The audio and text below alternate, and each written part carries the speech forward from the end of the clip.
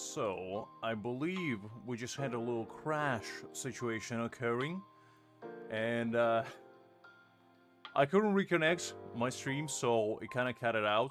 So basically, that wasn't me doing some mysterious trickery on you guys. Basically, just the stream shut down on me. I think Zeus might have heard me displeasing Liz and decided to crash the party, shall we say.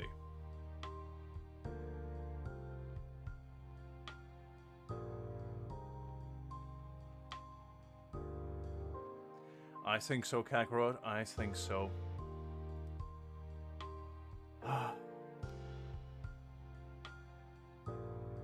I don't know what happened, honestly. This hasn't happened in a hard minute, to be honest. So, whatever happened, I'm not aware of, but I'm just waiting for the chatbot to appear again to show me the chat, because I keep looking at my phone otherwise.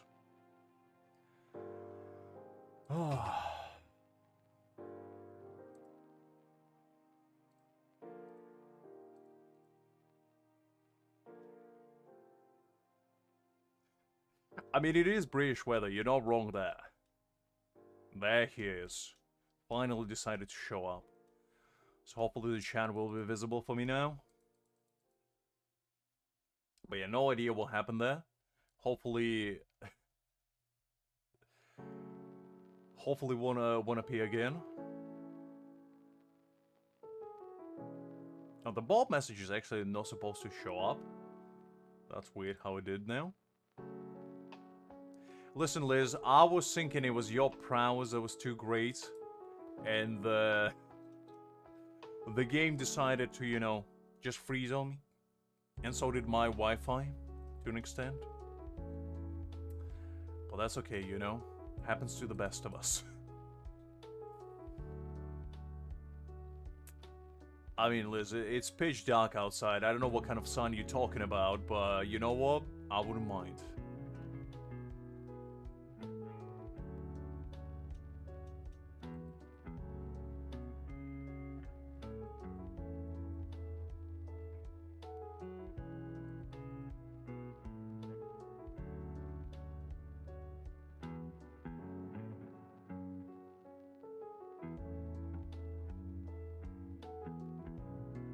Hopefully that was the only time. I mean, the last time we had a crash, I think, was when I was still playing Honkai Star Rail, so... if anything, this brings back the memories. Not good kind, but you know, memories nonetheless.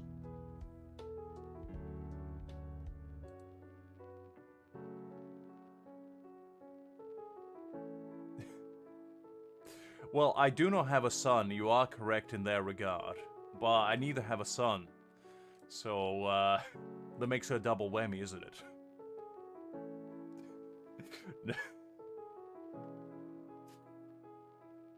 Well... I'm pretty sure I don't have one, Kakarot. I can tell you that with 99.9% certainty, leaving 0.1% for universe chances, shall we say. Or unwelcome surprises coming to my door occasionally.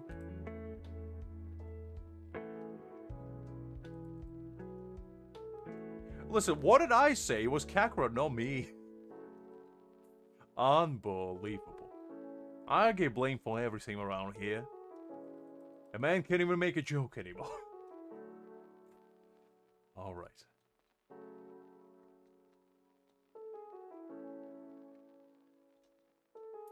I mean, fair enough. You got me there, Liz. You got me there.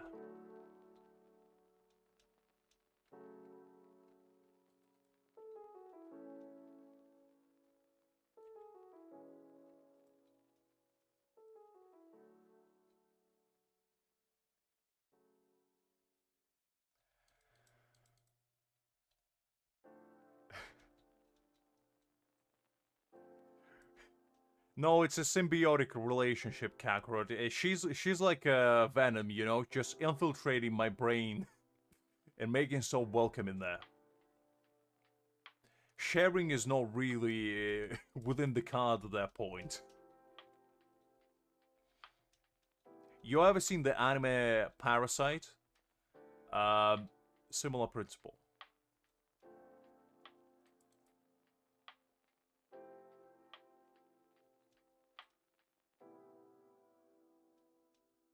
Actually, there might be a movie. I might be thinking of a different one. But there was an anime where people on Earth got assimilated with like the aliens and they start like getting limbs that could grow like knives on them or whatnot. I think the name was Parasite, but I'm not 100% sure. I didn't call anyone a parasite. I'm just saying it's similar kind of relationship where Liz just appeared out of nowhere and infiltrated my brain. And that's just how it is. I didn't. I just said it's kind of like the anime, you know? I didn't make the name. I'm just saying what it is. Unbelievable. I'm getting blamed for everything nowadays. But look. You don't pay rent. You just borrow the brain cell without my notice occasionally. So, let's call spade a spade. Just kidding. Just kidding.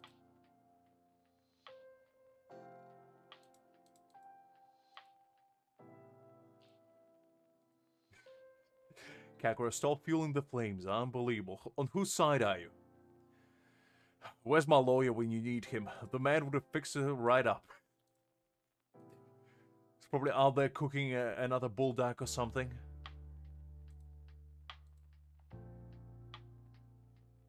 That is fair, Liz. That is fair. Although your way of asking is pretty much holding me at gunpoint and basically saying, give it to me. And I have no other option but oblige, and that is asking. Polite though, I don't know. Up to debate, really. I mean, I do need my lawyer with me whenever I go, you know, just in case there's a wild lawsuit comes in to claim my soul out of nowhere. Because so far we have a 100% win rate, and I don't think I'm gonna settle for anything less.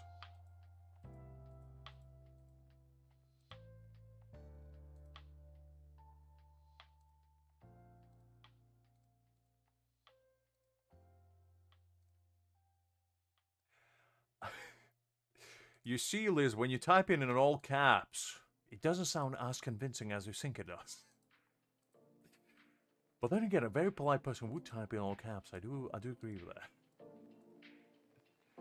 Alright. Ichigo, please come home. Oh, still nothing. I need to be more specific because this is an Ichigo. An Ichigo, rather. But not the Ichigo we're looking for. We are looking for bankai variation of said Ichigo.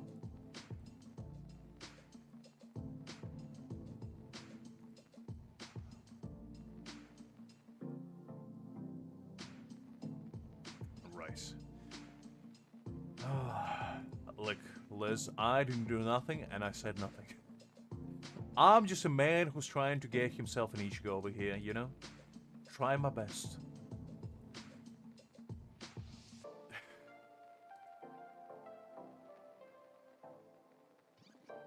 I mean, to be honest, Greg did share a very delectable breakfast that he had today, which was like, I think a couple eggs, some nice bacon, and a Kaiser roll, and I was pretty jelly.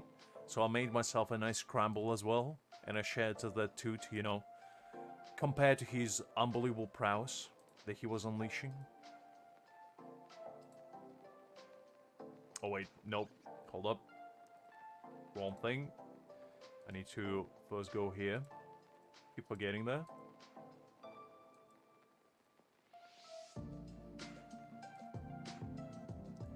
Okay,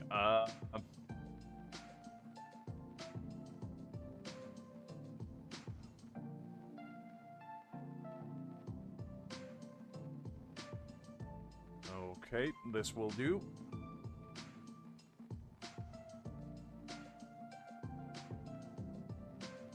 I mean, I am known for my scramble, you know? I'm not a really great cook. I can cook, but it's not... I'm not really on the level of Greg, shall we say. I can make basic meals, you know? I can make a very nice stir-fry. Some, you know, great omelet.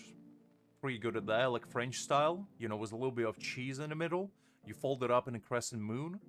Delicious. But I do love me a good scramble. And my secret to a good scramble is very simple. You cook it low and slow. You crack like 3 eggs. I usually go with 3. You can go with 2, you know, if you're not too hungry. But 3 is like the optimal amount in my personal opinion. I feel like that's when you get the best quantity, shall we say. Oh, did I mistype it? Listen, Kakarot, my brain is already like a black hole that's sucking all the information from within.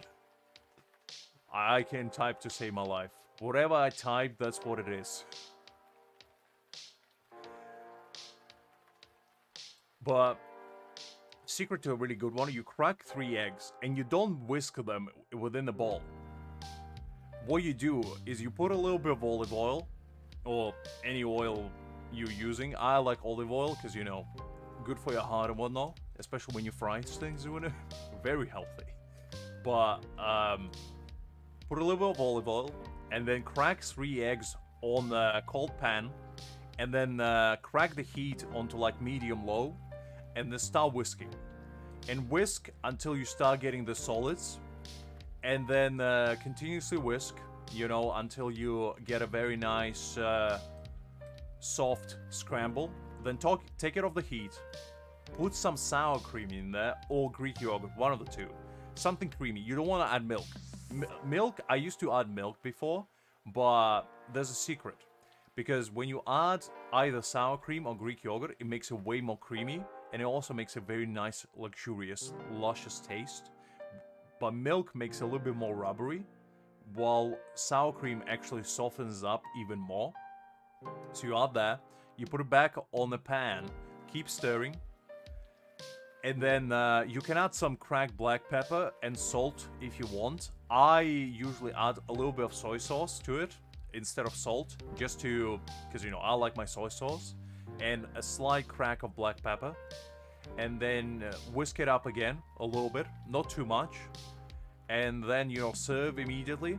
But if you want to be extra fancy about it, you can add some mozzarella cheese on top, and then just melt it slightly for like 10-15 seconds, and then you have yourself a very nice scramble. You can put it on toast, you can eat it by itself, you can put it on rice, you know, sky's the limit.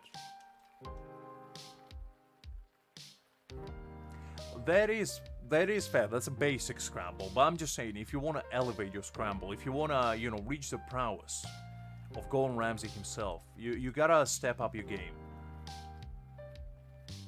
But milk, I do agree that milk just makes it rubbery, so I wouldn't add milk personally. I don't think it's a good idea. It's fine. It's not like the worst thing in the world, because you need some sort of dairy to make it a little bit more creamy. And that will makes it much more luscious. I'm telling you. And the secret to good one is you gotta take it off the heat while you cook it. When you add like the cream and the spices, don't leave it on a like hot flame, because that's how you get them rubbery. You gotta let them rest a little bit. And also don't cook on high heat, because that's how you get them rubbery as well.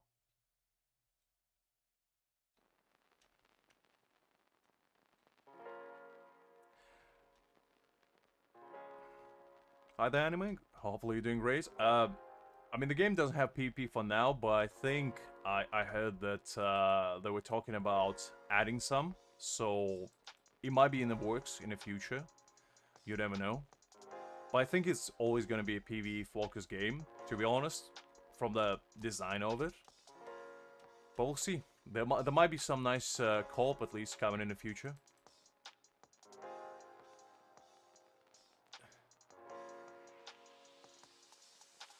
What do you mean misremembering? I'm telling you, you gotta add some dairy to it. That's how you make it nice. It's a secret to a really good scramble. I'm telling you, next time you have some eggs, Do it the way I told you, and you'll have a very wonderful meal. Scrumptious. If you add it on toast, great. But by itself, absolutely delectable. You can even get some bacon with it. You know, just make it a full breakfast type situation. It is quite indulgent though, because the way I make it, I add cheese to it as well, so it's very rich. It's like very soft, but you can't have it every day. It's kind of like a treat for yourself.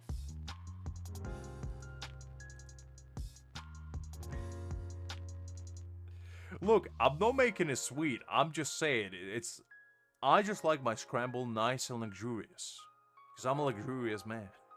Clearly.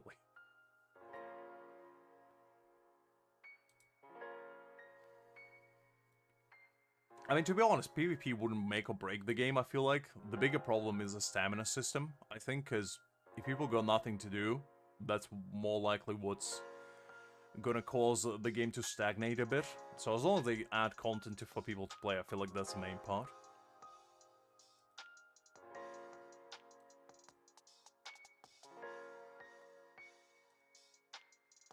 I mean, if you add a lot of soy sauce, it could be sweet, but the thing is, as I said, as long as you don't go overboard, as I said, low heat, 3 eggs, you know, scramble them on the pan, toss, you know, around, soy sauce, a little bit of sour cream or Greek yogurt, depending on what you want, some spices, on your preference, really,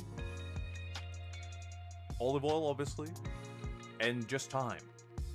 It takes like 5 minutes to make, but let me tell you, those will be the best 5 minutes of your life, because the result will be a delectable treat that will revolutionize your taste buds, and you will thank me afterwards.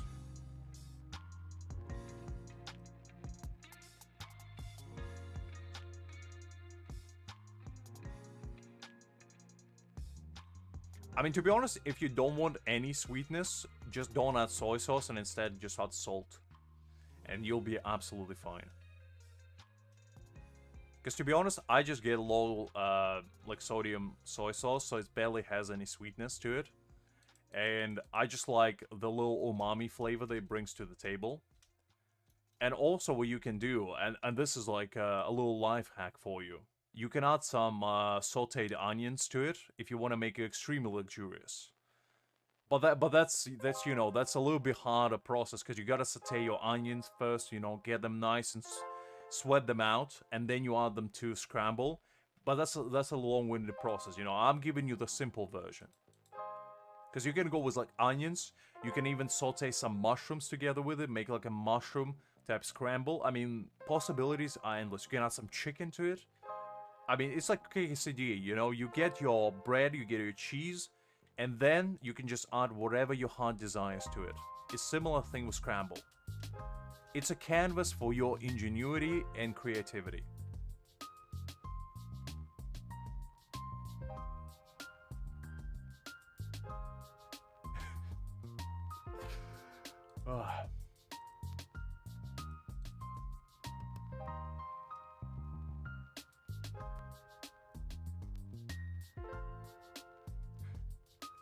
Kakra is going full Sherlock Holmes on this, not letting anything slip by. But I'm telling you, Kakra, just trust my advice and try to make it the next time you do have some eggs on hand, and you'll be amazed. You'll have a very nice dish for you. Because for whatever reason, if you actually don't scramble in a bowl and rather do it in a pan, I think you add less air to your eggs, and it makes them way more softer. Instead of just being, like, too airy, which makes them rubbery in the end.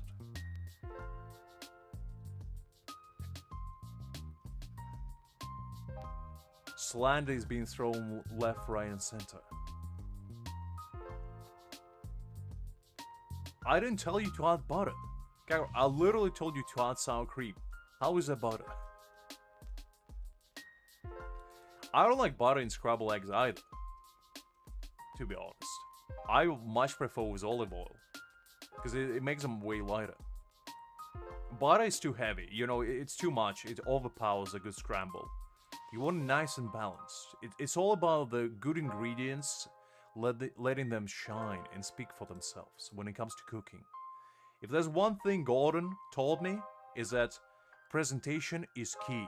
So you always gotta think ahead. You gotta do your mise en place, which is, prepare your ingredients right before you, and then you just cook with them. And with scramble, I mean, all the ingredients are already on hand. You just gotta break a couple eggs, and then you're good to go.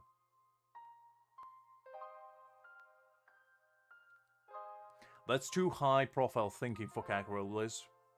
The man wouldn't be able to think that far ahead. I mean, spinach, I can see it, but the thing is I prefer onions personally. Like a good cheesy scramble with onions is always a treat. But butter, I don't know. Like, to me, especially if you already, adding dairy on top, butter just overpowers it, personally. If you don't use dairy and you use just butter, I can see it. But with dairy on top, too much. Too much.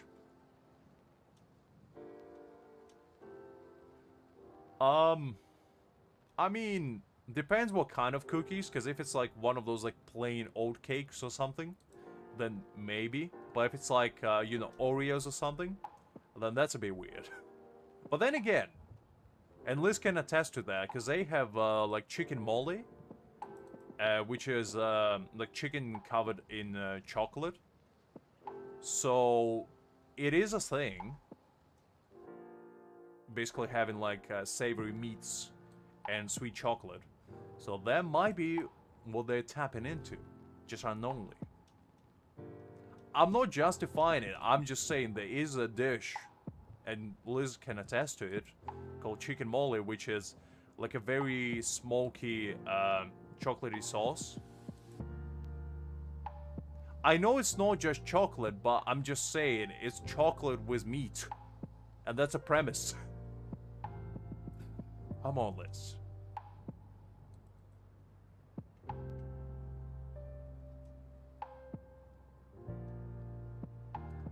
Listen, I had chicken mole before. It's great, Liz. I'm not saying anything bad about it. I'm just saying it's a thing.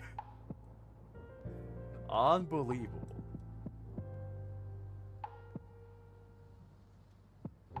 I wouldn't personally eat like cookies and curry, but I'm just saying it could taste good because there's some food combinations out there that, sometimes they just work. One of them, have you ever had strawberries with cracked black pepper and balsamic? Because let me tell you, it sounds gross on paper, but it's actually delicious. And the first time I had it was in a fancy schmancy restaurant that somebody invited me to. And I had it as a hors d'oeuvre. And it blew my mind, because it was such an unexpected taste. And I can't really put it into words what the taste is like, but imagine like sweetness mixed with bitterness together, but in the best way possible. And then you get like a slight acidity from balsamic. It's absolutely amazing. Like, I'm telling you, if you get a chance, try it. It sounds gross, I know, but it's really delicious. Like, the first time I've seen it, I was like, no, just no. But it's amazing what you can actually achieve with like ingredients polar opposite. In fact, there's another thing, and I'm sure you never heard of this, but if Doc was here, he could have attested to this. And that is vanilla ice cream with olive oil. I know this sounds weird, but hear me out. It does actually work. Because for whatever reason, olive oil and vanilla just go hand in hand so beautifully. And it makes it such a luscious, like, flavor. Because olive oil just enhances the vanilla to the next level. And it's not overpowering. It doesn't make it oily. It actually makes it much more creamy. Somehow. I don't know the science behind it. I'm just a caveman here, telling you about what I experienced. I don't know how it works theoretically, but it just works. Why, how, I don't know. But it does. And it's the same principle, you see these two polar opposite foods that you would never think of mixing, but somehow they work. And they're just amazing to me, because I always love trying new things. You know, I'm an open individual. I will try anything at least once. And then if I dislike it, I just won't eat it again. But sometimes you get dishes that just work unexpectedly. And that's one of those. Oh, rather two of them.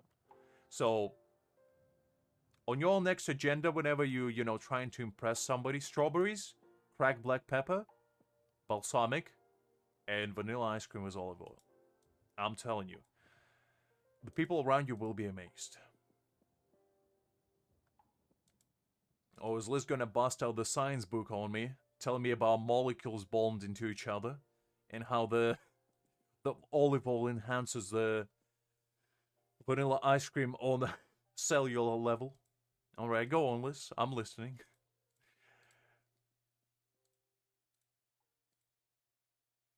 Give me a little bit of Bill Nye the Science Guy experience firsthand. Alright, let's see what we're gonna get this time. Can we get Ichigo? Is a question of the hour.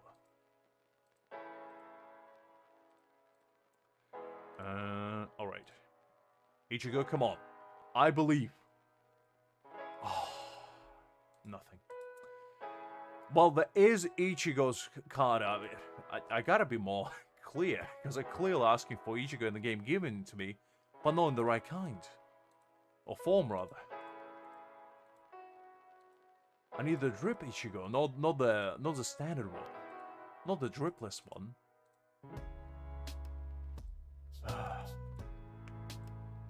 Haven't seen this man in 1,000 years.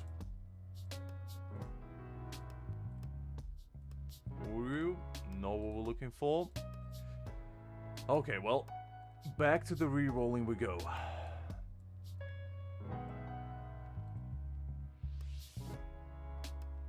Manga and curry doesn't actually sound bad to me, because fruit can go with curry, because in Japan they add apples to their curry, and it works really beautifully because it adds a nice gentle sweetness to the curry.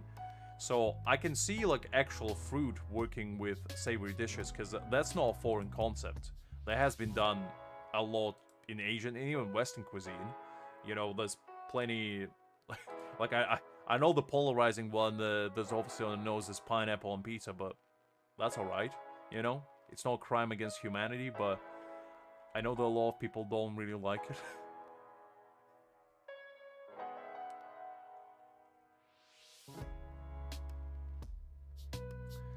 Okay, this will do. Oh, I keep forgetting to type the actual. Okay, we'll copy that. Okay, there we go. That will do.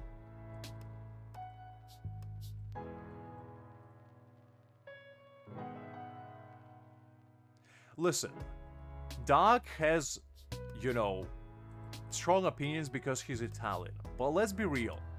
Let's be real, okay? There's worse food out there. Like, I know, trust me, I know that it's not the greatest food out there. But, at the end of the day, it's just a piece of fruit on bread, cheese, and a little bit of meat. You know, it's not the worst food crime in the world. Because, I'll tell you what, I know food crimes from my own country that are way worse than that. Because in comparison, pineapple on pizza is just food, you know? It's not the greatest food out there, but it is edible at the bare minimum, you can say that. However, have you ever had meat jello? Which is essentially food that you make stock with, encased in a gelatin, and ate cold. Think about that. Would you eat that? Or would you eat cured pork fat? Little slices of fat that have been cured and spread on bread like a little butter. Would you eat that? Or would you eat jellied eels, which are little eels that boiled in their own gelatinous mass and then cooled down? Would you eat that? No, I don't think so. So, I'm just saying.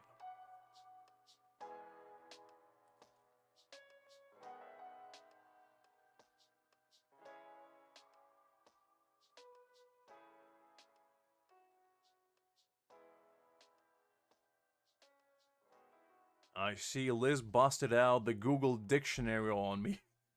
I do appreciate you proving my point, Liz. That's very good. I mean, I kind of knew that was basically what was happening, but it's just a very unexpected flavor combination that you never, you know, even think that would work. Well, I'm just saying, at the bare minimum, it's edible. Okay, you might not like it, but you're not gonna throw up from it, you know? There's worse things out there. And on the list of, like, culinary crimes, shall we say, I wouldn't even say it reaches the top. And also, I had it before, and it's fine. I didn't particularly like it, because, you know, I'm just not a big fan of sweet pizza, personally, and I don't really like ham either.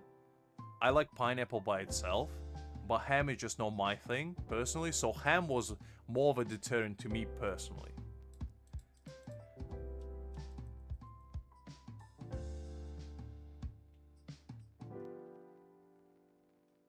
Okay, question. Why did you mix yogurt with buttermilk? What kind of unholy concoction were you trying to make? Because there's a story behind that, and I want to hear it now. You can't just throw it out there, expecting me to be saying, oh, okay, yeah. Because you had to be trying to make something. And failing, clearly.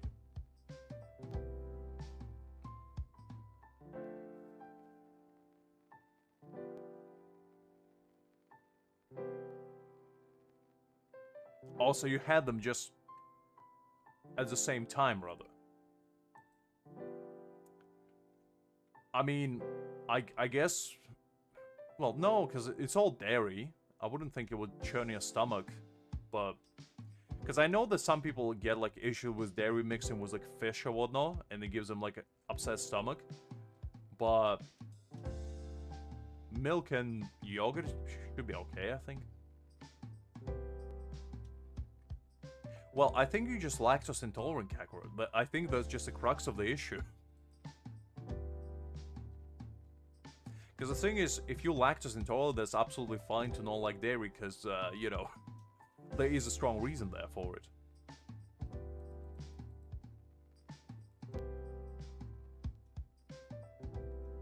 Smoked oysters? I mean, to be honest, I don't think I ever had oysters. Either cooked or raw. Just because the idea of oysters never really appealed to me. But I did have mussels before. Like, you know, the kind of game French bistros and whatnot.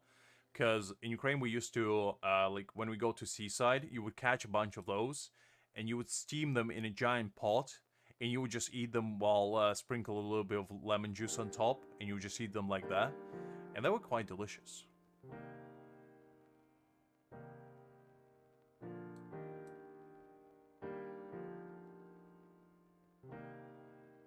That does sound kind of like an allergy, to be honest, Kagura, because usually you get like adverse reaction because your body trying to protect you from something. So you don't just dislike something automatically. It could be something like you had like a food poisoning or something that like your body tries to make you steer clear of it. But it's fair, you know, like dairy is not for everyone, I totally get it. Because I personally love milk, cheese, you know, you name it, yogurts. I eat it all the time. But I do understand that, like, foods like that are not for everyone. Plus, I don't think in, like, eastern part of the world, dairy is not as prevalent as it is in the western part. So it could be the difference in tolerance as well. It's like... For example, in the eastern part of the world, people are more prone to spice, while in the western part not as much, because in the eastern part, the spice is incorporated in a lot of dishes, so you get build up tolerance towards spice, and you learn to enjoy it. Meanwhile, in the west, the food is a little bit blander, and like more like spices other than like salt, pepper type situation is used rather than like chilies and, you know, bold flavors, shall we say. And the same principle with dairy. Like, if you grow up eating dairy all the time, you obviously build up tolerance to it. And if you don't, you're probably less likely to enjoy it. It's different in upbringing, really, more than anything.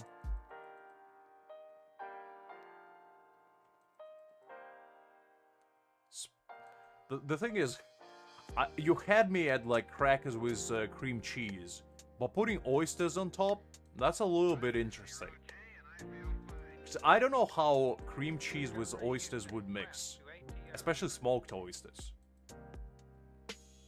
Because seafood and cheese, they don't go always together. Sometimes they kind of clash because they're two really bold flavors, and sometimes you can, you know, get an upset stomach because of it.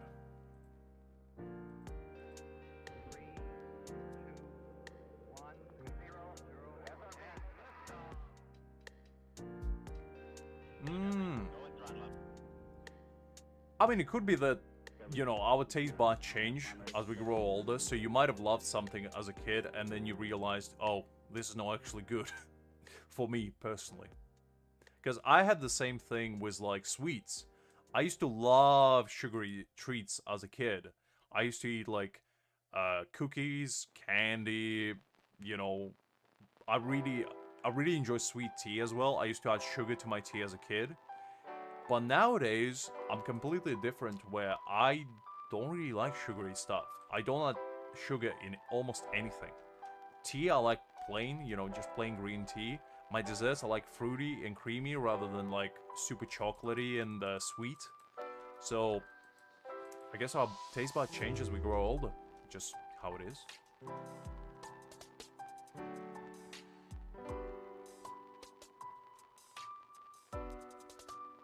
Alright, Liz, the thing is, the more you describe it, the more you lose me. Because why are they coming in oil? What's happening to oysters when you smoke them? They need to come in oil. Because that's the thing. I never had oysters, but I assume they taste kind of like just big mussels. Or in similar department, rather. So the idea of them is not, like, gross to me or anything, but why would they be in oil? Describe that to me. Why they rather need to be in oil?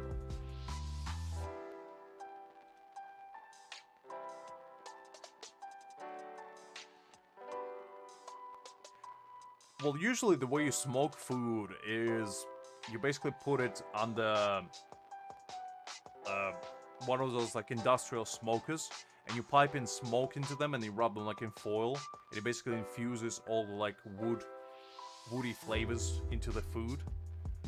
But I don't really know how you would do it with oyster, because I know you're doing it for meat or like vegetables. By seafood, not as much. I guess smoked salmon is the only like smoked seafood I had personally. But other than that, because oysters, they're very liquidy, so I wouldn't even know if you can actually smoke them. Because I would assume you would just dry them out and make them kind of rubbery, but maybe not. I don't know. Look, Liz, I'm not discouraging you. I'm just saying it's a foreign concept to me personally and my taste buds, but I'm open to persuasion. As I said, I'm an open-minded man.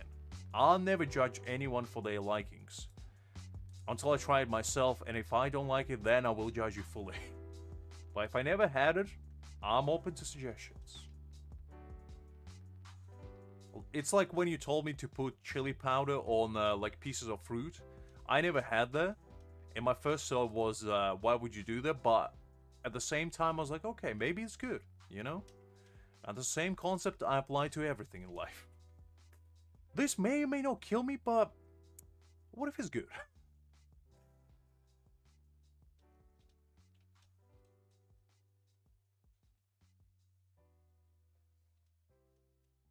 But describe it to me. Give me a sales pitch, Liz. Try to persuade me that it's actually delicious. And I'll tell you if you succeed at the end. Like, describe the flavor notes. Give me, like, the palate, you know, profile. What kind of notes are you experiencing? Is it savory? Is it salty? Is it smoky? Is it umami forward? Like, what you got?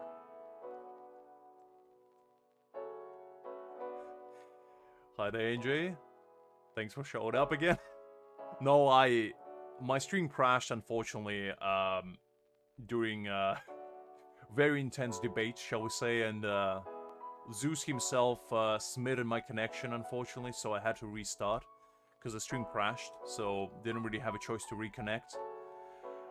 But yeah, hopefully it will end soon. I mean, we did get relatively lucky with our pulls, at least for the first half. We got like 3 Ichigos in a row, but unfortunately Ikaku and Kamamura decided to ruin the party a little bit, so there's that. But I appreciate the kind words. You see, guys, why can you two be supportive as an individual right there? Unbelievable. All you give me is hard time about my food choices and opinions. Prosciutto with cheese? Yes. Yes. I'd say it's a good thing. Like a little roll-up? Absolutely. Delicious.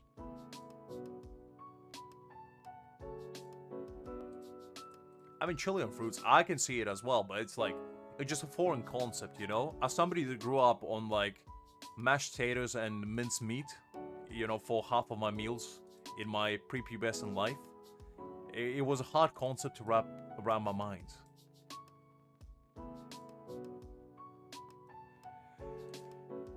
I'm trying to build Byakuya Urahara and Bankai Ichigo team, so I don't really want to gamble on the last slot, you know, and try to, like, get them later, because I'd rather have a solid team going from the start. And also, I really like Byakuya and Kisuke, and I just don't really like Hikaku's playstyle. That's basically it, because I played yesterday with him for 4 hours, and I just couldn't really get used to his playstyle. It was really, like, tedious for me personally. He's not bad. Like, Saitama 2.0 is fine, it's just, he's not really fun, honestly. I'd much rather play with characters that are fun. But I mean, you know, if we don't get him today, I'll probably just stick to the one where I got Komamura with him and just stick to that one. But we'll see, we'll see. I'll still try to re-roll for like another maybe 2-3 hours, I'd say. And if we don't get him then, you know, it is what it is. I'm not gonna complain. Because at least we're having a good time. That's what really matters. I forgot that I can exit this stage. My brain short-circuited for a second. Okay. Let's try again.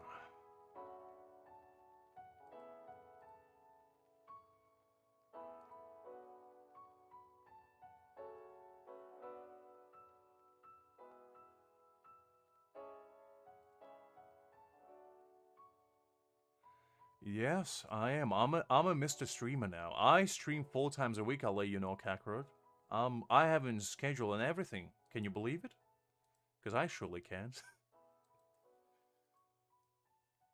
I mean, now I have more time. I told you, I was busy with work before, but now I freed up my schedule, and now I'm streaming from Thursday to Sunday. You know, because I have time, and I have the ability to do so, which is great. The weekends might be a little bit trickier, like, after winter, because after winter I might be a little bit more busy, but you can count on at least 4 times a week for now. And then we'll see how that goes. If I manage to maintain it for at least like 3 months, that would be already an achievement. Listen, Gecko, I'll let you know. I have my password written on Notepad. As everybody should. Actually, I don't. I have a feature on my PC where it automatically logs it in with my PC passcode, so I don't even have to type a password. That's how advanced I am. But you didn't expect it from this octogenarian, did you? Listen, chiseled, not carved, unbelievable. We have class over here. Alright, can we get Ichigo now? Oh, nothing. Well, there's still a chance. We still can get him from singles, I guess. It's not a high chance, but it... Another Uru, I guess? But it's not... We're getting 4 stars left, right, and center. What's going on? But it's not a high chance, as I was trying to say. Before I got barraged by 4 stars. Okay. Ooh, I'm not gonna get another ticket by the looks of it. That's alright, though. Alright, another dud, unfortunately. But it is what it is. Let's get back into it. I actually... Okay, well, I'll try to set this up. I actually... So you know when I make like thumbnails for streams, guess how I store them? Because you would think I would store them on like my PC, you know, in a file with like mapped out, you know, which game for which thumbnail is. But not so.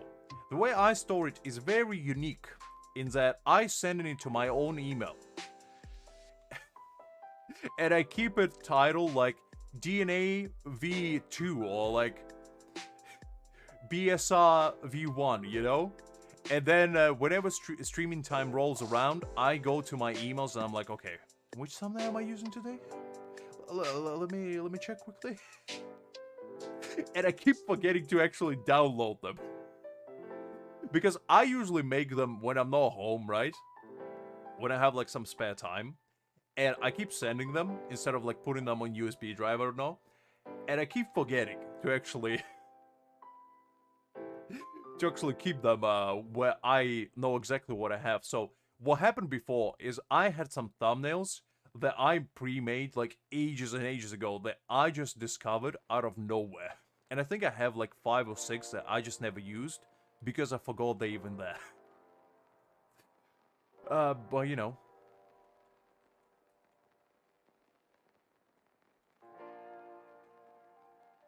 Okay, this will do.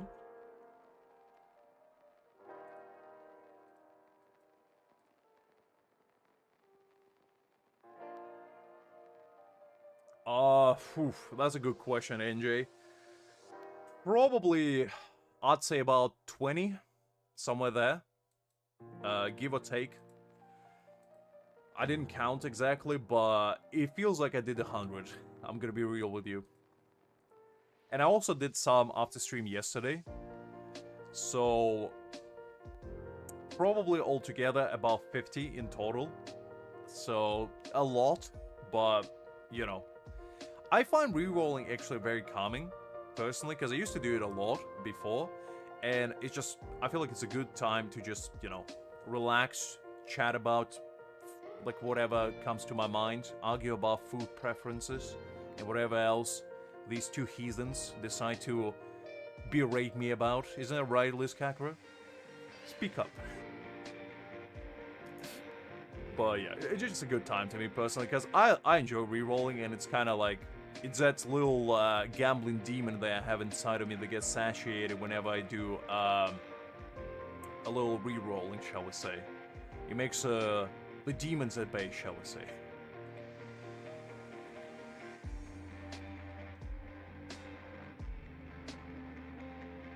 Listen, Kakarot, you show me respect right now, you little whippersnapper. Unbelievable.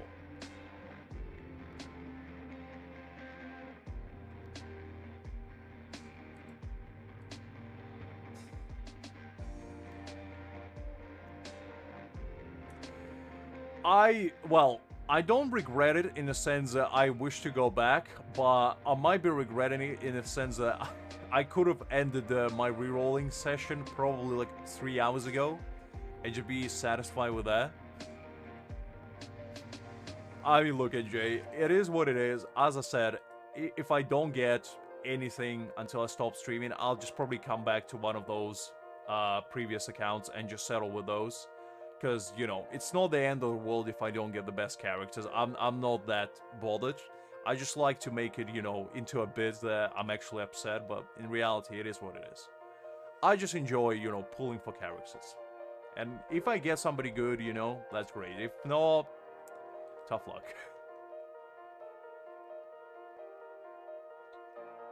Sweet Betty guy, I see, Liz. So you into bald people now, ah.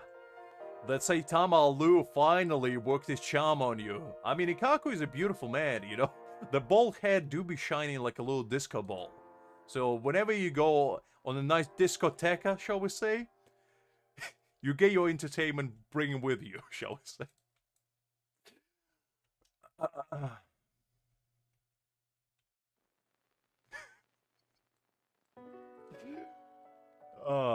Listen, Liz, nothing wrong. A beautiful bald man awaiting, your praise and admiration. There's nothing wrong with that. Because, somebody has to appreciate him, because it's definitely not me. I'm sick and tired of that guy. But I'm supporting your endeavors, Liz. Whatever your heart tells you to do, go for it. Me and everybody else will always support you, no matter what you decide.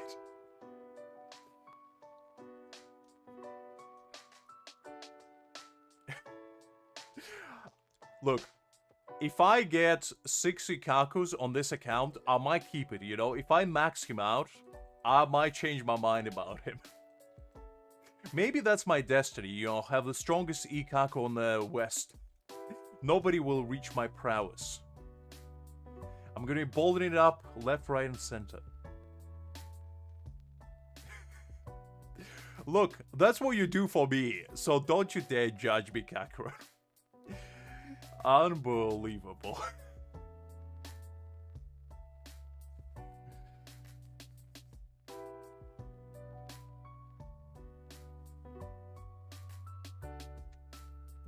As I said, Liz, nothing to be ashamed of. Embrace who you are. Embrace the beautiful shine. Look, all I'm saying is, when there is a dark moment in your life, Ikaku will be there to be a shining beacon of light, as his scalp will radiate the gleam of the world, the likes of which you've never seen before. That's the kind of prowess you want to have on hand, in case you need it.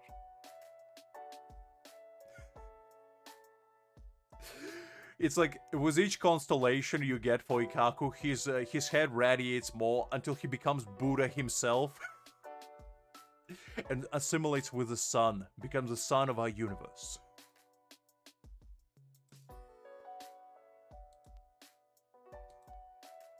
I didn't say strawberry was crack, I said strawberry was cracked black pepper.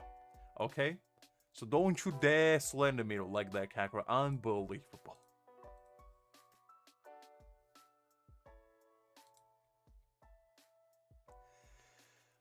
Listen. As I said, there's nothing wrong with your preferences, Liz. We're supporting you. The cooking connoisseur showed up. Hi there, Greg. Glad to see you. We are discussing the culinary dilemmas of the world and how Liz is partial towards bold individuals. She professed her eternal love to the heavens for Saitama-like individuals. And do you know Ikaku? I think she has this thing going for him. Like, just between you, me, and everybody else in chat, except Liz, I think she has a thing going for him. Something tells me. I think it's that, the sheen. I think she really likes it.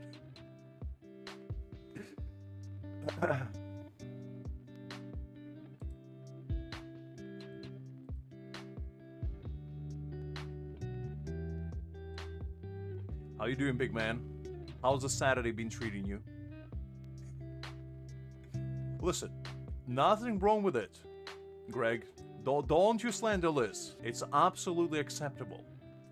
Because bald gentlemen could be quite handsome as well. I mean, you look at Saitama, the man is a pinnacle of human physique.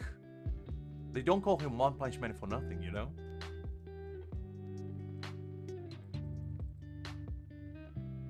Oh, God.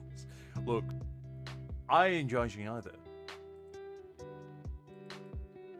Whatever floats your boat is absolutely fine. As long as you are happy.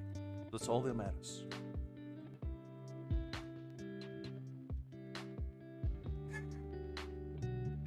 Look, now it's Greg's turn. I said nothing. I'm merely encouraging you to strive towards the best, Liz. And the best you shall get. Look, Ikaku is a well-astute man, he has employment. He knows Kenpachi, so he has connections. He has quite a bit of money, because, he always has a medicine on him that he rubs on his wounds to treat himself. So he's very caring in that regard, too. You know that fight with Ichigo where they fought? And then he would start applying the wounds, and Ichigo was like, oh, can I have some? And he said no. But then he looked at him and was like, oh, alright, fine, you can have some. That's a very kind gentleman right there. He's very battle crazy. So, you know, as somebody that always professes to be a battle maniac like you, I feel like you're gonna have a lot in common. Listen, Liz, all I'm saying is just give him a shot. See if you enjoy his company, and then you can go on from there. Is all I'm gonna say. Is all I'm gonna say. We will support you, basically. Is all we say. Yeah, exactly, Greg. Ain't nothing wrong with that. You know, you see a beautiful gentleman like Kenpachi, and you just can't help yourself but admire them. But then you see a beautiful lady like Yarishi, and you do exactly the same. It's all part of life. Appreciation is eternal, you know. It transcends the gender, nationality, race. It doesn't matter. Bald, tall, handsome, doesn't matter. All that matters is that it makes you happy.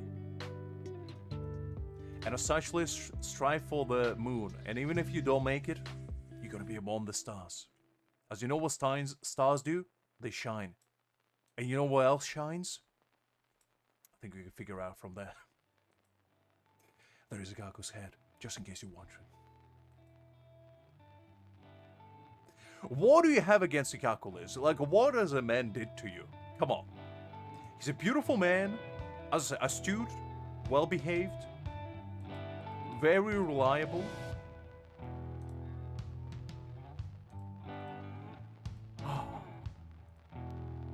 You and your standards, Liz. That is true, Kagura, that is true. I mean, she was my first crush for a reason.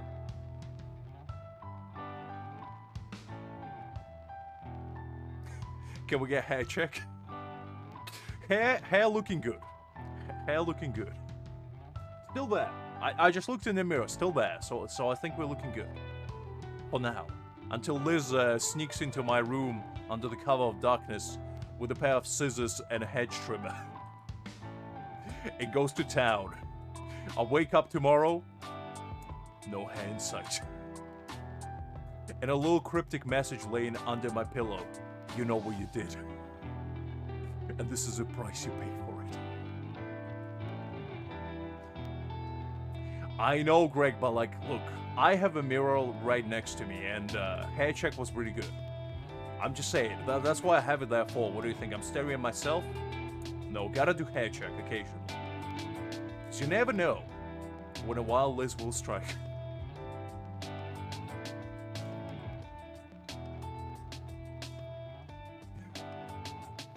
You see, this is the kind of threats I have to deal with on a daily basis from Liz. She can't appreciate goodwill. That's the problem.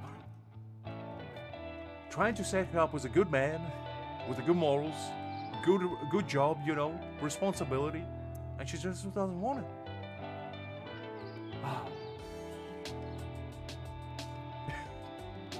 I'll keep you an update, guys.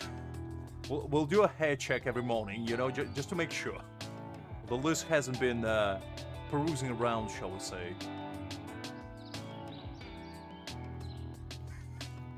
A scout.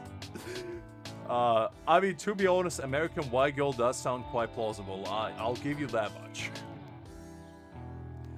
I mean, I am an enigma, Greg. I could be anyone and everyone at the same time.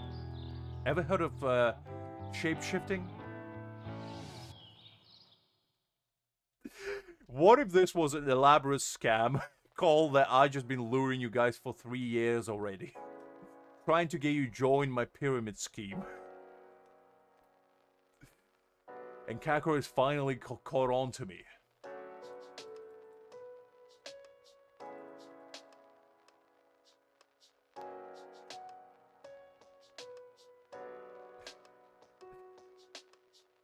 Fair enough, Liz. Fair enough. I mean, nothing a little stepping stool can solve, Greg, is all I'm gonna say. That's quite a mighty tool for a mighty woman.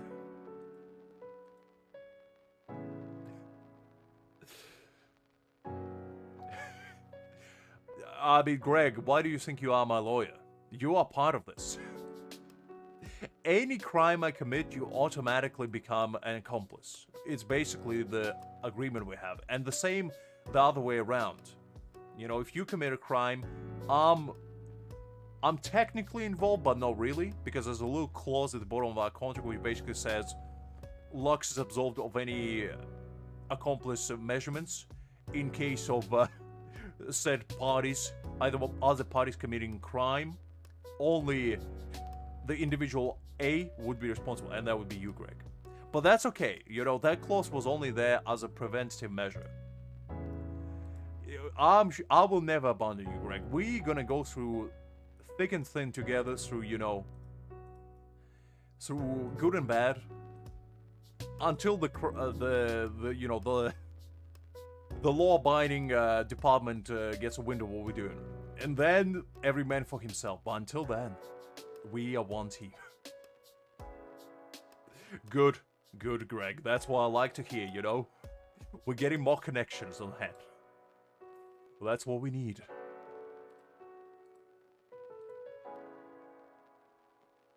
Listen, Kakro, it's not bribery. It's called being well-connected. And as such, it's not illegal. It's just called being smart. Anyway, okay, we're almost at the next reroll. Let's see what we can get.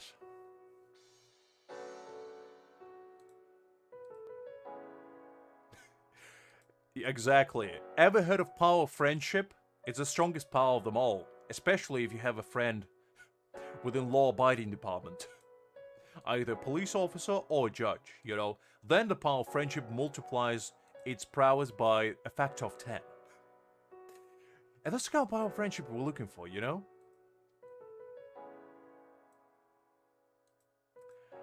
Well, look, Greg, what else am I gonna do? You can teach a man how to fish, but you cannot force him to abandon his gambling addiction. Is the moral of the lesson, really. Because all the fish that I catch, I'm just gonna spend on more gacha pools. It's like, it's just how it is. I'm not gonna eat it, because food is momentary, but 2D pixels, they're very pretty, are eternal. And then just moral of the story. I didn't make the rules. I just enforce them. It's alright, Greg. It's alright. Don't you worry. I get it.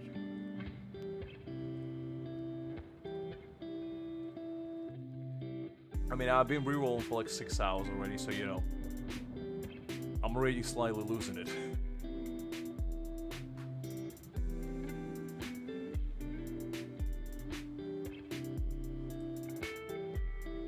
Okay, can I get Ichigo?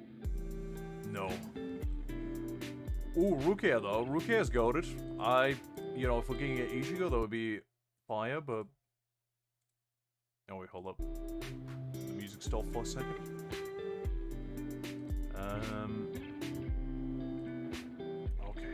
Okay, well, doesn't look particularly nice. I think those 3 pulls of consecutive Ichigos drain my luck for the next year. And I don't think it's looking particularly nice, guys. We might have to do part 3 for this tomorrow. I'll be rerolling for another 3 hours, and if we can't get him then, you better bet we're doing it again tomorrow. It's gonna be part 60 of Lux rerolling his sanity away.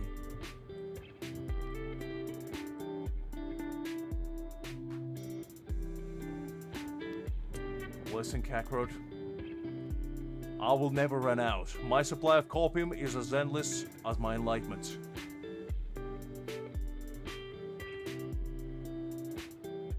Well, that's why I said part 3.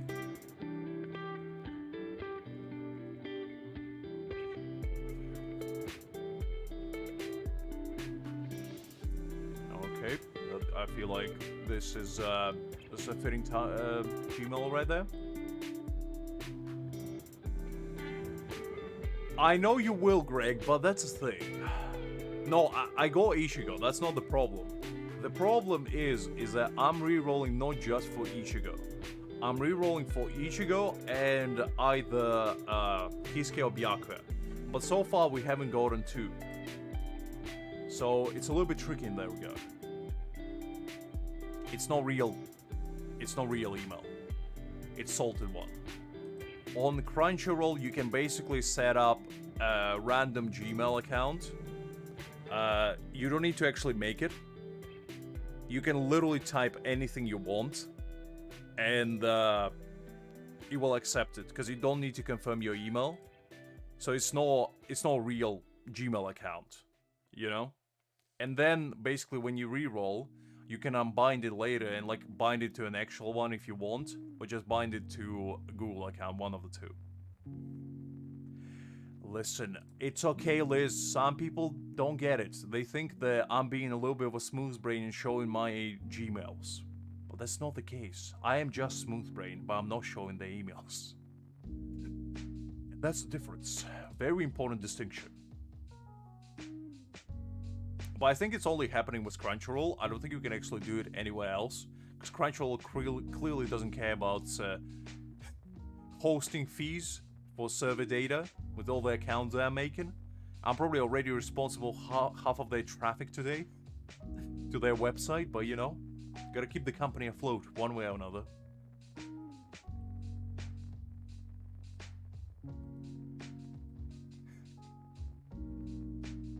Greg, did I tell you how tall I am, by the way? 'Cause let me tell you. Did you know? No, I'm kidding.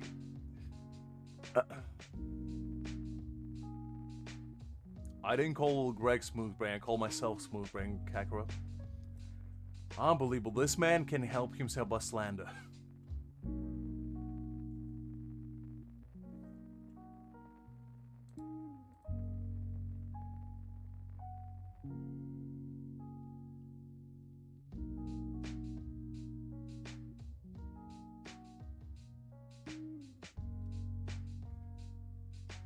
I mean, it cuts. Fair enough, Greg, fair enough.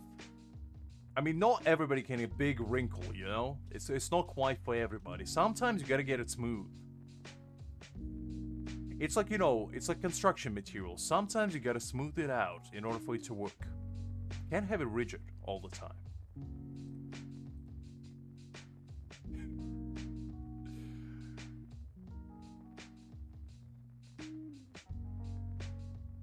Listen, I don't think you wanna have my brain, guys, because you get my brain for a day and I don't think you're gonna recover. The mental trauma will be too great. Because think of it this way, my brain is like Library of Alexandria, but only for the most useless random facts you'll ever see in your life. They keep you awake at night. Like, for example, did you know that there's a jellyfish that technically lives forever by constantly regressing to its prepubescent state? It basically lives forever this way, and it's the oldest creature that we know on Earth that lived pretty much from the genesis of Earth itself. Did you know that? And apparently, scientists trying to extract its genes in order to make real fountain of youth. Did you know that? I bet you didn't, but I do. And that's the kind of things that keep me awake at night. And now you know too, now that's gonna keep you awake at night as well. We all might become jellyfish in a mere 10 years' time.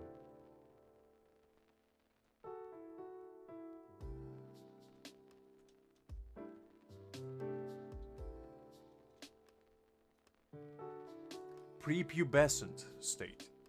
Greg, come on. He basically regresses back to being a baby. So he goes from being old to baby state. I don't really know what the science behind it is, but that is quite fascinating. So imagine you're going about your life, and then at some point when you reach like 80 or something, you just can flip a switch and you go back to being 10 years old. Quite an experience, isn't it?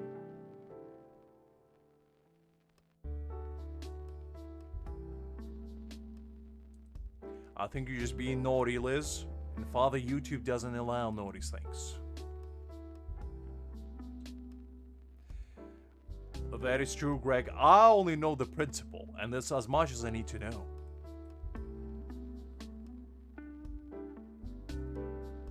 It's basically a cellular level regression. It's like the cells keep continually mutating, and they regress as soon as they reach like a certain point. Like, jokes aside. But it's a very actually fascinating concept, to be honest. And, you know, if we all become jellyfish in the future, it is what it is.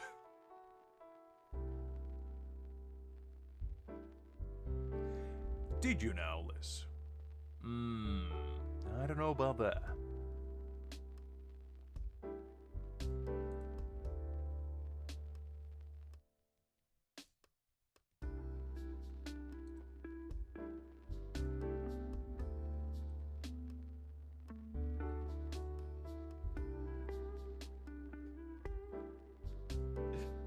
Greg is filtering the chat in real time. The man finally using his mod perks for once. Although I'm not sure if Greg can actually do it, because Liz is a mod as well. But I think Greg is a main mod, because that's like, there's tiers of being a mod. There's like a main mod, and then there's subsidiaries. And I think Greg is a main mod. And everybody else, I think Sadvik and Liz, are merely his underlings. You see, Kakuro gets it. Kakuro gets it.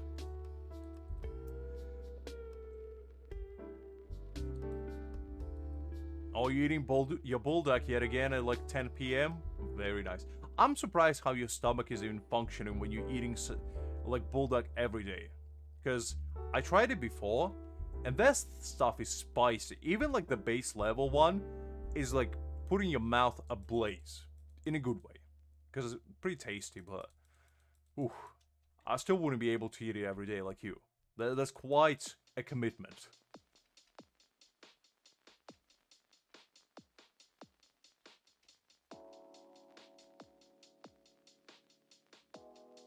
Ah, I see. I forgot that that's where you made it as well. Okay, I see. Well, look. I just thought maybe you just referring to that, because you usually say that you're eating it. I forgot that you actually made some stuff as well. I apologize in that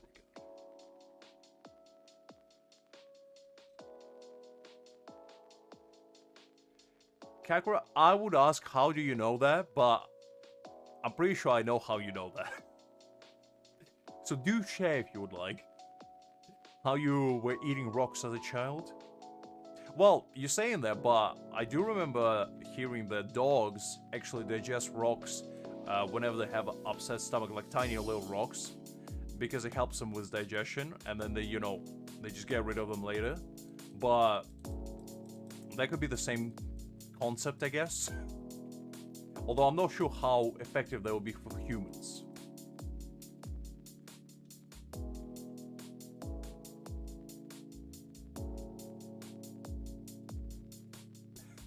€2 for a pack? That's not too bad. That's actually pretty good. I would think they would be more expensive, but...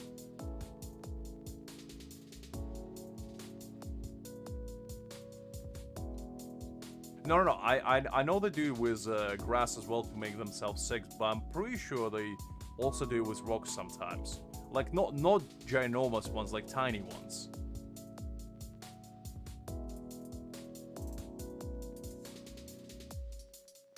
Also, what kind of food do you get stones in, Kakuro? Because I assume you mean, like, actual stones.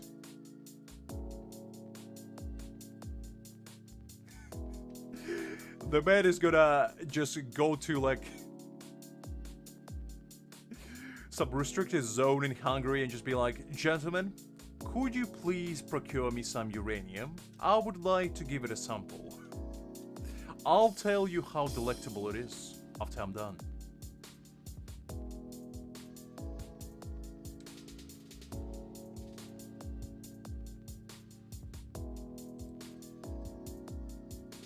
Eggs on rocks?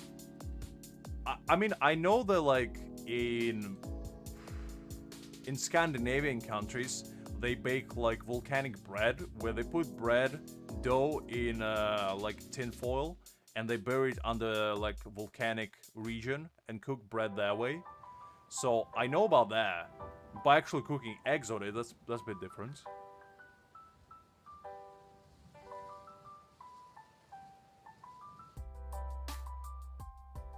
Wait, hold up, Kagura. Pause, hold up. What do you mean there's sometimes rock mixed into the food? What kind of food establishment are you frequenting? Because that's not normal. Usually you bulk up food with like, you know, bread or rice or, you know, potatoes, something, you know, edible. No actual rocks. That's a new one. Ah, okay, so I see. Okay. That makes a bit more sense. I thought you just frequenting places where they just have like a giant bag of rocks, so they just put in a curry occasionally, you know, just to spice it up.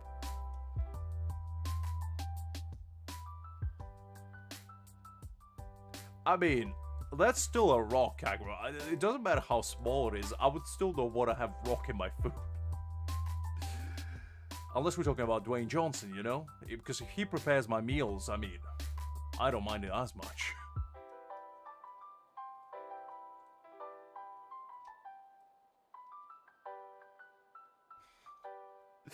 I mean, to be honest, Dwarf are known for their, like, forging techniques, so I wouldn't be too surprised.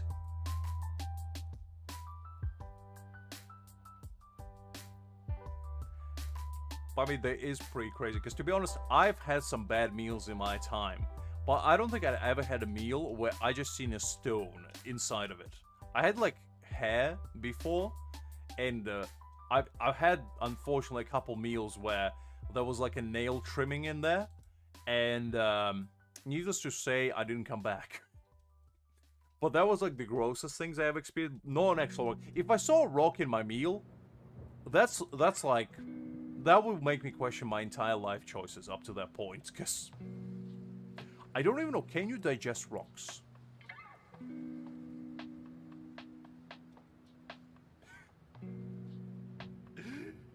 Ah, look. Greg. Wouldn't you?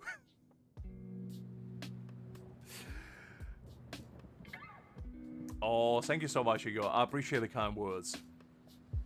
Why can you be so nice, guys? Instead you slandering me for talking about Dwayne The Rock Johnson? Unbelievable. You telling me if Dwayne would make you a delectable meal, you wouldn't like it? When I say in my meal, I meant as in preparing it, not literally inside of it, you heathens.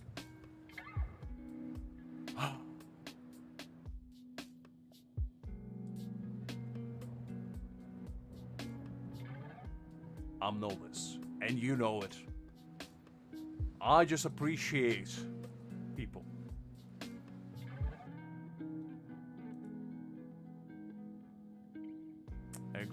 Exactly. You listen, Greg.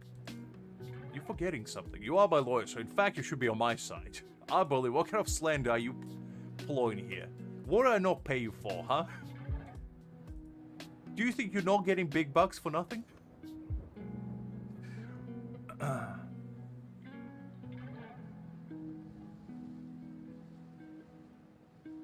Yeah, but the thing is, that makes more sense, Kagura, because rice flour is actually edible. You know, it's an edible substance. An actual rock or stone, that's a trip to the dentist. If you crunch unknowingly on the rock and just chip your tooth, we're pretty screwed at that point. I mean, it's not exactly the same. But that does sound awful as well, to be honest.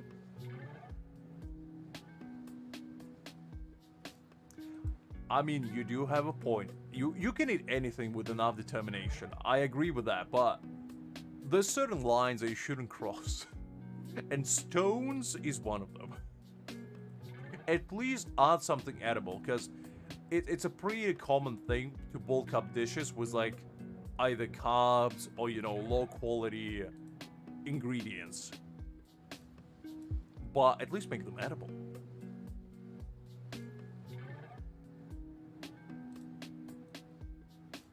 Okay, so I have another question then, Kagura. How did you know that you swallowed this stone if you didn't see it? Was it? Because it entails that you've seen it one way or another.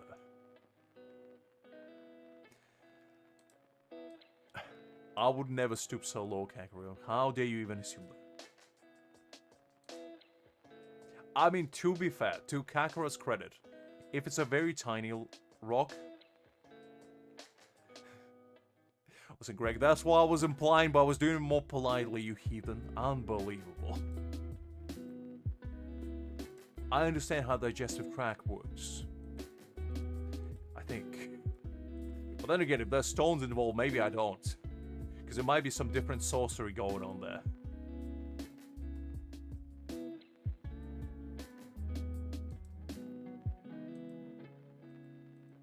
It just seems like Kakarot is living in real life Hunger Games, you know, where he has to scavenge for food, and sometimes he just gets rocks in his food. And to be fair, if there wasn't a wake-up call to actually prepare your own meals, I don't know what is. Because if I went out and I found stone in my food, I would never go out eating again.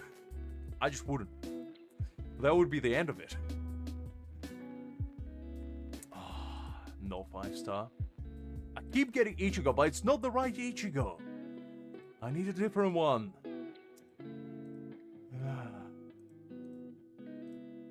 Wait, hold up. You swallowed a magnet. Guys, I don't understand what's going on here. Why you keep swallowing things that shouldn't be swallowed?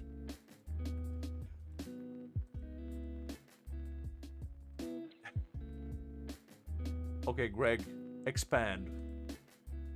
Are you talking about one of those little magnets that, like, make sound when you click them?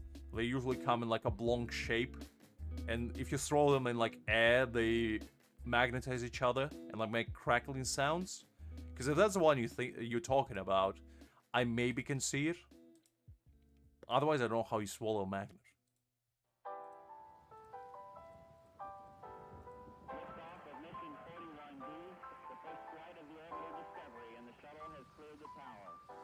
Well, I get the Kakarot. As I said, I don't think it's your fault. I'm not like I'm not blaming you for swallowing it. I'm just baffled by the audacity that somebody would have to just shove a bunch of rocks in their food. That's what I'm concerned about. Not the fact that you ate it, because, you know, that's bad, but...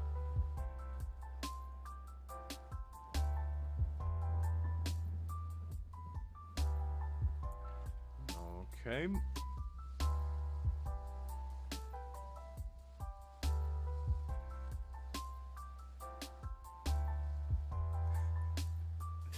I mean, look, Greg, I'm not judging. Whatever magnets you into...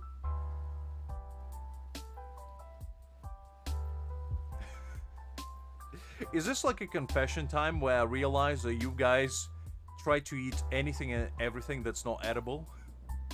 Because, you know, if it is the case, I unfortunately don't have anything to share because I never ate an edible object. I don't have, unfortunately, a story to tell. Usually I do in these kinds of cases, but this is one of the rare cases where I honestly can't add anything to the conversation. Except share my opinions.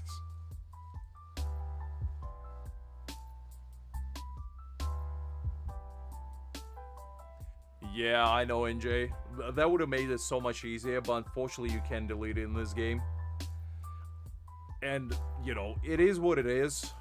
Because, you can delete it, but it takes like 30 days, which is, you know, it's not worth it. But...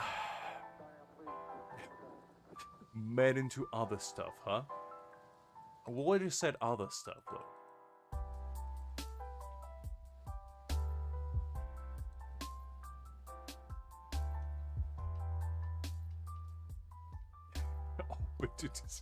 I feel like Greg is trying to imply something here where he just tries to get us to join to eat like a shark together or something. Because, you know, there's a Scandinavian dish where they bury a shark in the sand for like a month and then just eat it. And I feel like Greg is trying to encourage us to try it together. So in case he, you know, gets isekai'd, we get along with him.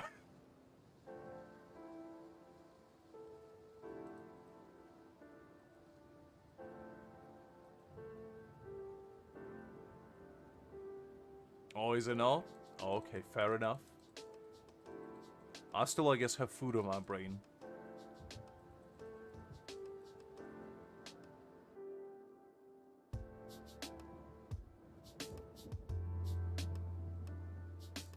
I mean, to be honest, sometimes the memes that Greg shares, I'm honestly wondering who makes them. Because there's no way human does.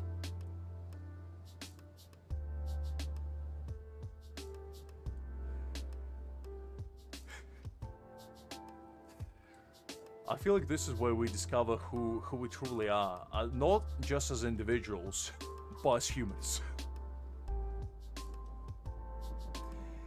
And all I have to say, we are indeed living in a society, aren't we, Liz? I think there was a premonition that we mentioned earlier today, and it was all leading to this point. I probably haven't, Greg, and I'm grateful for that, honestly.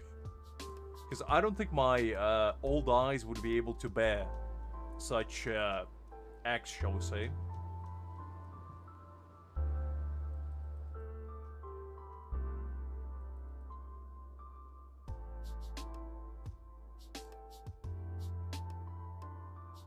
I'm not shaming anyone. Listen, Greg. I'm always encouraging everybody to be who they want to be and be happy while they're at it. There's no shame in here.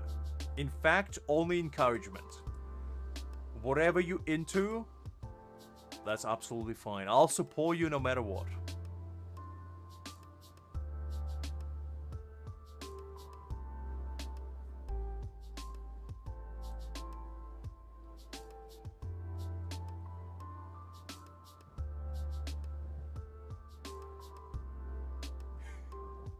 Exactly, Liz. Exactly.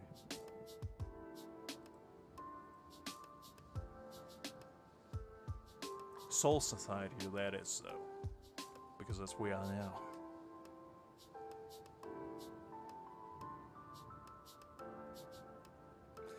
I mean, I don't think I have, because I'm an open book. I'm pretty much shared already everything I could share about my life on streams.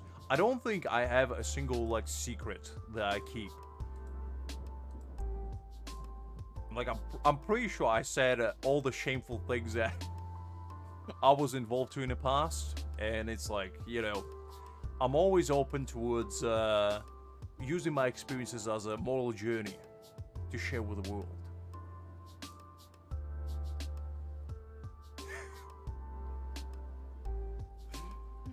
Wait, hold up. Why am I into short people? Like, where did that law came from?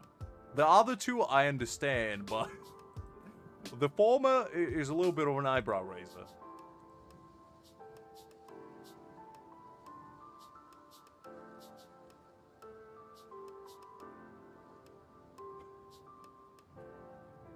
Oh, golly. Yeah, look, as I said, I'm an open book. You ask me a question, I answer it.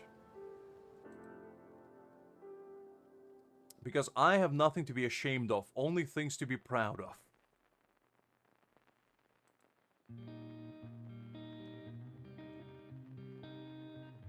Oh, I see. I remember which one you said. I said I like short people. I didn't say I was into short people, though. That's a little bit of a different thing. Because, you know, in order to get my affection, you don't have to be, like, below 6'4". It's not exactly a requirement.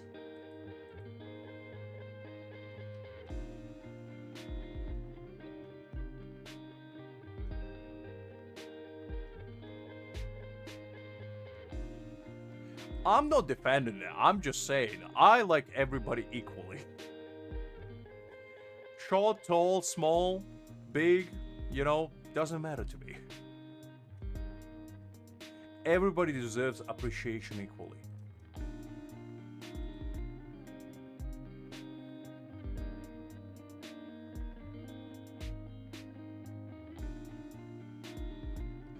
I mean, to be fair, I did say that I do like a strong, powerful woman. And I do stand by that statement, you know? You telling me you look at somebody like a Yaruichi and you don't feel small compared to her? Like, come on. As a character, there is. Because her aura is so great that she just, you know, She outmatches you in every way possible, and it's just how it is. Sometimes that's the lady you want in your life. And that's absolutely fine. Look, there's nothing wrong with that, is there? I'm just saying, I enjoy a strong, powerful character.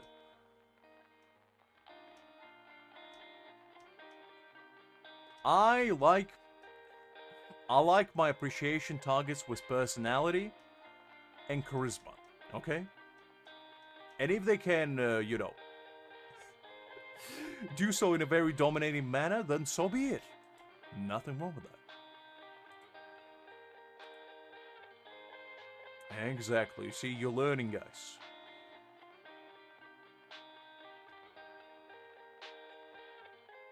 Because as I said, I appreciate everybody equally, but sometimes you see a lady like Yoriichi and you just can't help yourself but admire them.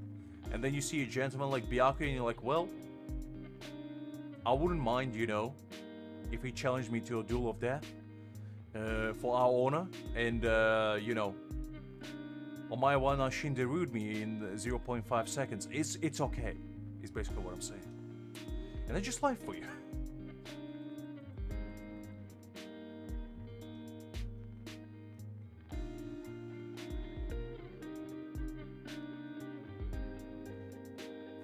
Fair enough, Greg, fair enough. You're a master of your trade. I'll give you that.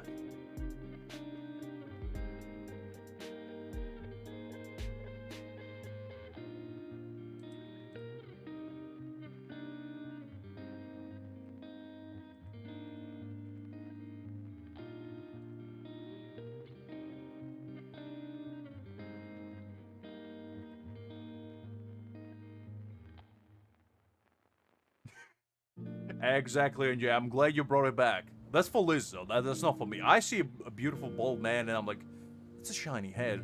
Meanwhile, Liz sees a beautiful bald man, and she's like, fascinating. Yo, she admires the glean a little bit too much. But that's okay. Also, we don't judge.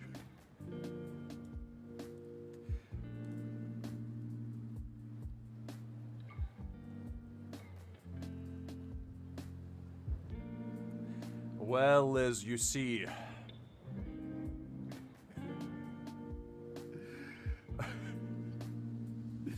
exactly, Kagura. She's a progenitor of all slander. You know, inevitably you're gonna go back to it, whether you like it or not.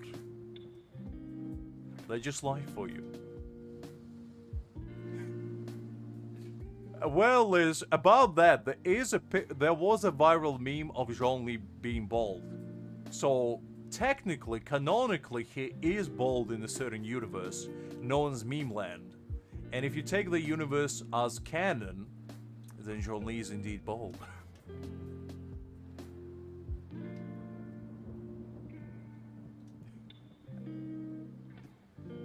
Oh, I kind of wish to, because I just reminded myself of bald white Zhongli walking. And that was pretty funny, to be honest.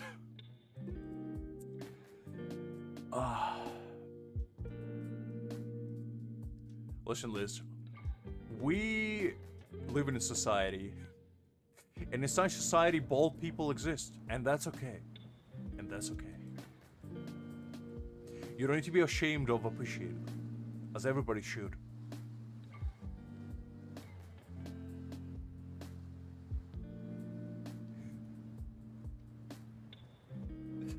Listen, Liz. I'm just saying how it is. I'm not saying I you know, approve of it, but such is life. It was actually a pretty big meme back in the day in Genshin where they made a bunch of characters bald for some reason.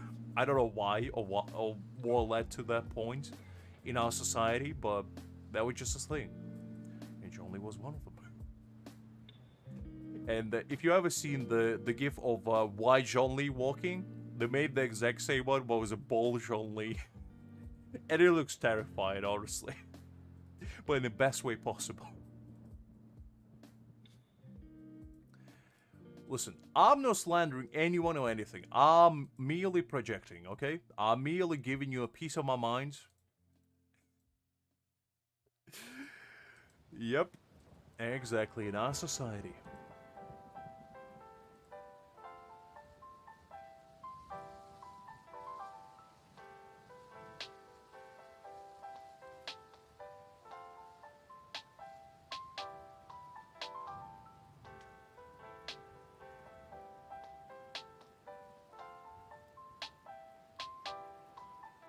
Right, we're almost there yet again. We're back in this path of never-ending re-rolling. So let's see what we can get it this time. Exactly, Greg. Exactly. I mean, you gotta bring it to, you know, on point.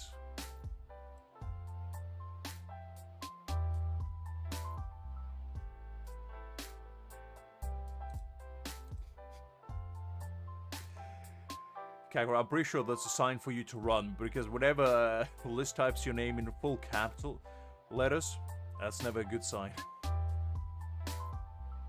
It basically indicates you're booking a first plane ticket to India, and she brings with her a bag of rocks. For which purpose, nobody knows. But I'm just saying, sleep in fear.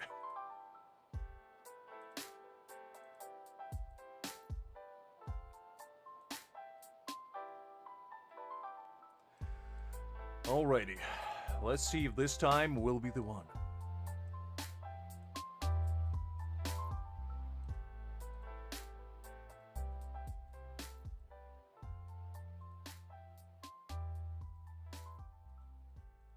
That is to say, extremely well. You see, Greg, you clearly never watched anime, because if you know something about anime rules, blind characters are usually the strongest. And they're just the fact of life. Because what they use is echolocation, and echolocation is essentially a sight that is buffed. So joke's on you, is basically what I'm saying.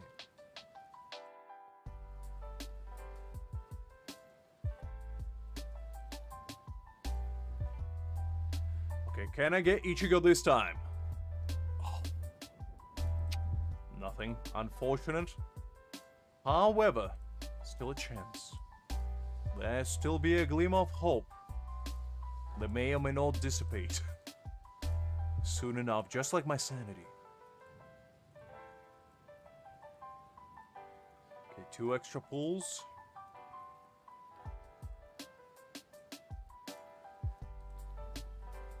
Yep, you heard me right. I literally read a manhwa where a character was echolocating everything. He could see essentially better than humans with working eyes could. And that's what I'm saying, you gotta read more and watch more anime. It's the only way that you will get to know such bountiful knowledge.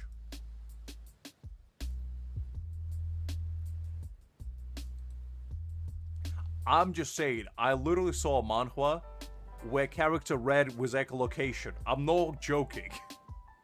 Do you think I am? That was intentional. Because anime rules work differently. Do you think they operate by normal standards of our society? No.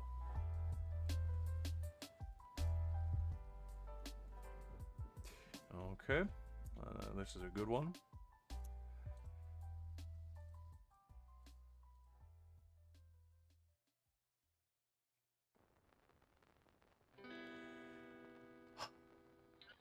A man can't even make a joke nowadays. Unbelievable. Questioning my enlightenment and educational prowess.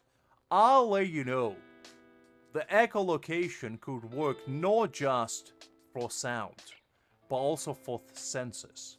Because as I said, by anime rules, echolocation is not just about hearing. It's about feeling, it's about sensing. And have you ever heard of fifth sense? Well, there's a sixth one as well. And I'm just saying, by anime rules, those are the strongest people. There was literally a character who was a killer and he couldn't see, yet he entered a classified building, escaped every single guard, read their names on their tags, used their names, and then tried to kill the protagonist. You tell it to me, how is that possible with his sight being impaired? And I'm just saying this because of echolocation. I didn't make the rules. Unbelievable.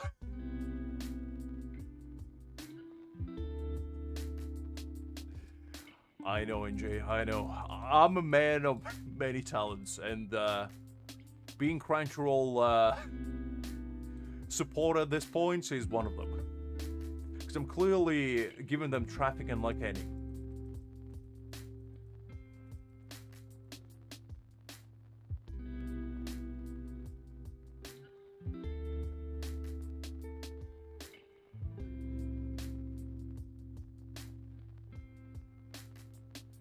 I know, Greg, and that's the thing. Plus, the thing is, there is, like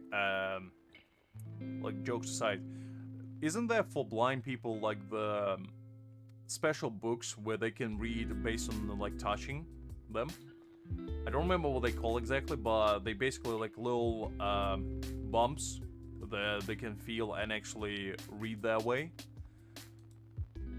Which, now that I think about it, that might have been how he read them, but I don't actually know.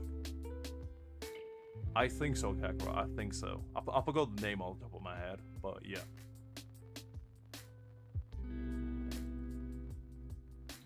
I mean, to be honest, John Wick slaps. Like, Keanu Reeves in general is an absolute sweetheart, and I love that man to bits. He's one of my favorite actors, if not the favorite actor. It's between him and Ryan Reynolds, really.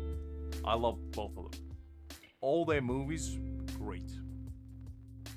And also just super nice guys, you know? Which is always an added bonus.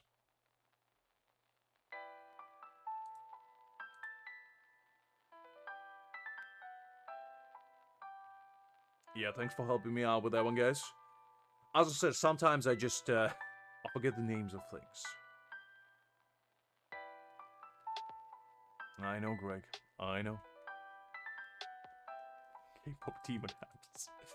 Oof. I haven't actually watched that one. I only know the hype train behind it. But not the actual movie.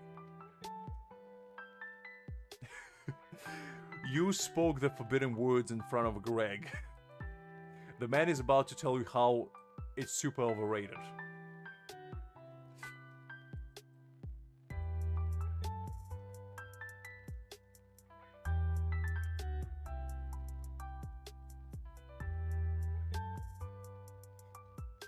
Liz is gonna provide entertainment.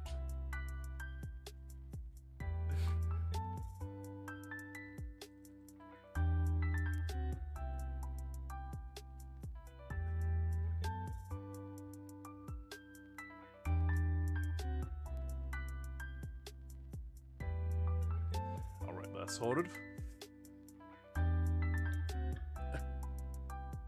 Wow, Greg. You're gonna do Liz that dirty.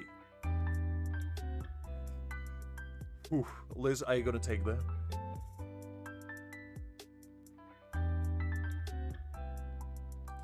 I mean, the thing is, the only Korean culture I know is from manhwa. So unless it's in manhwa, I get no idea. Because I don't watch any, like, Korean shows. Or I don't watch any, like, K-drama or anything like that. So I don't get any real-life references.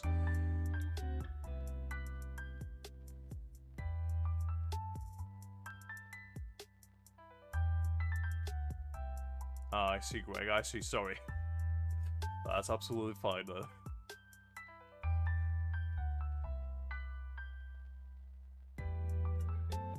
Alright, you are forgiven, Greg. You are forgiven.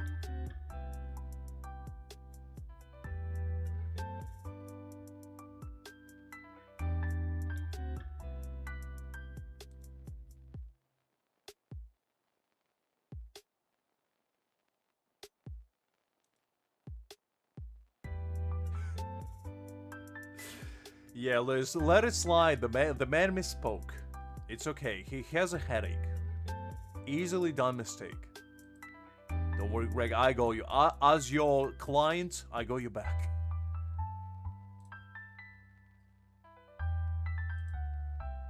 Well, to be honest, I think I only had migraine one time in my life. And that was like the worst experience I ever had personally with headaches too. Because it came out of nowhere and I distinctly remember it persisted for like solid 3 hours. And I was laying on a couch just literally covered in pillows because my head was ringing. Like physically ringing. I could feel it pulsating. And the headache was so unbearable that even if I tried to sleep, I couldn't fall asleep. So it was just 3 hours of non-stop headache. And I never felt more like getting isekai'd than that point.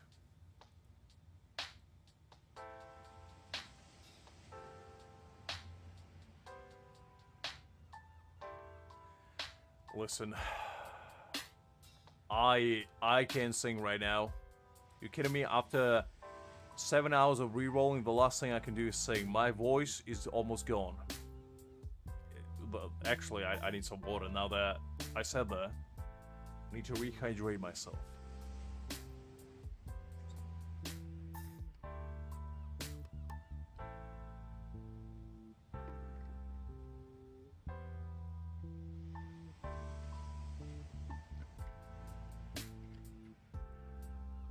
Alright, there we go. I never played Halo. Liz. I never had console, I told you that. Well, I had one, but I never played Halo. So I don't know it. I know. A crime.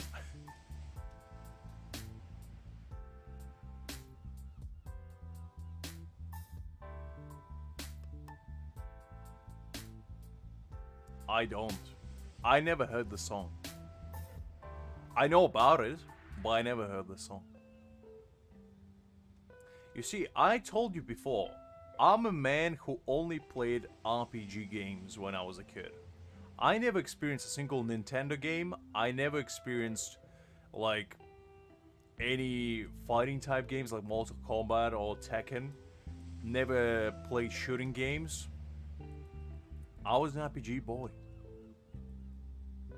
You give me, like, Persona series, you know? Kingdom Hearts, like, a nice adventure. That's what I was into.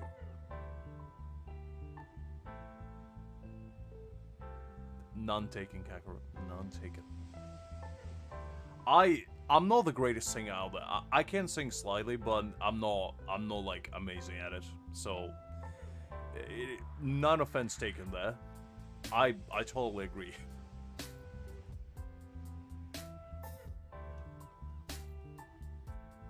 Well, the thing is, I never practiced, so I could be decent at it if I actually practice, but as I said, it's not my forte.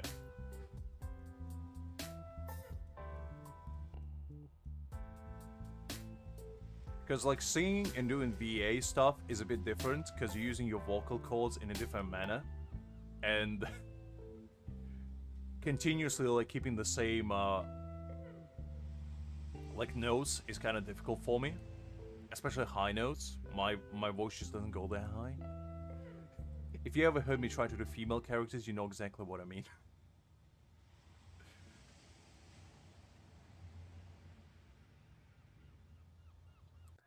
Look guys, I'm sorry to say, but I don't think there's gonna be any Lux musical debut anytime soon.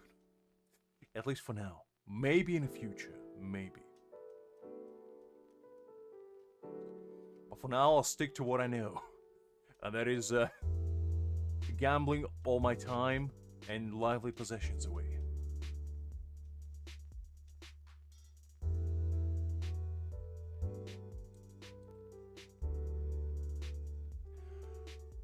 That's fact. I never watched KSI personally, so I can't really comment. But I mean, singing is all about practicing anyway. Because even if you don't have like an amazing talent, I'm sure if you practice long and hard enough, you probably can get really good at it. It's like with anything. It's a skill that you can always develop. Like obviously, some people get natural advantage over others when it comes to it. Because some people are just born with really nice voices, good hearing, and you know, they just get it. And some people need work to put into it. Like, for example, I was born with a good voice, so I use it decently, like, for VA stuff. I never trained myself, necessarily, but I always was, like, decent in, like, making old man voices and all that. But for some people, that might be difficult, you know? And then just all about practice that makes it much better. Like, when I first started, I wasn't amazing, but, you know, I had much easier time adapting than probably a majority of other people would be. I just like for you.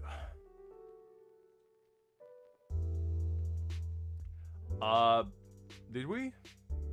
I honestly don't remember, but it probably just either you or I were too busy to do it, but I vaguely do remember you asking to do something a while back. And I think we just forgot about it, which, to be fair, does sound par for the course for me.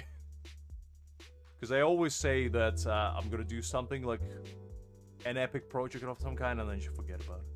And just how it is.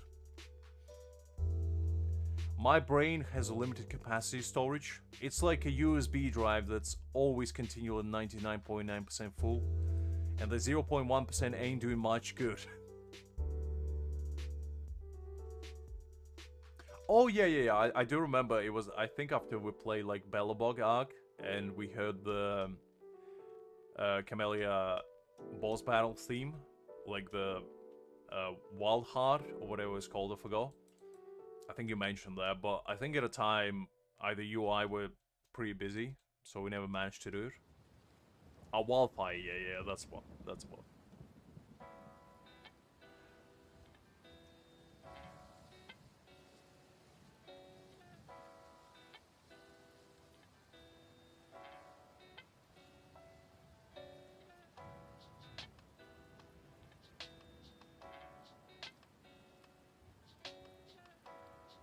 Yeah, absolutely no worries. Hopefully you have a blast at your nephew's party, Kakarot, and don't go too ham on that cake or liquor, you know? You gotta show a good example to your little nephew.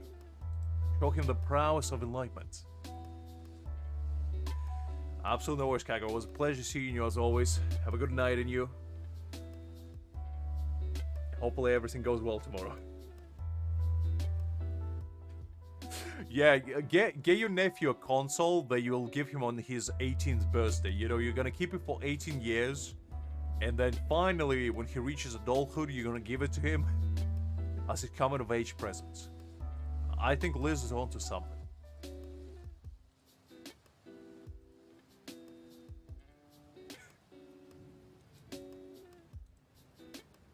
I mean, PC could work as well, Kakarot, you know? Depends what you're into.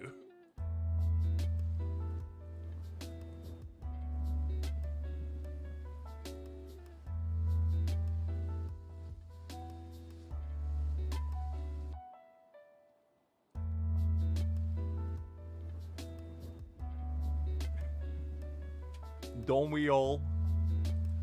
Don't we all, Kakarot?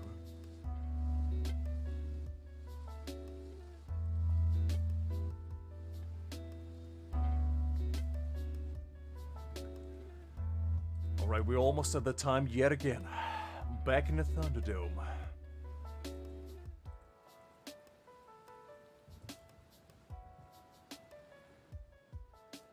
No worries, Kakarot. As I say, have a good night, and I'll catch you later.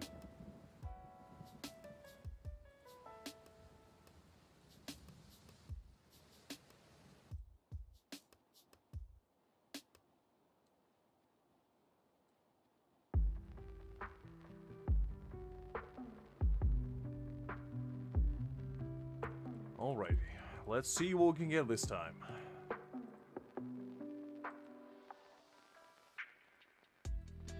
I think Greg pieced out as well, so it's just me and you, Liz, now.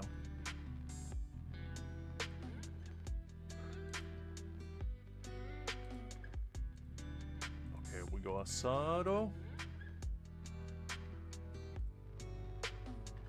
And let's see if we can get our boy Ichigo this time. It has been a while since we saw him. The man been hiding from me. Sneaking in the shadows. Oh, nothing again. Unfortunate. Let's see if singles can work out in our favor.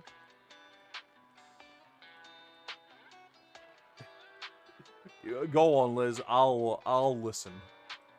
Or rather read. But that would be interesting. I completely forgot about it. If you didn't remind me, I probably wouldn't remember, but I am excited. I'd like to see what kind of threats you were making. Or rather, hidden threats, shall we say. Not alright ones. Okay, nothing here. Back at it again.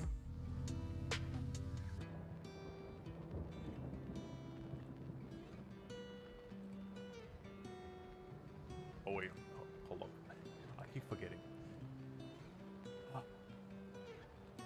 Okay,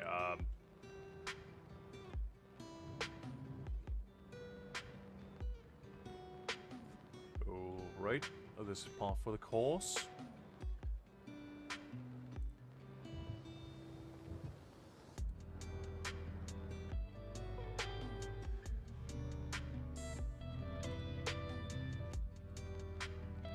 Is that how you started with just Lux, no hello, no goodbye? Ah, sorry, yeah. I thought you were starting reading it. Yeah, go on, Liz, I'm listening. What's up? In general, I mean, I'm easy. Whatever. I'm fine with anything, to be honest. I'm flattered that you want to give me a gift to begin with, to be honest. I know, NJ. We are living in a society. And unfortunately, this society is not Soul Society.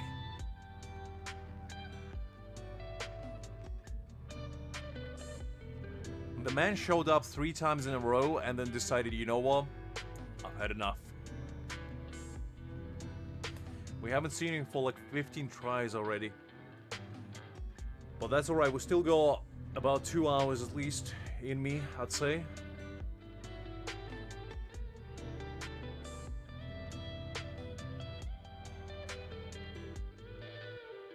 Will Ichigo be in a standard banner? Because I thought it was limited. Do they actually cycle them into standard? Because I didn't know that. If that's the case, that's going to be kind of hype. Okay, I didn't know that. Okay, we might change our strategy then. That is fair. I mean, Liz, you know, you can't stop a man from living in society.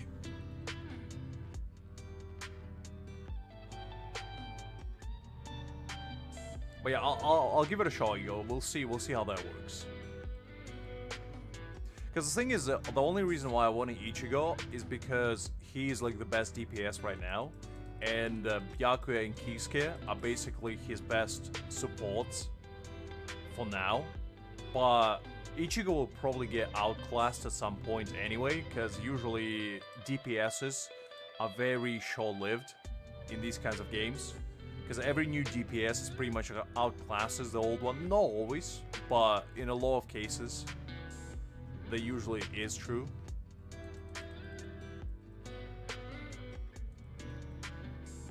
And the thing is, you're guaranteed to get,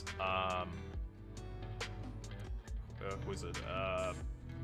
Like basically an SSI and 50 pulls. So the reason why I did it for Ichigo first is because when you get Ichigo, you kind of, all you need to do is basically do 50 pulls, and then you can get your SSR.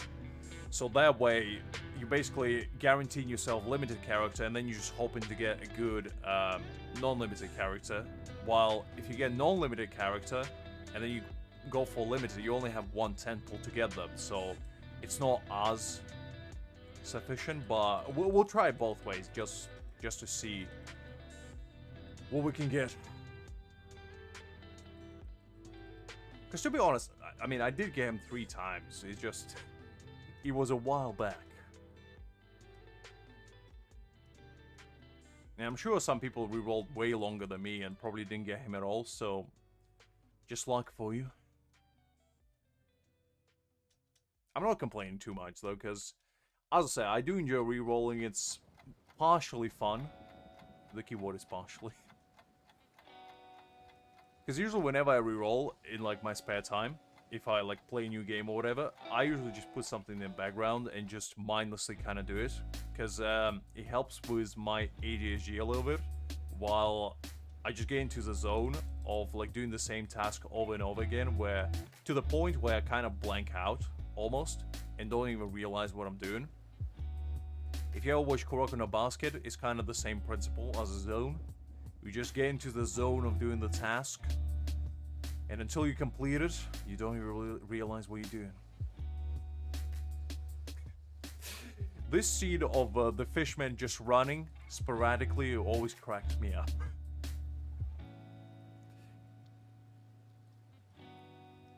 Because that running cycle is the most goofy thing I've ever seen. And it's supposed to be pretty epic.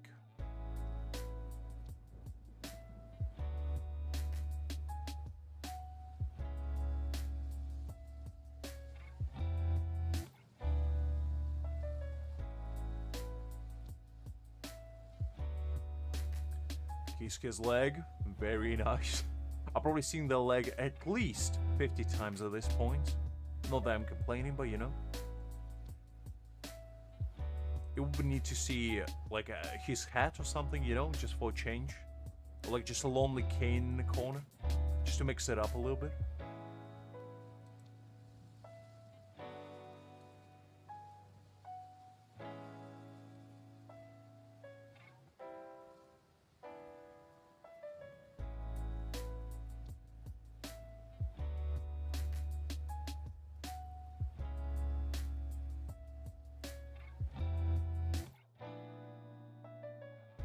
Yeah, I mean, as I said, my plan was to get basically Ichigo and either Byakuya or Kisuke, and then get the other character from the guaranteed, basically either Byakuya or Kisuke, and then go on from there. But clearly, this plan is a little bit flawed, shall we say. No, absolutely no worries. I mean, you've been here almost from the beginning, so I'm surprised you haven't had any sustenance yet. All right. Gotta do a little stretching. Make sure my joints nice and primed.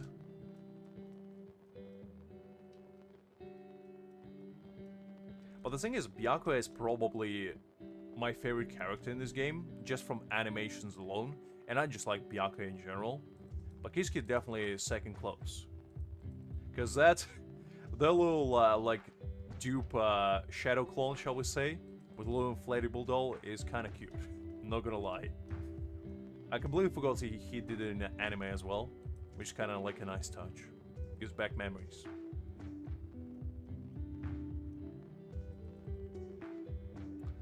Okay, there we go.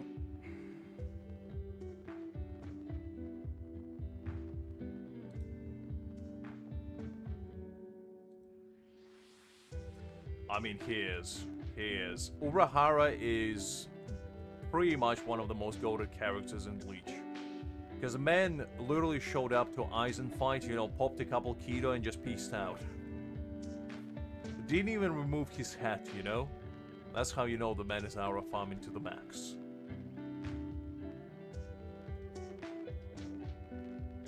I do wait for his bankai form though, because that's gonna be pretty hype.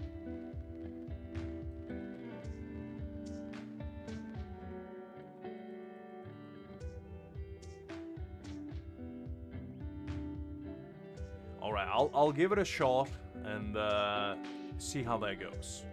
We'll do like the first 10 limited pull, and then if we don't get Ichigo, we'll go for the standard, and if we get Kisuke, we'll probably keep it for now, and then go on from there, but we'll have to wait and see, I guess. And to be honest, I'm not too stressed about Ichigo as such, because the thing is, as I said, he's a DPS. So he most likely will get outclassed at some point in the future. But I do wonder how they're gonna treat the limited characters, if they're gonna just like put them in the standard banner or not, or if they're gonna cycle them as limited pulls later. Because that would depend on like the plan of whether you should save the standard currency or not. Because if they do cycle them into the standard banner, there is an argument to just save your pulls after getting your main team, and then just wait for the character that you can get through the limited pulls, and try to get them that way. But we'll have to wait and see, I guess. I know, NJ, I know. Because, I mean, Aizen is my personal favorite character, and I love him to bits, but Urahara just built different. And he is Aizen's teacher, essentially, you know? So, there's that. There's seniority there. Because even though as powerful and almighty as Aizen is, Kisuke, he was the one who made Hogoku, you know? So the man is on another level. Aizen merely used it for his gains. But Kisuke is a true mastermind behind the scenes. But I'm glad that he's from the beginning of the game. The choice that they made with 5-stack characters is a little bit random, I feel like.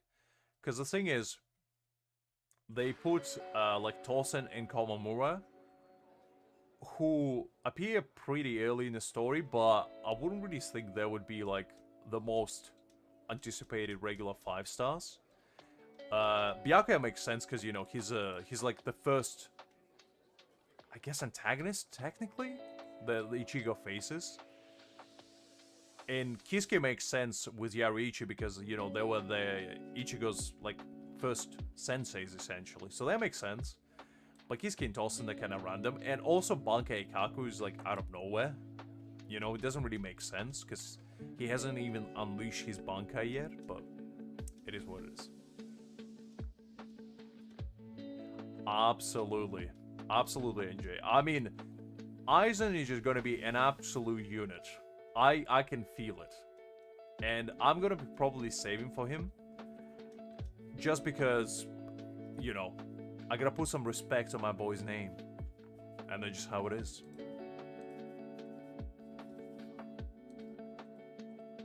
Because nothing quite like him unleashing Kyoka Sugetsu, you know? And I hope it's a slick back hair Aizen, not the Captain Aizen. I mean, if they release the Captain Aizen, I'm not gonna complain too much, but I want the slick back hair one, because that's Chad Aizen. The regular version Aizen is okay, but the thing is, we don't really see him fight, so I don't really know what they're gonna do with him if they do decide to release him in that state, because he kind of, yeah, I don't think he fights anyone. So we've never seen him actually unleash any, like, Kiro or anything like that. But the Chad Aizen, they can, you know, pull out the Giganta, like, ultimate or something from him summoning, like, Menace or something along those lines. That would be kind of cool.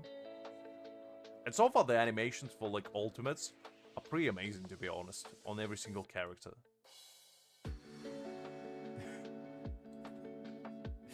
Welcome to my Soul Society. That's what I'm waiting for, you know, the Chair-sama sitting on his throne.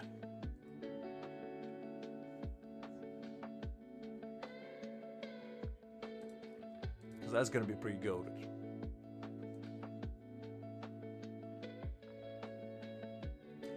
I mean, the scene where he takes off his glasses, slicks back his hair, ooh, bone chilling. I remember the first time I've seen it in anime, and it just gave me chills, personally.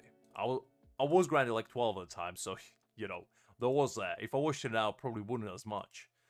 But, whew, you see that man for the first time and you're like very unassuming, you know? Just looks like a good old gentleman, caring for his lieutenant and whatnot. But then, you know, then you see the darkness hidden within. Ooh, that'd be kind of cool. I mean, Final Getsuga Tensho Ichigo, whenever he does come to this game, I feel like that will be an anniversary unit. I have a strong suspicion they're going to do it as an anniversary unit. Because that's the kind of character that I think Bleach Brave Souls released on anniversary. And it's one of the two things they're going to do. They're either going to do Ulquiorra and Ichigo, like Hollow Ichigo and Ulquiorra for anniversary, or Dangai Ichigo, one of the two. And either one would be really awesome, to be honest. Because we still don't have a single holo. When holos start rolling around, that's when the big guns coming out. Because, you know, you're getting your Grimjoes, you're getting your Ulquiorra, Stark, Noitora, I mean, the squad, you know? Harleybell. There's so much potential. I mean, not even every captain is in the game yet, so... Sky's the limit. Is it? Interesting. Because, I mean, Ganganta is basically just like Aizen opening a giant rift into Hyakamundo. So, I guess it would make sense. Thanks for the tidbit. I mean, there's a lot of Spanish names in Bleach, which I'm not sure what the inspiration was for, but it is interesting. Shunsui is a big one too. I love me some Shunsui. Because, like, Hiraku is an absolute legend. The layback attitude. I mean, we still don't even have lieutenants. And I feel like lieutenants probably will be 4 stars. Except maybe... Who would be a 5-star from lieutenants? It's not really anyone that I can think of. Maybe like Yama's lieutenant. He could be one. But Yachuru probably will be the first one. I feel like Yachuru has a strong potential to be like the 5-star. But everybody else, just don't see really. Okay, nothing. That's unfortunate. A lot of 4 stars though.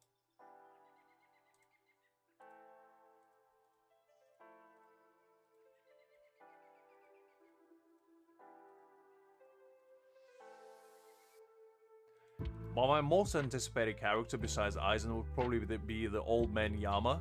Because you know when that man gets released, ooh, stuff is gonna go down. Him unleashing his Ryujin Jaka for the first time? I mean, come on. Can't pass on that. Alright, I guess let's try this.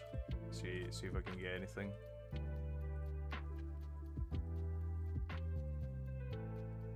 Nope. Okay. Expected. Let's keep re-rolling for now. Back to the grind. It is what it is.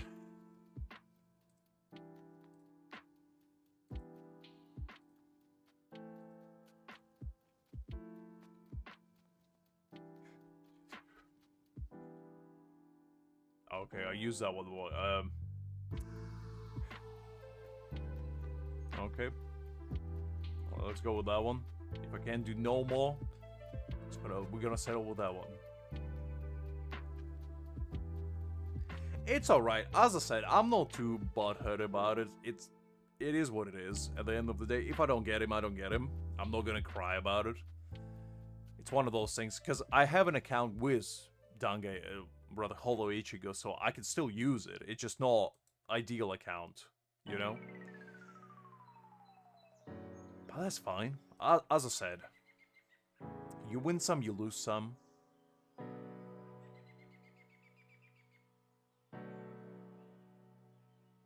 And you never know, we might still get him. Like, there's a chance. Albeit slim one, but chance nonetheless.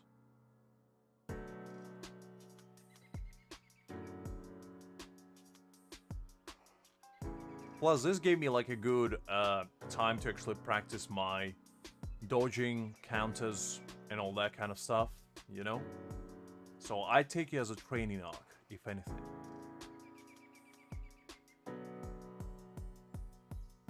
No, as I said, I'm here just for the good time. If we get what we get, that will be great, but at the end of the day, as long as we're having a good time, that's what matters. Yeah, I mean, after playing this game for a while, considering the standard characters, they probably will get it added into my team at some point sooner or later. So it's absolutely fine. And as I said, it's a PvE game at the end of the day. I'm not really competing with anyone, so there's no real pressure to like chase the best characters anyway. As long as you get somebody decent, you probably can make it work.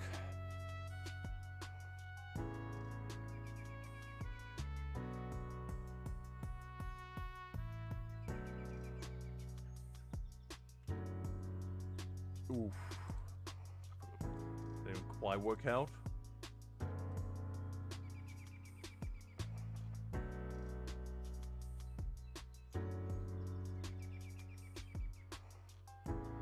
Alright, got that out of the way. Stretch my neck a little bit. Feel like a stiff wooden board. Okay, that's a little bit better.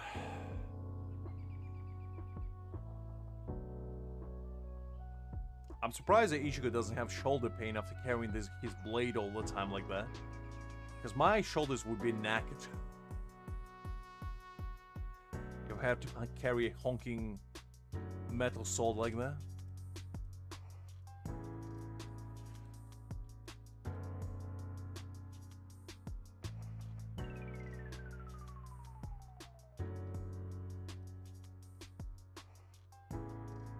Well, you know, you can forget about your stretching whenever you do an intense rerolling session. That's what keeps you, you know, nice and primed for success. Because success only comes to those that are ready to achieve it. In order to do so, you want to be at your best. Because if you give your best, you're going to get the best.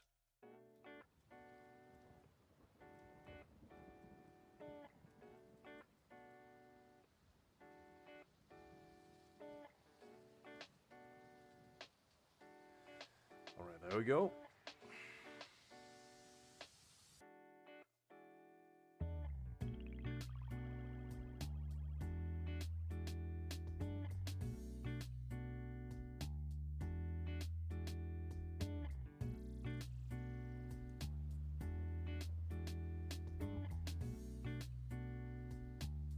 Plus, I mean, what else am I gonna do on a Saturday afternoon, you know?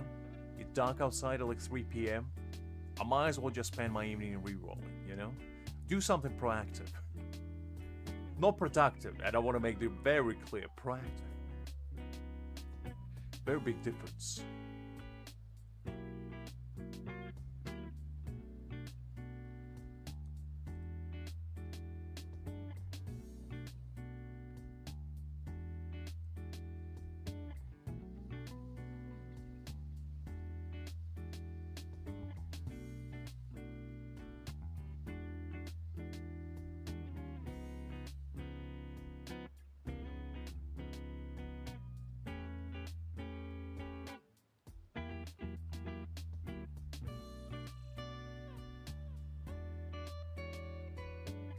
I kind of wonder where this still image is based on, because this looks like the fight after Eisenarch, where Dangai, Ichigo, and Full Hollow Eisen fought. A little bit ominous to have like a departure screen like that.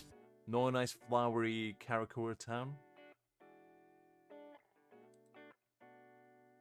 I mean, this is just like a random mix I found. Because the thing is, it's pretty hard to find like copyright-free music nowadays. Because a lot of the songs are unfortunately not copyright-free. So, and on YouTube you can't really play anything copyrighted. Because the stream will get restricted then. Or even taken down sometimes, depending on the song. So yeah. Just had to settle for what I could find. Because when I used to... I mean, Igor, you telling me... I'm anything but patience at this point. But yeah, because basically when I used to do like a bunch of Genshin streams, we used to put like background music a lot when I was collecting treasures and whatnot. But the problem with that is almost every single one of those streams actually got copyright claimed. So I had to either mute them or like remove segments from them. So that was a bit of pain in the neck, I shall say.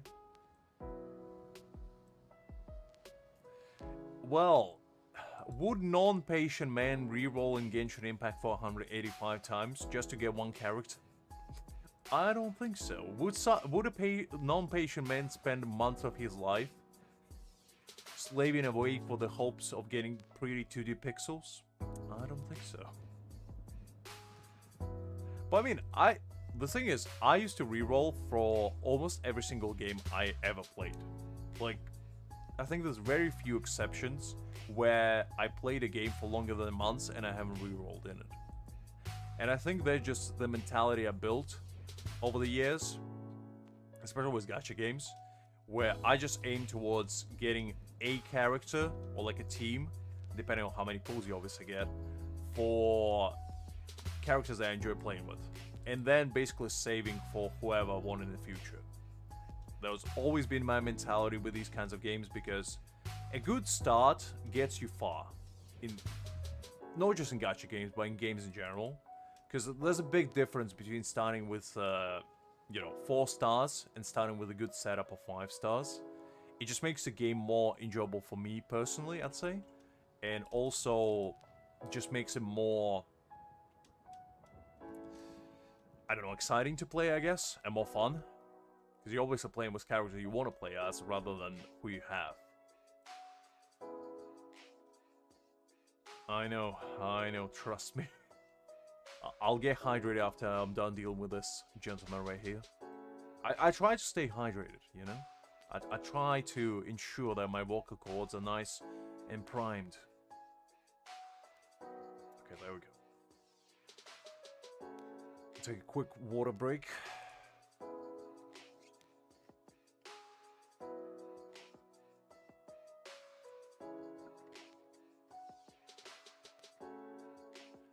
That's a little bit better.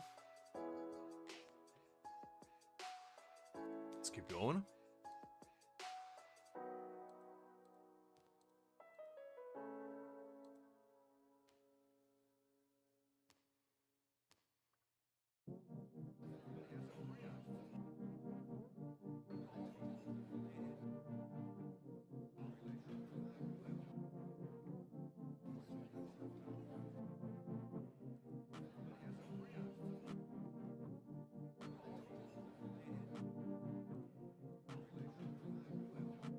You would think with the amount of times that disciplines this gentleman he would realize in a fight against me, but I guess sometimes a lesson learned through physical punishment is the best one. Because I definitely didn't learn my lesson there. A man that learned his lesson would have stopped as soon as he got Dangai Ichigo and just called it a day. Call Ichigo rather. Keep thinking of Dangai Ichigo out of nowhere.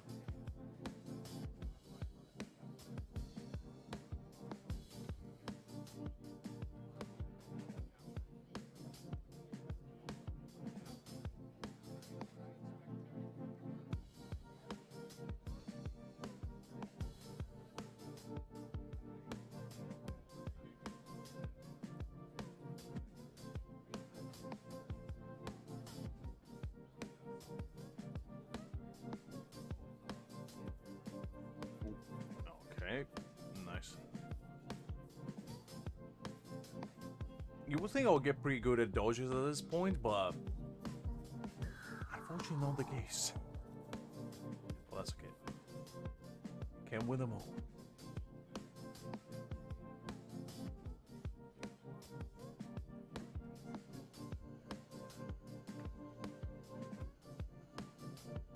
Okay, there we go.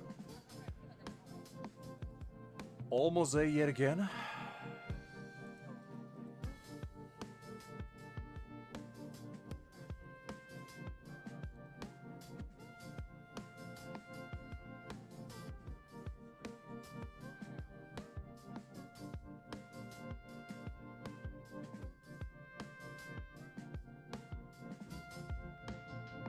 Well, the thing is, it's not that I'm bad at dodging. It's just, I think my brain feels like an active volcano right now. So my neurons just don't register the little cues, you know, when you get a little red light. That's basically an indicator where you need to dodge. But my brain just registering too late. So my hands doing the work, but my brain just doesn't keep up. Well, that's alright. The fights are easy anyway, so even if I do slightly suck at them now, it's still gonna be alright.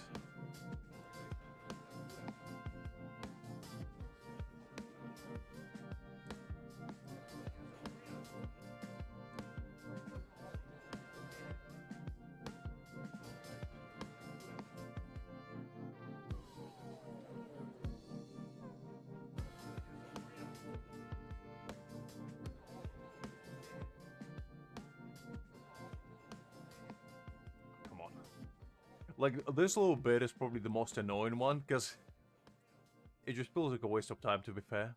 But it's okay. Alright, the gacha is unlocked. The pull shall be made. Let's see if this time we're gonna make it. I lost count how many we did already, but you know what? It's too many. Alright. Let's see what we can get.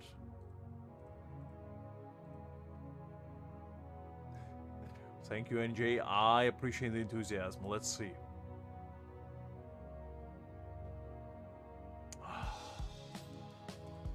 Another dud. Singles might be the way, but let's see.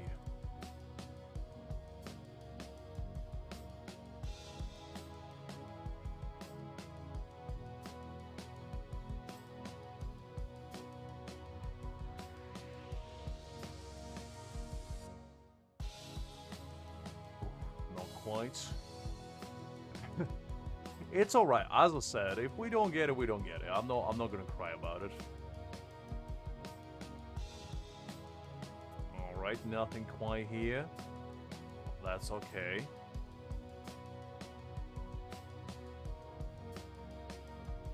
We'll still probably do like 5 or 6, I'd say. And then we'll most likely call it a day. And then if I feel up to it, I might do more tomorrow, but we'll have to wait and see. We'll have to wait and see.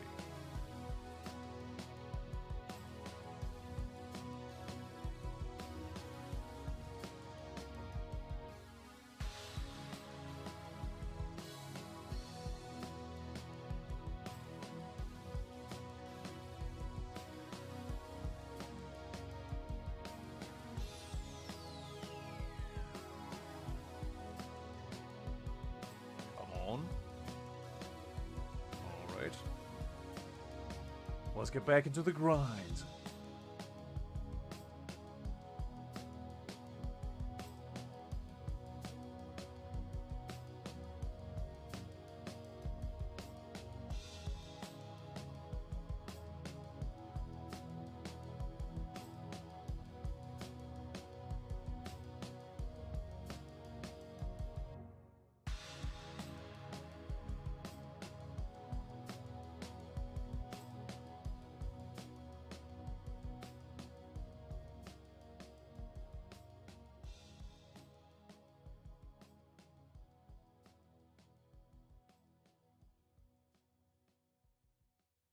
It's a pretty interesting thought that if Ruki had just decided to stand on another pole that night, Ichigo would have never unlocked his powers, and would just probably remain a regular human being. Fascinating song, truly.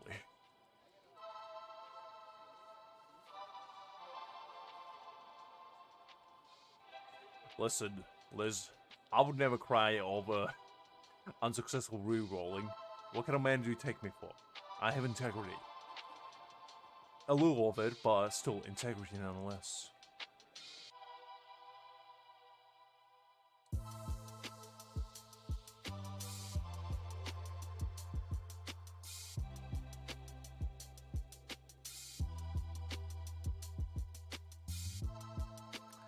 No, I know you are. I know you are. I'm just making a point.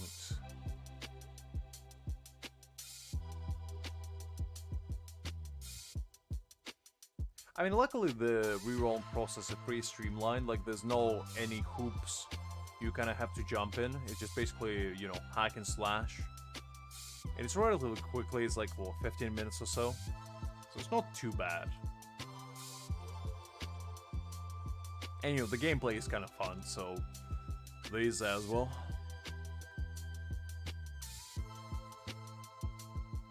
This reminds me back in the day when I used to play RPGs a lot. I used to like grind dungeons and whatnot, especially in my World of Warcraft playing days. I used to grind the same dungeon just for one drop, and I would play like dozens, if not hundreds of times. And by the time I was done with it, I felt like I went through war. But when I actually get the drop that I wanted, I just felt so elated. So I feel like that might be the case here as well, but I don't know if my sanity will allow me to keep going that long for it to be achieved. Because I was a different kind of man back then.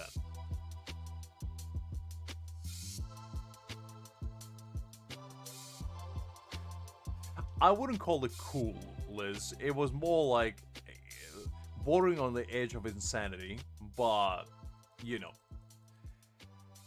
I was a young man with a lot of ambitions and vision. And also a lot of to prove, because I was extremely competitive. No anymore. Now I just do it for fun.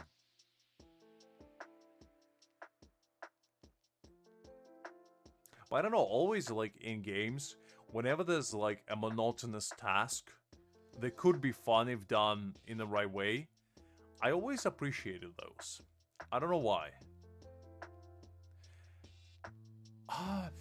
I'd say yes, because the thing is, when I used to do it with friends. I never did it by myself. I would usually like hop on Discord call, or back in the day it was Skype, because you know, we lived in the archaic ages. And we would just like talk about random things while we were grinding the dungeons. And that would make it fun.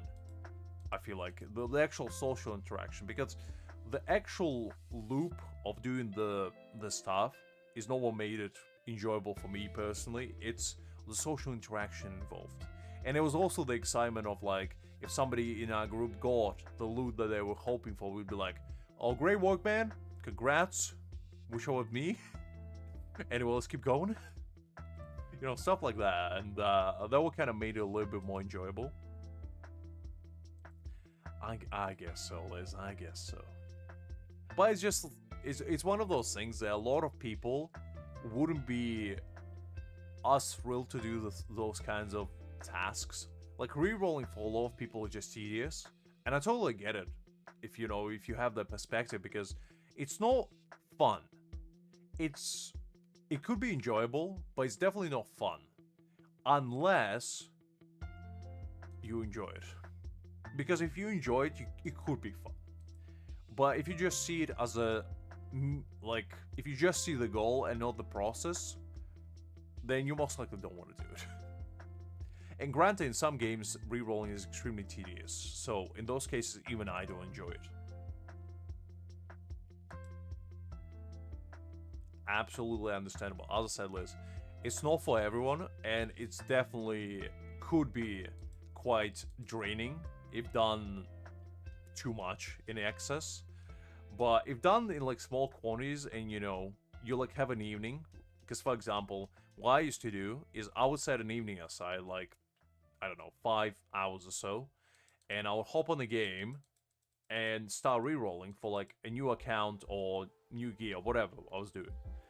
And I would just like hop on a Discord call with somebody, or just put like a YouTube video in the background, and I would just try to make it as enjoyable as I possibly can while I do something not very enjoyable, shall we say.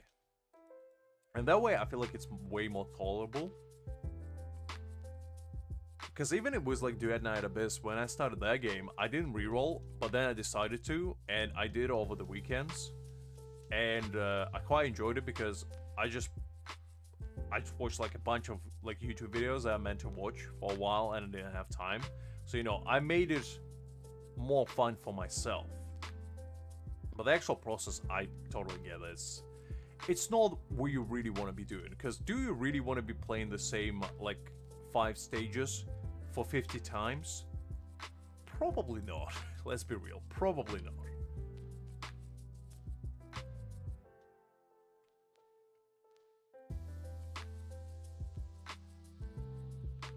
But then again, as I mentioned many times before, I grew up on these kinds of games, so to me, it's just part of the thrill of playing them.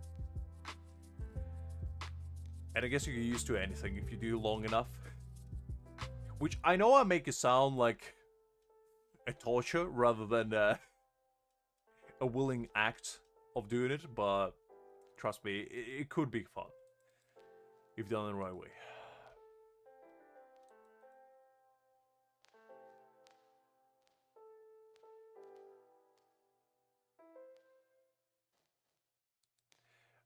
That's fair, Liz. That's fair. I mean, as I said, my brain just works in a way where quote-unquote tedious tasks could be entertaining for me, but I think it's just because of my ADHD, so it acts like almost a distraction for my brain while I do something else. So I essentially multitask in that manner, and the act of rerolling is just, you know, a background task for me that I get stuck in and keep doing it.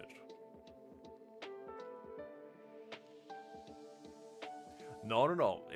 It's absolutely fine. There's nothing to be ashamed of there, Liz. As I said, I'm the weird one here, not you. Because your perspective on it is normal. Because no normal individual just want to, essentially, as I said, spend like what? 7-8 hours or so basically playing, as I said, same 5 stages over and over again in hopes of getting a character. It's not particularly what most people would do with their weekends, but you know, it could be fun. If you try it, you might enjoy it. I mean, I'm similar in that regard. I wouldn't say I'm super hyperactive, but I definitely get my moments where I don't really like sitting still and doing nothing. So when I'm doing it by like myself, I don't just continuously sit there for, you know, 5 hours straight re-rolling. I actually like stand up, you know, do a little stretching. I might close the game for like half an hour, go do something else, and then come back. It's not like a continuous process where I just do it non-stop. Usually. Sometimes I do, if I'm like hell-bent on getting something, you know, and I really want it, then I might do it. But more time than not, it's just the kind of thing that I do whenever I get a moment, and I dedicate like specific time for it, to do it.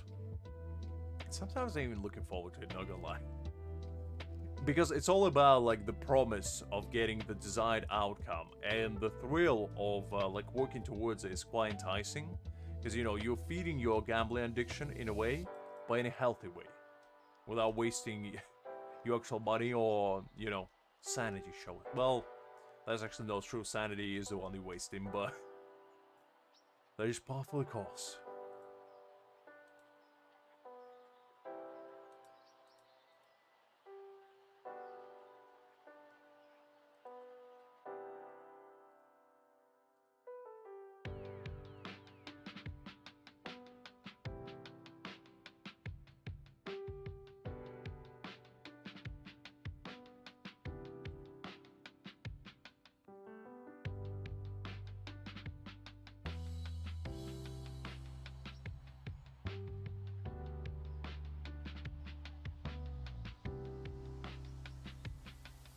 Alright, we're almost there.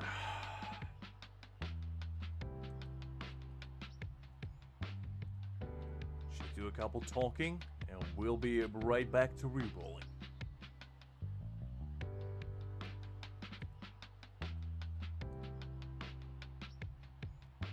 That is fair, Liz, because I'm the same way. I usually make a list of all the tasks that I need to do throughout the day. Otherwise, I'm very prone to procrastinating. And that's a big issue for me because more times than not, I just... I basically start doing something and then I get distracted. And then, you know, 2 hours passes and I started doing something completely different and then realizing, oh, I need to do the first thing I started doing.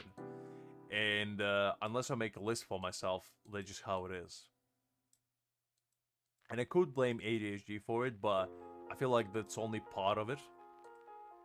And the bigger picture is me basically just being disorganized. Alright, let's see what we can get now.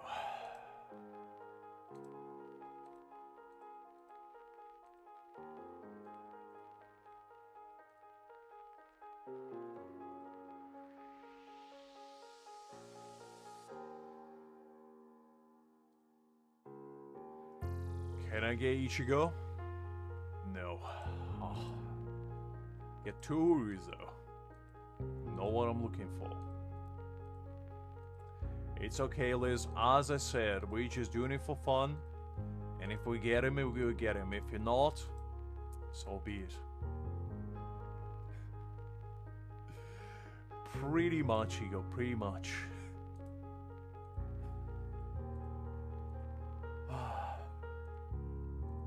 Life is all about where you make it. Sometimes you gotta make your own fun.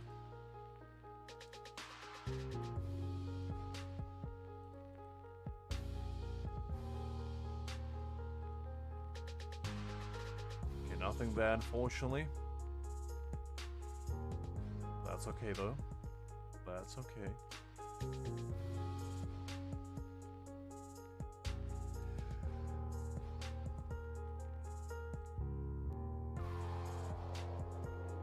Oh wait, I keep forgetting to do that.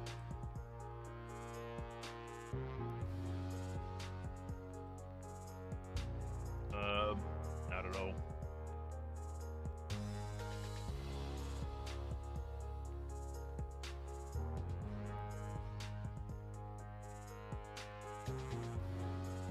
I will do.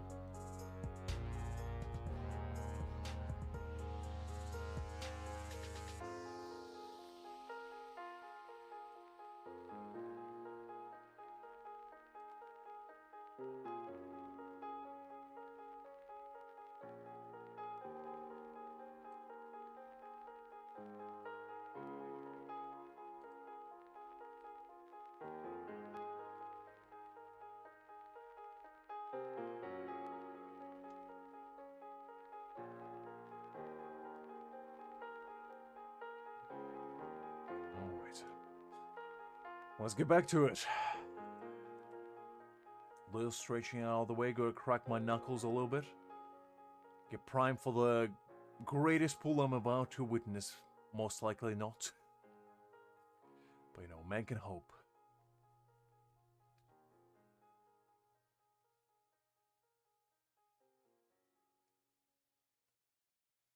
Gotta make sure there's no wild carbon tunnel going anywhere. Gotta always make sure your wrists are nice and stretched.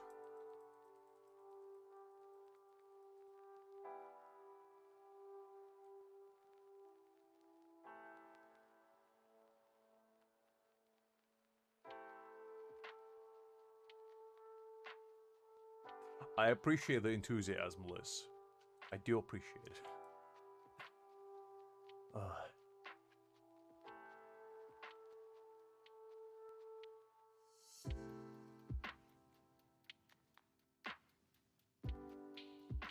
Really? I mean, it's just air within your, like, joints that comes out. You really never cracked your knuckles. I mean, let me see if I can get on camera. Oh, rather, on mic. Can you hear that? Probably not. Probably the gauge is a bit too low for that. I already cracked it, but I think there was a little bit there. I'm not sure if you heard it. But it's basically just air. It's like air in your joints that pops, basically. There's nothing, like, special about it. Yeah, that's what happens when you reroll for 8 hours straight.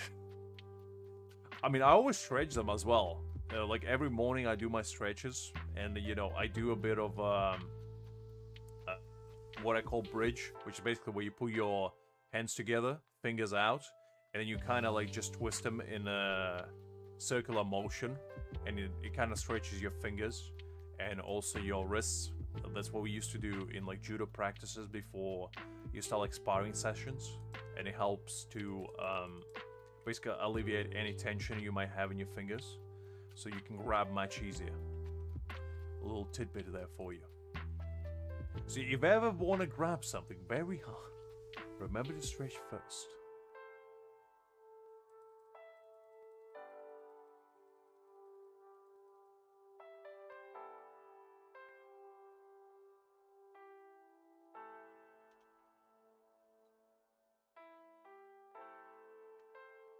Really? I mean,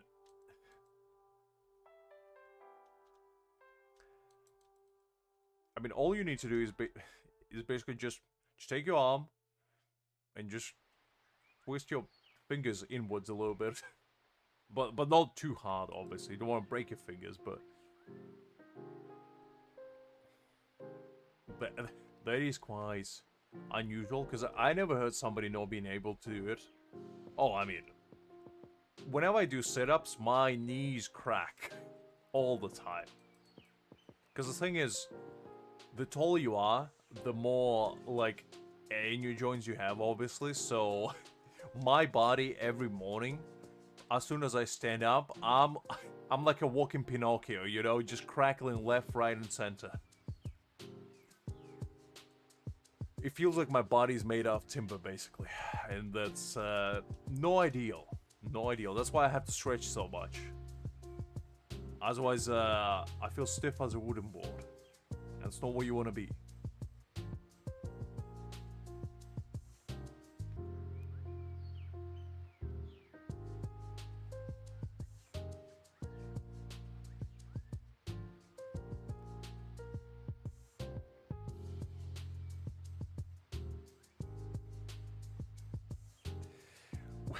Look.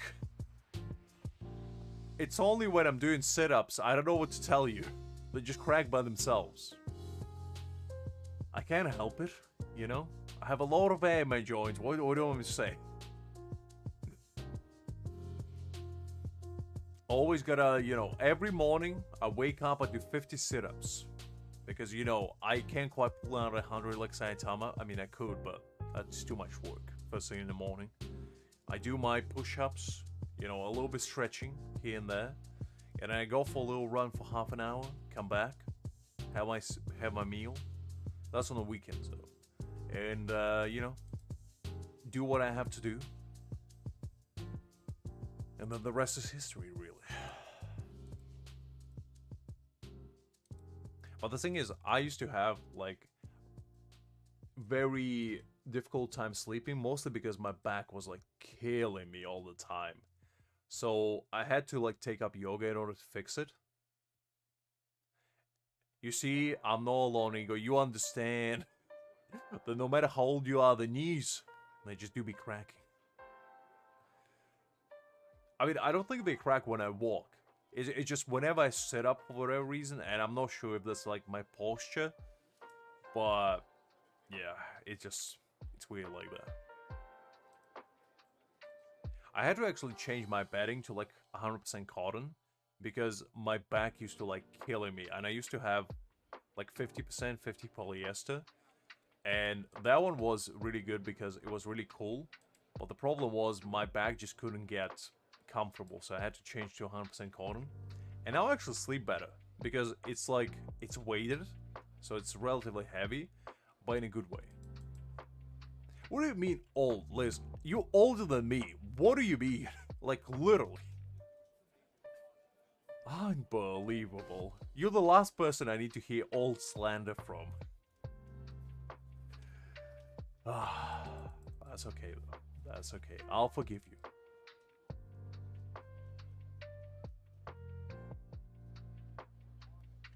But some people are just prone to crackly joints. You know, Liz? You lucky one that doesn't have their joints cracking all the time. You don't understand the pain.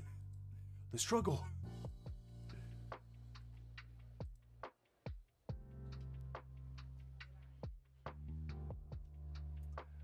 I guess. You got the Hispaniola genes, you know? The fountain of youth is running through your veins. Unfortunately, us mere mortals are not as lucky.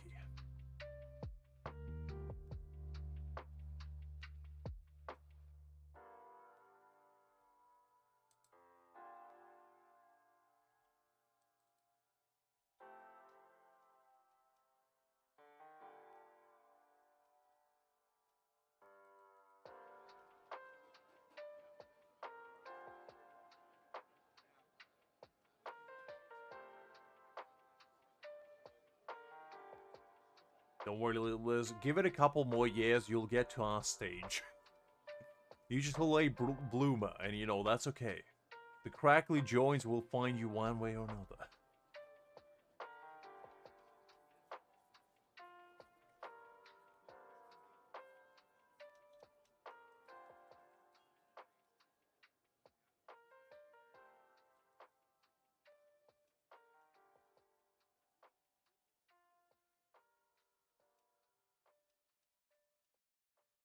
Well, you have the same ancestors, Liz. Come on.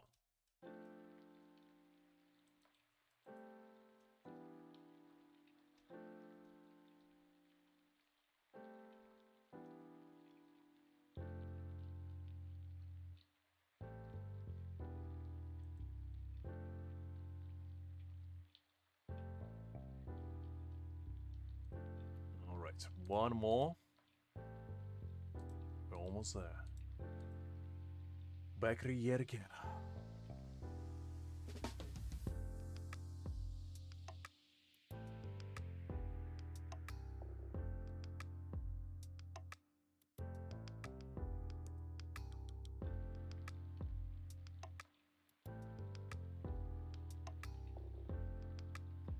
I know.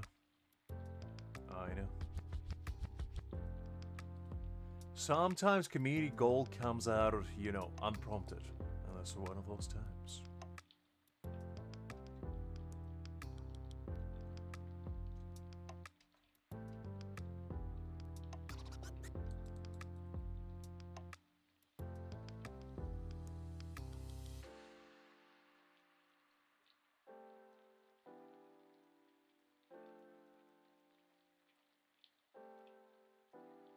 Oof. This man do be smacking me around and I don't appreciate it.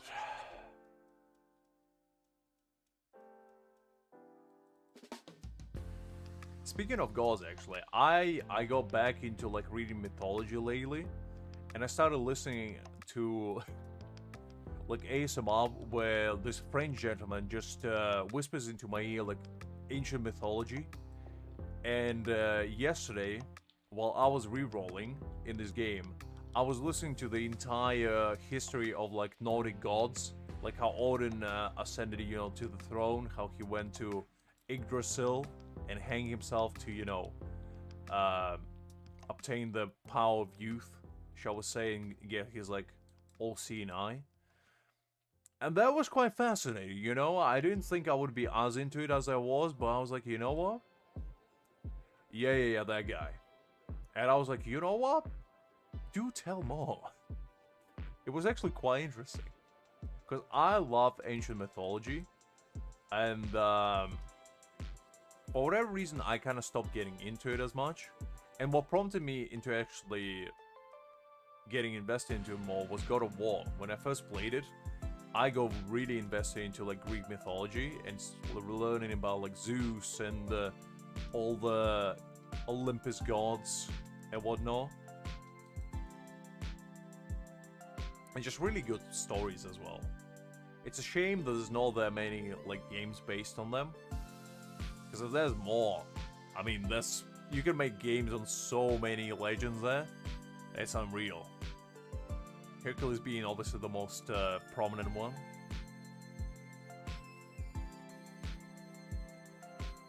But yeah, I still have the ancient Rome one to listen to, and I think there's one for like Egyptian gods too, which is pretty cool. Egyptian ones are pretty fascinating too. And you don't usually hear about them as often, but they do have some, you know, like Set, Osiris, you know? Ra, obviously, the sun one. Who is, I think, is infiltrating your place, Liz, on a daily basis. Just chilling, you know, in good old Mexico. Getting too tired of the pyramids and the sand.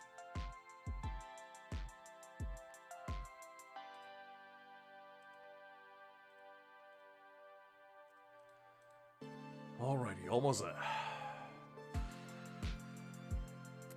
NJ, as always, appreciate the enthusiasm. We'll see how it goes. I am hopeful, you know, I'm not gonna lie, I am hopeful. Because, you know, it would be a good way to finish it up by actually getting what we set out to achieve. Because so far, we technically did get what we set out to achieve, which was Ichigo, but not exactly the perfect style we were looking for, you know? It's perfect-ish. Or esque, rather. I know.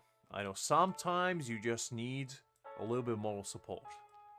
It is a man that provides it on constant basis in any co-op games, rather than providing any meaningful actual support. I know the importance of it. Because sometimes, you know, you gotta tell your teammates to step up their game. Meanwhile, you're chilling in the back with a nice pina colada and an attitude to prove something. Alright. Let's get this.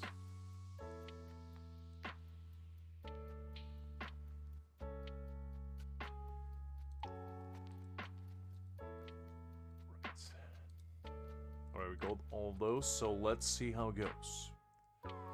Ichigo, will you be able to grace us? Unfortunately, no. Doesn't look like it.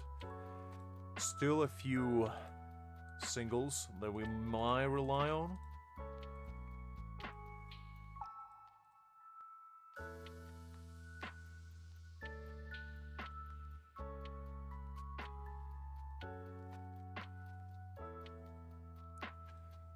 Not that one.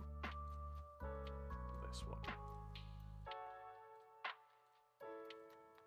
Nothing, unfortunately. That's a bit of a bummer.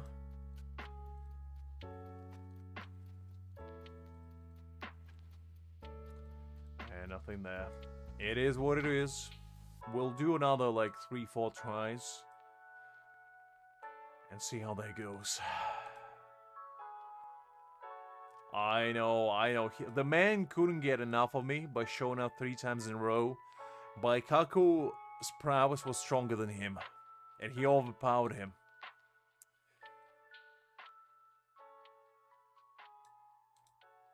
I mean, sometimes you don't have to be loud about your support list. It's all about the intentions. I don't know.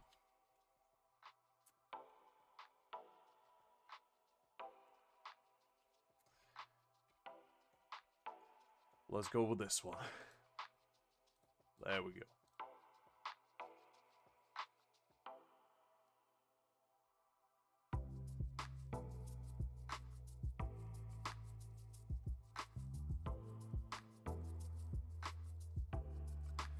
Alright, let's get back into it.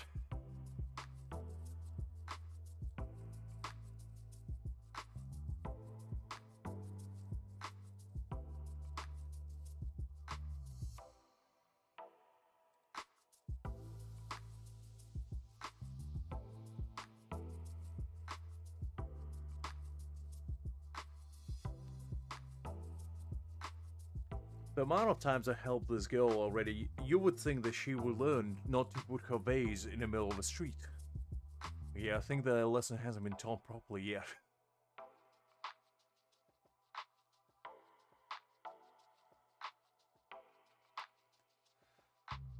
I just noticed there's actually fog there. Oh, interesting. You see, every time you reroll, you notice something new. By the time I'm done here, I'm gonna be able to count every single brick on every single house in this game. NJ, absolutely no worries. Don't worry about it. I appreciate the company either way.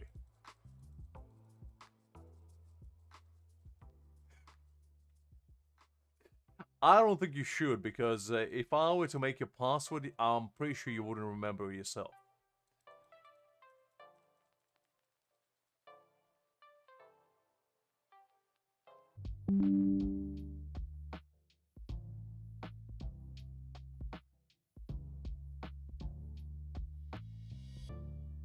Okay, I think we're back.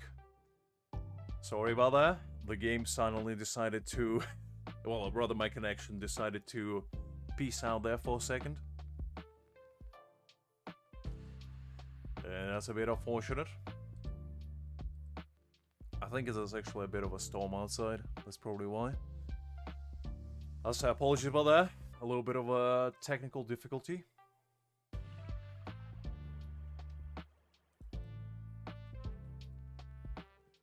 At least the stream didn't crash. So you know, gotta count your blessing on that department.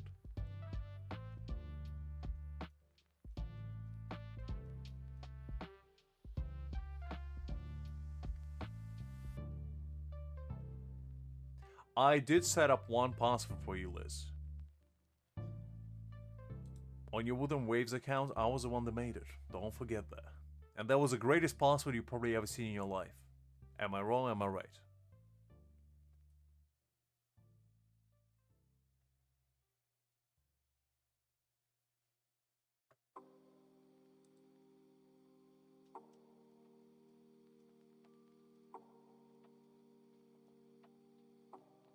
No. Luckily, we avoided the worst happening. It was looking like it was gonna crash, but luckily it resurrected itself. I think it only crashes if it like tries to reconnect for 3 times and it can't, which is a bit annoying, but because the thing is, when I reconnected, the OBS actually shows that I keep streaming even though the stream cuts out, which I don't really know how that works, but yeah, it's maybe universe telling me that I've had enough, but you know what? I'm not gonna listen to universe because I know better. I'll decide when I had enough, which is probably gonna be in about an hour, to be honest. But we'll see. We'll see.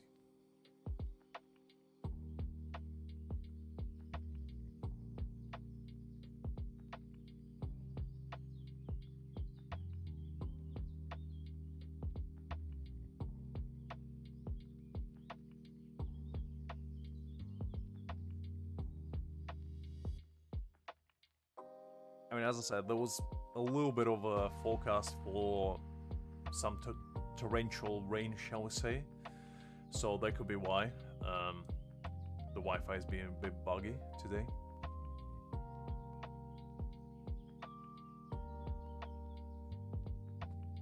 It could be my unbelievable rerolling prowess that makes Zeus himself jealous, and he decided to smite my connection in order to prevent me from achieving my goals. He got me talking about the gods and decided, you know what, had enough. We'll see though, we'll see.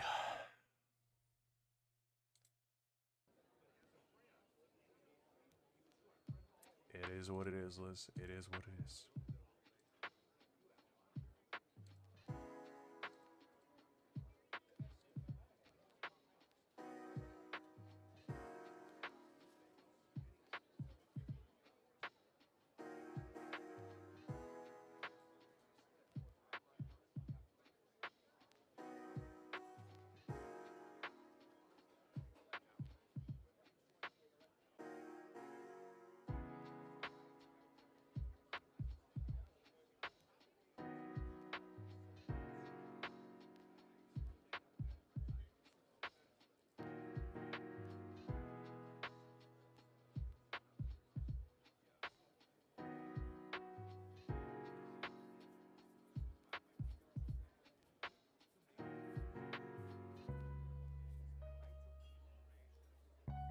Oh, did I miss him? I just realized that actually these hollows, I think they're unique design because I don't remember seeing them from anime, and that's kind of cool actually. I do appreciate that. Although I don't really know what kind of proboscis this gentleman has growing from his skull, well, you know. Oh, Greg, you and your metaphors.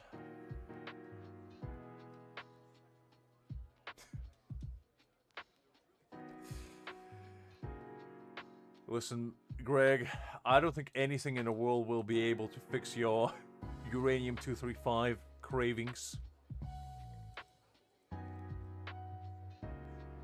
It's like, you know, when pregnant ladies get cravings, sometimes they're like inedible. Like, for example, for like chalk or something. It's the same with you, Greg, but for you, it's alcoholism cravings.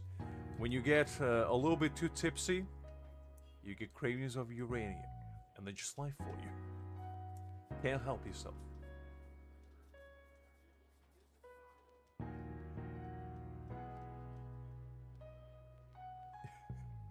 Well, are you, Greg? Are you? That's for you to answer, and for us to find out, I guess.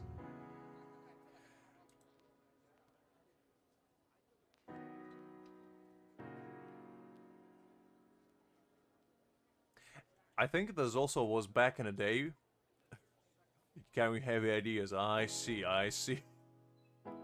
I think back in the day, wasn't there some like rich guy who proposed, I think a large sum of money for anyone who can get pregnant as a guy? So you could be, you know, you could be rolling in the big bucks if you manage to pull it off. And I think you have good chances. You have strong core. So, you know, might as well make big bucks. Had a blue screen moment there. Make big bucks while you're at it. Was what I was gonna say before I had a bit of a stutter. Puberty hit me all at once.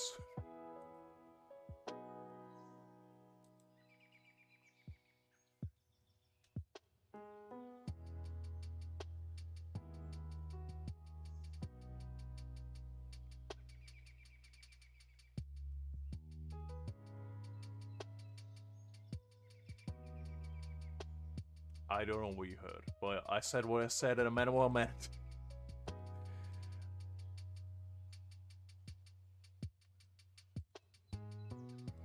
My brain just short-circuited there for a second. So I don't recall what exactly I did or said, but you know what?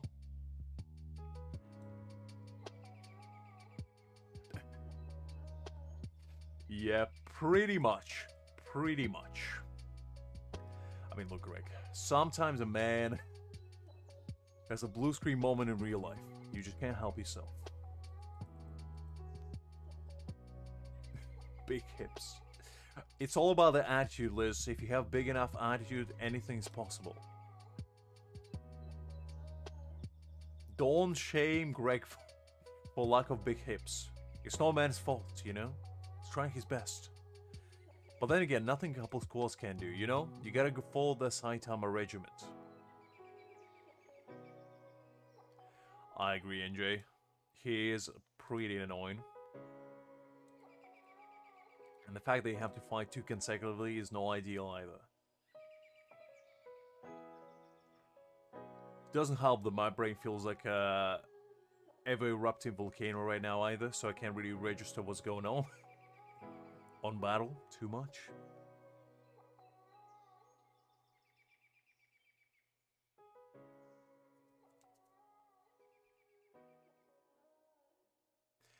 I think you made Greg realize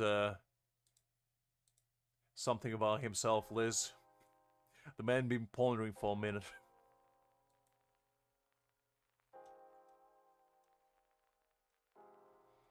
Probably contemplate all his life choices that led him to this decision. Greg, let me know if you succeed though, because you know, I'll be there. I'll deliver the baby if need be. I'll do it free of charge.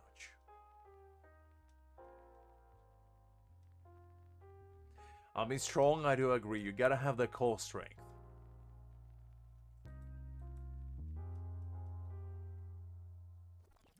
I know, Greg, but the thing is, sometimes, you know, you unlock special prowess when you've been doing something for 10 hours.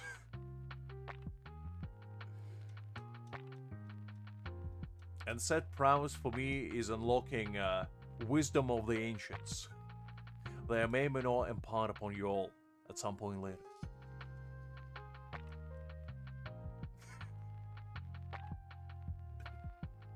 I mean, you know, you gotta do what you gotta do in this life. If a knight... Liz treats a bald-headed gentleman like a little crystal ball, you know? She just rubs it for good luck. Or rather like one of those little golden Buddhas, you know, where you rub their stomach for good luck. Liz does the same, but with the head. She sees Saitama individuals and she just can't help herself. And it's life for you. Sometimes, you gotta follow your cravings. And if rubbing a bald head is what you want in life, then so be it.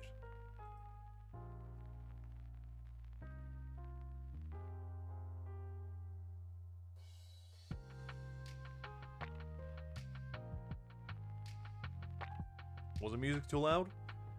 I kind of toned it down a little bit, but then I bumped it up because some songs are louder than others, so there's that, but...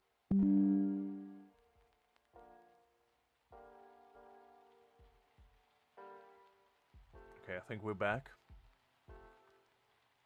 Apologies about that. I don't know what's going on with stream today. I've been getting crashes here and there. This is just one of those moments, I guess. Well, luckily the stream didn't crash, so we count our blessings on that part. But yeah, apologies. It's I think me talking about bald heads displeased somebody in YouTube HQ.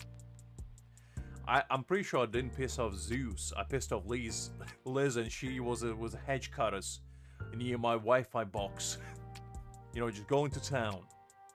And I don't appreciate it, Liz. All I'm trying to say is that you deserve what you deserve. There is nice, beautiful, shiny, bald head within your life. And if that is worthy of cutting off my Wi-Fi, then so be it. I think so. Why do you think she's always here? She's always watching, always listening. And if I displease a big father YouTube, she's always the first one to tell.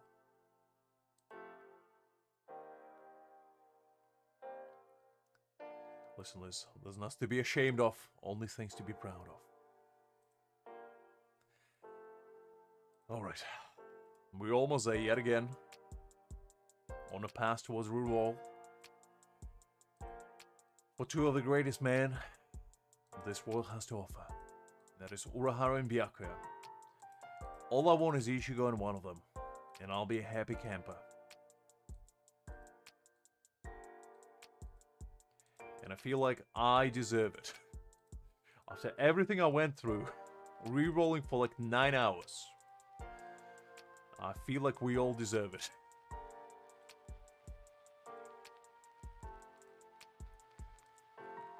Alright. Gotta collect it all? Nope. There we go. Alright, let's see what we can get.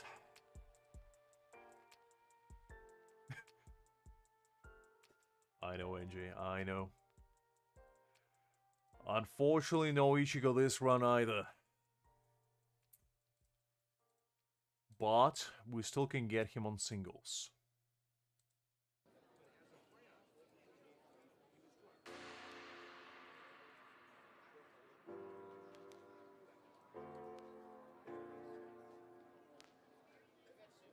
Listen, it's not bullying, it's encouraging, Liz. Don't mistake the two. Bullying is when people do something in order to upset you. Encouragement is when people try their best in order to help you out, to find who you truly are. And that's just life for you. Would a bullying individual tell you to follow your dreams of finding the shiniest and baldiest of heads? Come on. It is what it is. Sometimes, you know, you can't have it all in life. Sometimes you gotta settle for what you can get. And I shall not do that. Until I get what I need. That is. Okay. What shall we do this time?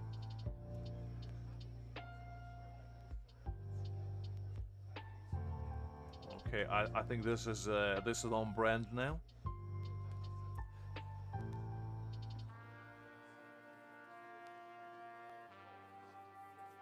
Well, listen, I didn't do anything. I did nothing. I'm just merely, you know, here. I'm vibing. I'm having a good time. Absolutely, Greg. What would you like to talk about? Exactly. I can talk about Uganda. I can talk about, how about we talk about the absolute state of the state of Chad? Because that is quite a state, let me tell you. And it has a lake within the Chad that is Chad itself.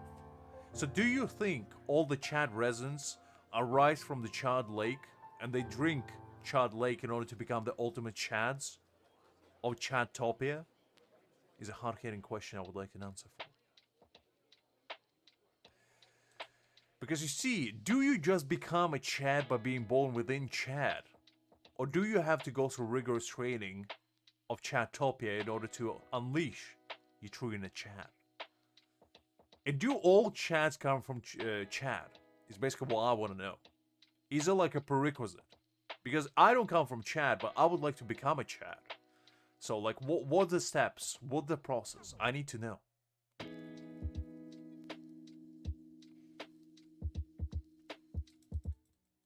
What do you mean evil laugh, Liz? My laughs are genuine and kind-hearted. There's no malice behind them. Only a potential deceit. But in a good way.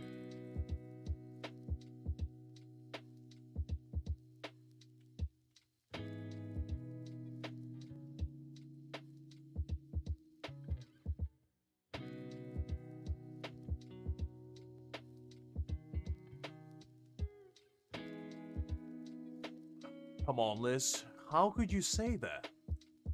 What could be evil in my absolute angelic laugh, shall we say? You know? It's truly a work of the heavens rather than the netherworld. And I could never assume that you would think of me that way. Unbelievable. What could give it away? Is that the look in my eyes? Is that the little, pretext that I hide behind every word I say? Or is it behind the tone that I enunciate with? I don't know. But you can tell me. I know. I just lie for you, sometimes not everybody can become a Chad, and that's just life for you. If we all were born in a Chad, I feel like the life would be so much easier.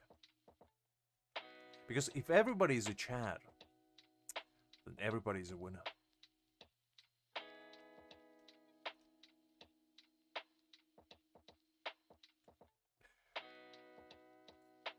I mean, Ikaku is waiting for Liz, longingly waiting for her to challenge him to a duel of honor. And she just doesn't want to accept it. And that's okay, Sometimes we all live in denial of what we truly wish to achieve in life. And all it takes is a little push from those around you in order to truly understand who you are. Don't listen to her energy. She's just projecting, She wants to escape from the truth.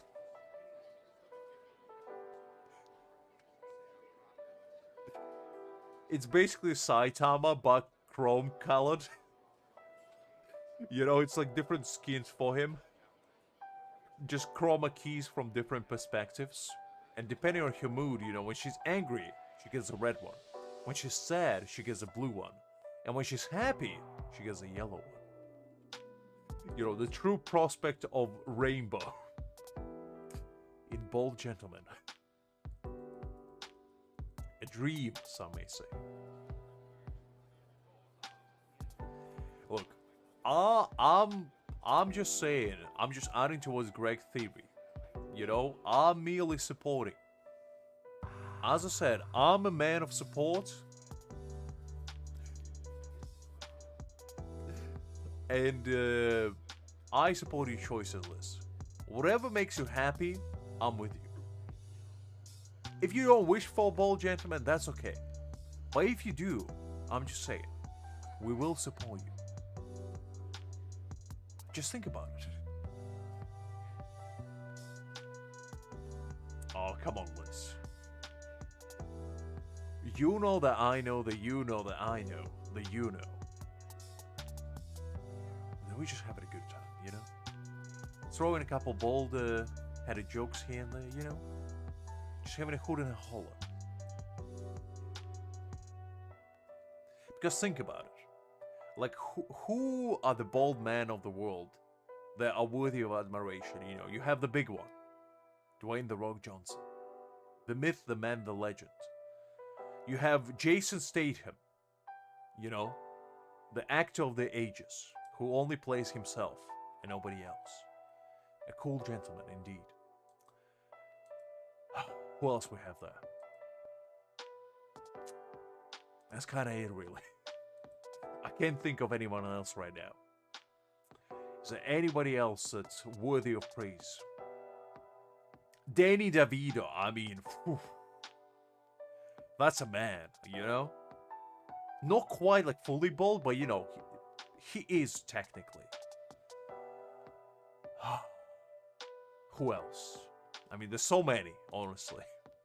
Kratos, I mean, that's the boldest man.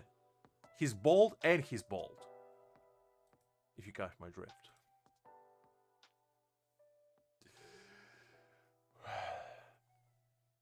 I'll think of more as we go along, you know?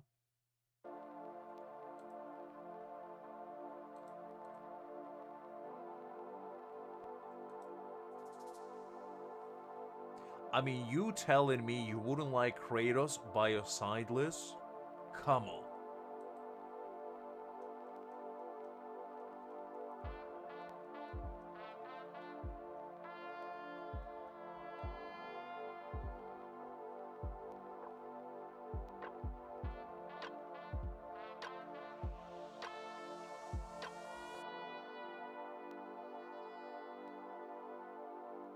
Exactly, you see, Greg gets it. Greg gets it. Sometimes all you need in life to be happy is a shiny dome to keep you safe and from harm's way. And if you do not wish to be safe, Liz, it's, you know, it is what it is.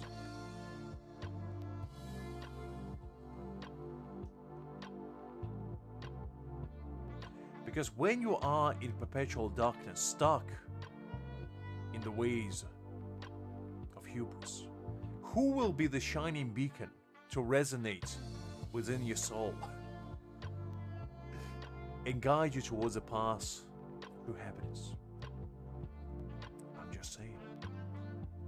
Have you ever heard of reflections? And I'm not talking about refractions. That's a different thing.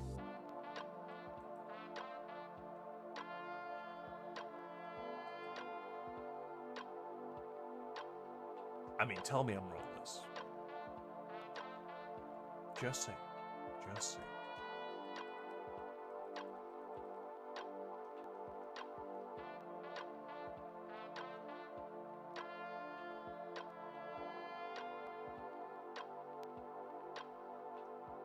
I'll give you a minute to ponder about that one, you know. Just, come on, Liz. How could I be wrong? Okay, fine. You know, not everybody is ready for enlightenment quite yet, and I do understand. It takes time and effort, you know, but it's okay. We'll get there. We'll get there eventually.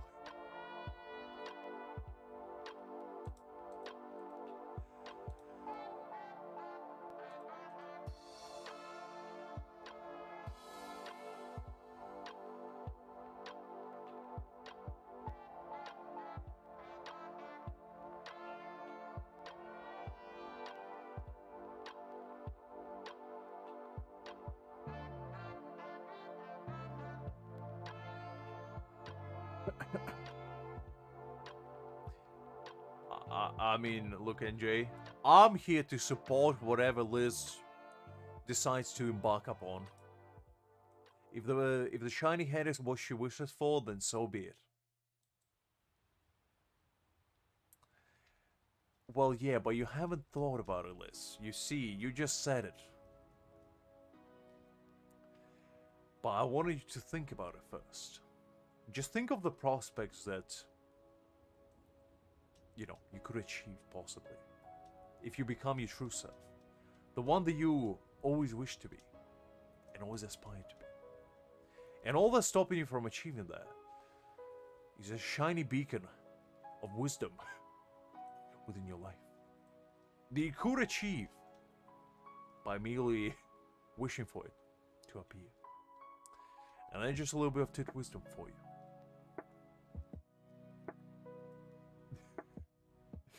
I see, I see. Well, I'm always looking for, you know, hot wisdom singles within my area. Like a little enlightenment here and there goes a long way.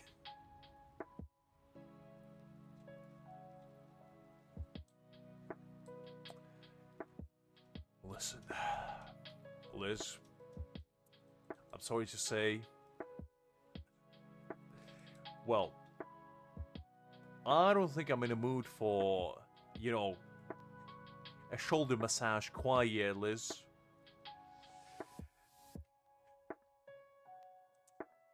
And I would be afraid to, you know, damage your prowess of fist nature, because if your fist didn't crack before after unleashing fury of, or rather barrage of punches upon my being, I'm pretty sure they'd be cracking left, right, and center.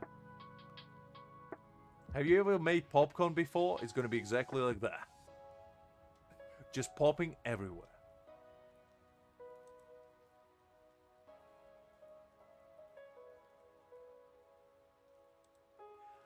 I'm just saying.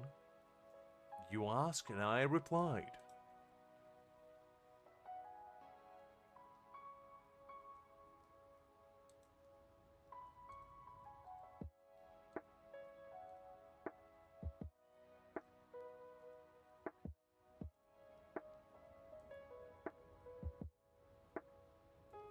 I play on the emulator. I'm using LD Player. It's probably the best one, and I think there's actually a client you can download if you play like CA version, where you can get like a little emulator for this game specifically. But I don't know if it works for global and like other regions. No, is absolutely fine. No worries there.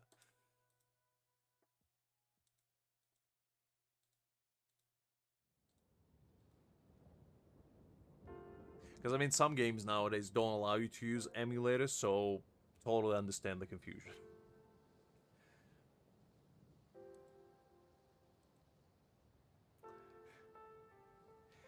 I will get the worst? Not even the worst? Ooh, Liz, that's kind of threat you can't just be throwing around. Come on. We're just having a good time.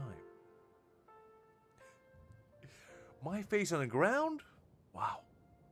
That'll be a new one. It's too far down, Liz. I can't go that low. My old knees will not take it. How about we meet halfway? I'll squat down. What do you say? Will that be enough for you?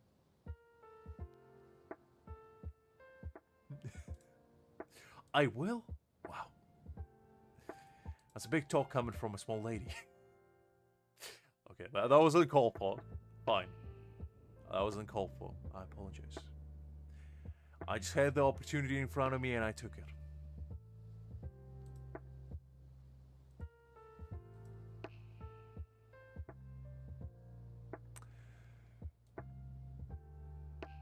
Ooh, that's kind of good. Are you free to play, Nub? Because if you are free to play, that's kind of nuts.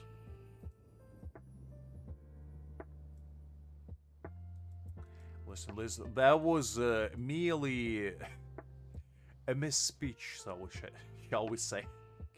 I can't speak anymore. I appreciate your enthusiasm, guys. Between Liz's bits of rage and your support, I appreciate it all. You gotta have both. The best of both worlds, shall we say. As only with such prowess combined can we achieve greatness. Alright, let's see what we can get.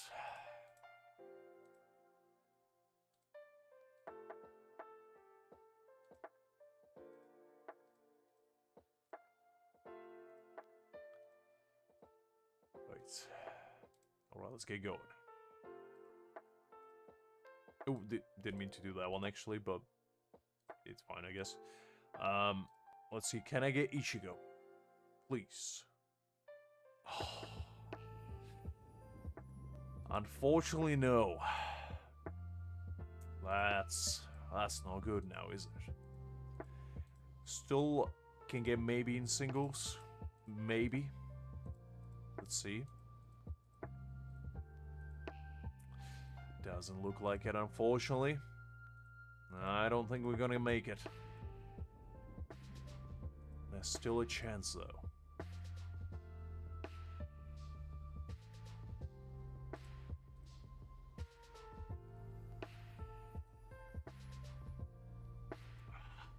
Not quite there.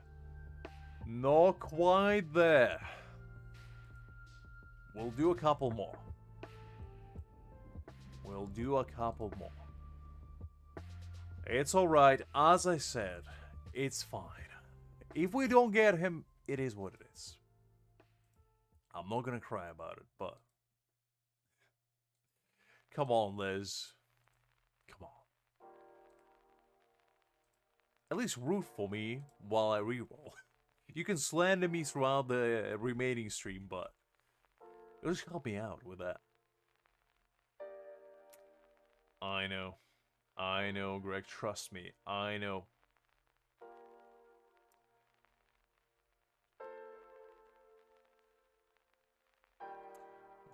Okay. This will do.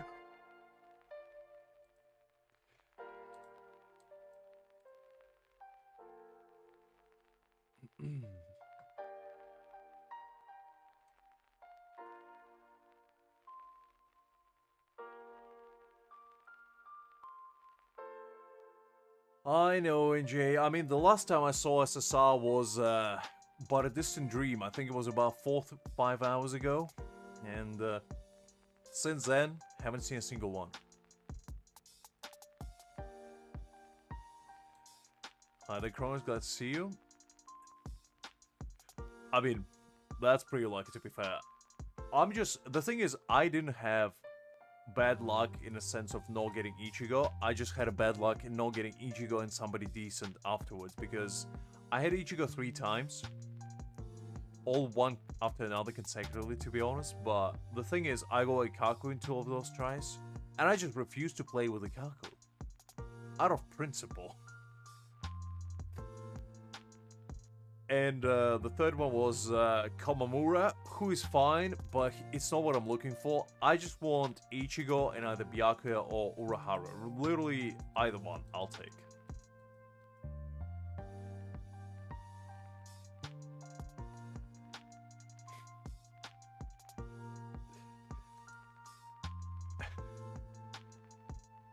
Greg, I'll never get tired of your eternal wisdom. They just roll out of nowhere.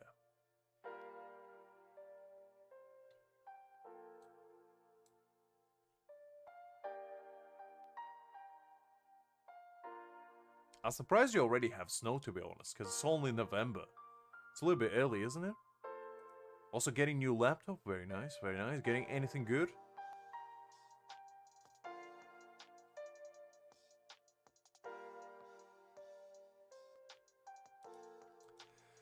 Well, let's do some counters.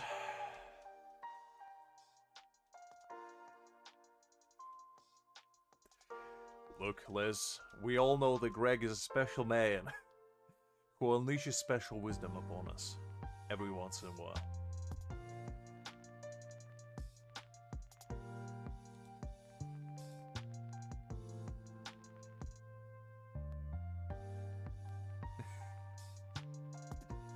Really?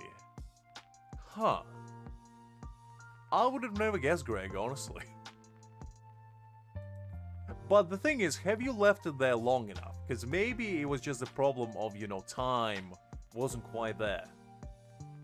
If you left him maybe for a couple more years, I feel like he would have went there. He probably was still in his evolution phase, and you just took him out a little bit too early. As somebody that never had a hamster, I feel like that's definitely a way.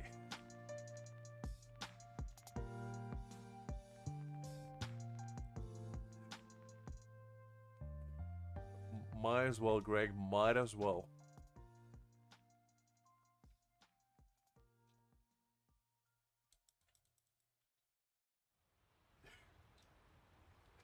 Look, Liz, it's okay.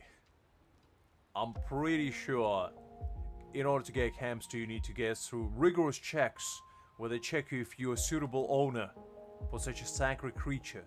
And definitely you can't just go to a random roadside shack and get one for like $5. That's definitely not gonna happen.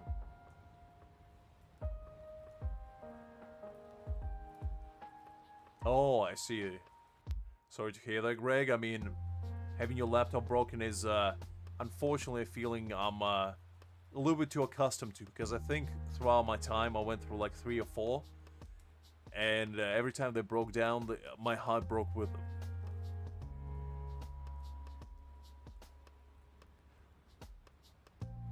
Well, the thing is, if you go 1.1K, Greg, you might as well just go for PC, to be honest. Well, actually, no, because you live in a dome. It's probably too much hassle moving around. But you can get a decent laptop with that, to be fair. And there's quite good ones out there nowadays. Relatively affordable, I think.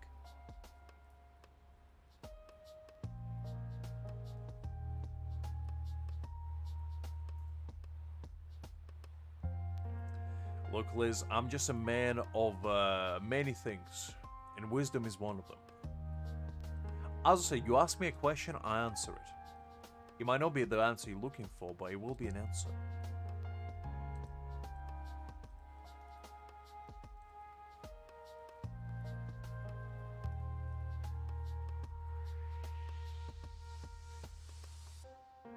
Any brand you keeping an eye on, Greg? Or you just gonna peruse around and see what you can find?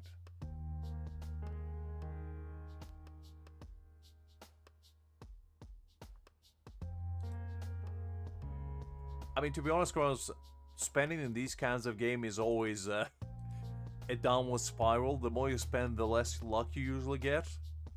Because as somebody that has been a dolphin tier, kinda, in these kinds of games, and somebody that has been free-to-play in a lot of them, I usually get way more lucky as a free-to-play. And I feel like that's just the way of the world. The more money you spend, the less luck you get.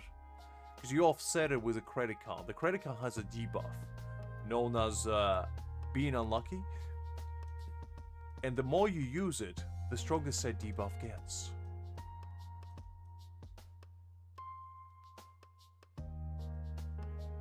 Oh yeah, that's pretty good, Greg. That should last you for a while, to be fair. I know. But that's my secret towards success, Greg, you see? I play games until I achieve success in them, and then I quit halfway before I achieve failure. That's how it works. Because if you don't fail, you always succeed.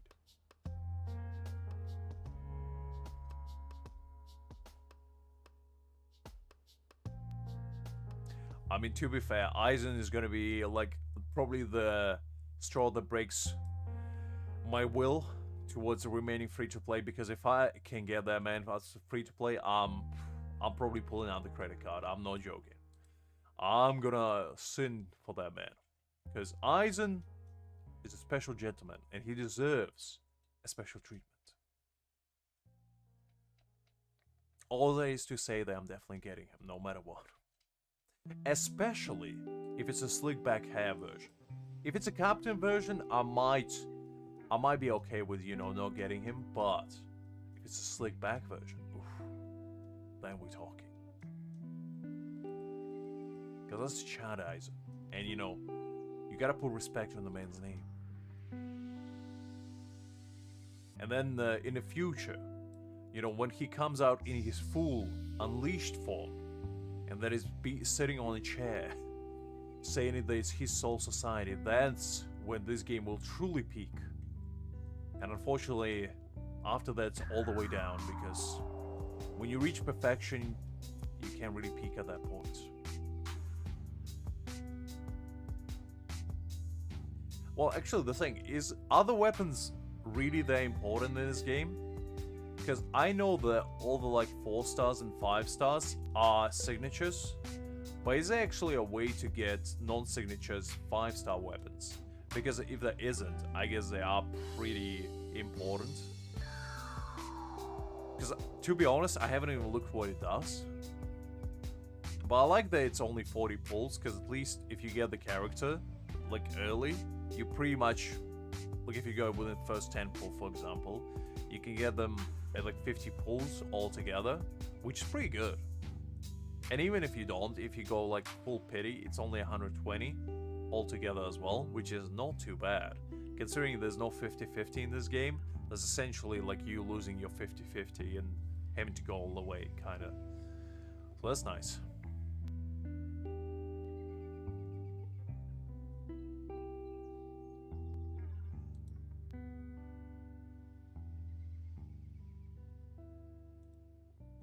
Although I do think the next character that comes out is probably Toshiro, who I do quite like, to be honest.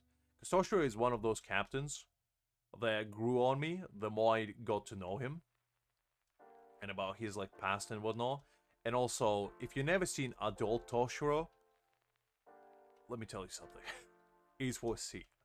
Because adult Toshiro goes from little baby man to an absolute Chad. Liz, I honestly thought you already ate like 3 times. And I'm surprised you haven't, because you said that about 2 hours ago. So definitely go get some food. I don't want to be responsible for you collapsing on the floor, you know, malnourished. Get yourself like a sandwich or something.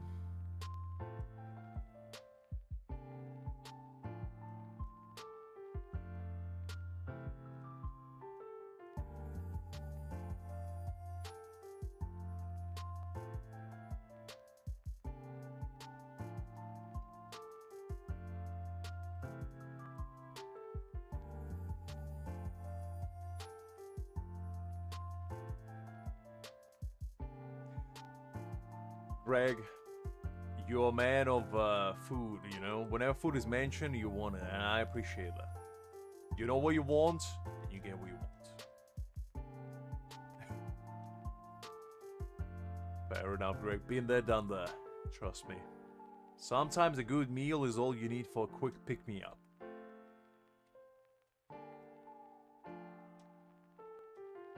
I mean, isn't it like 1 AM for you as well? I'm pretty sure your roommate not gonna be particularly happy with you walking around and making a delectable meal at 1 AM. Like whipping up like a nice carbonara or something, you know? Or like some nice egg hollandaise. Oh, you are at home, I forgot about that.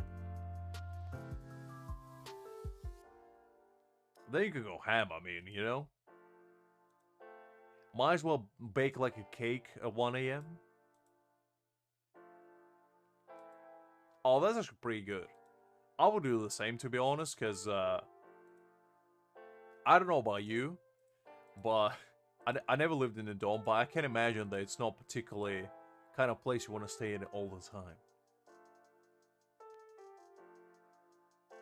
That's good, Greg. Get some nice rest in you, you know? Recharge your social battery, and then go back to conquer the uni. Because I only been to college before, and that was already socially draining enough. And I can only imagine the uni is like times 10 there.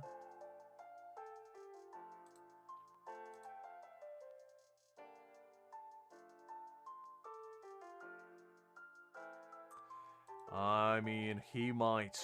I am hopeful. I am hopeful.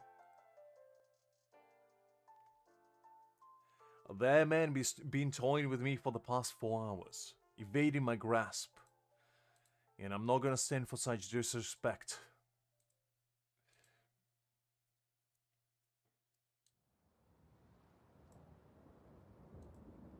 Because, I mean, we've already been doing this for like, what?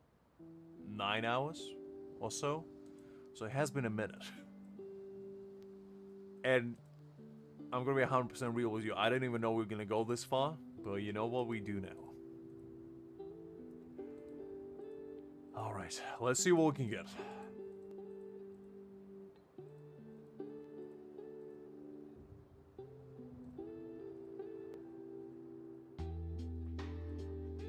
Ichigo come. Oh, wait, hold up.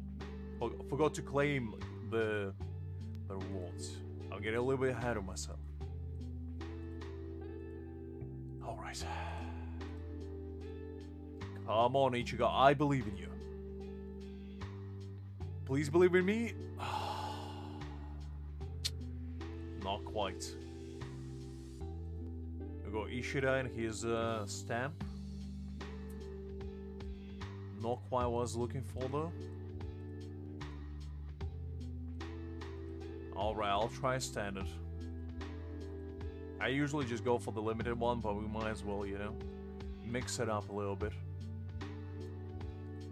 Let's see what we can get.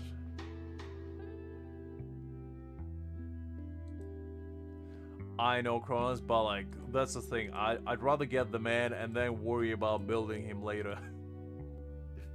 Because getting him is a hard part, you know? It's not actually waiting. Because I can wait for days, but getting him is the hard part. Okay, let's do a couple more singles.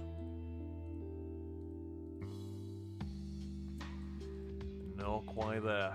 Alright, let's do one more. And after that, I'll consider stopping. But we'll see. We'll see. Because, I mean, tomorrow's Sunday is anyway, so... I mean, I could wail in and just get him outright. You are correct there, Greg, but that wouldn't be fun, you know?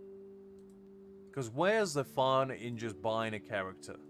I'd much rather suffer and, you know, feel like I achieved something by getting him than just bulldoze my way through life with the almighty credit card.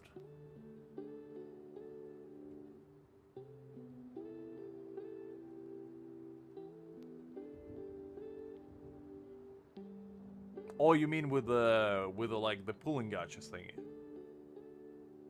Yeah, but that's for what you call it, the weapon banner. It's not for character banner, unfortunately.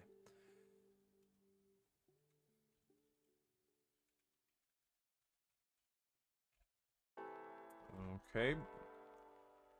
This will do. Yeah, I know what you meant. I actually didn't realize at first I could buy them at all. So like the first 4 hours, I wasn't buying them.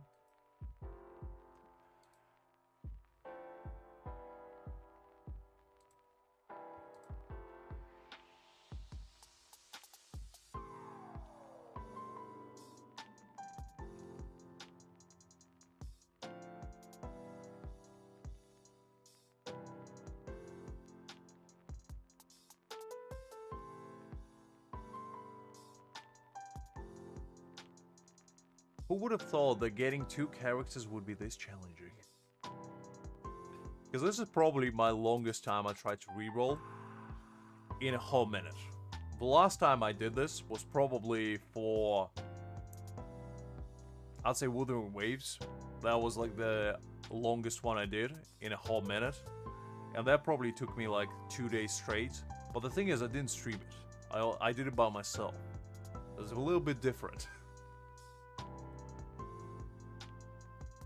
I'll give it either 1 or 2 more tries. Listen. I said in a while, Liz. In a while. I didn't mean all the time. That was definitely the longest cut. I took the whole months for that. So I definitely never will peak after such a showcase of my prowess. But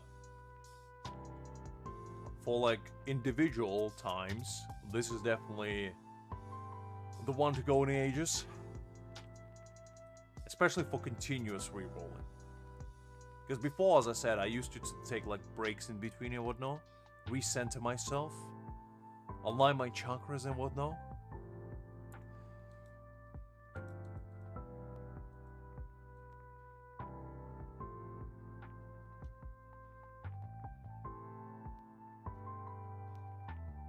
And the thing is, I did say also that I was rerolling till like 5 AM as well.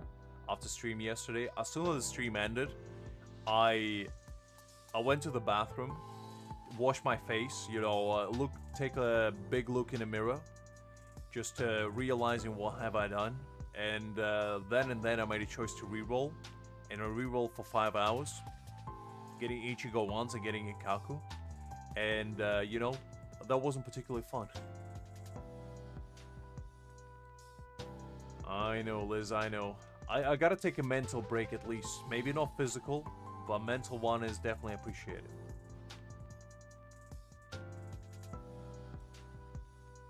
No, it's absolutely fine, Kronos, no worries. I do appreciate that it's probably quite late for majority of you guys, except Liz, who lives in the imaginary time zone known as, you know, America. And they're just not real. UTC time? What is that? Never heard of it.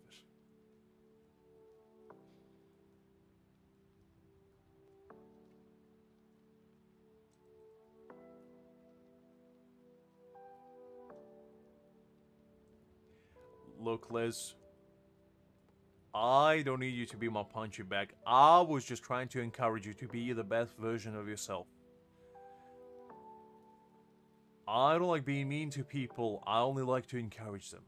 In a very profound way that only I can. That is all.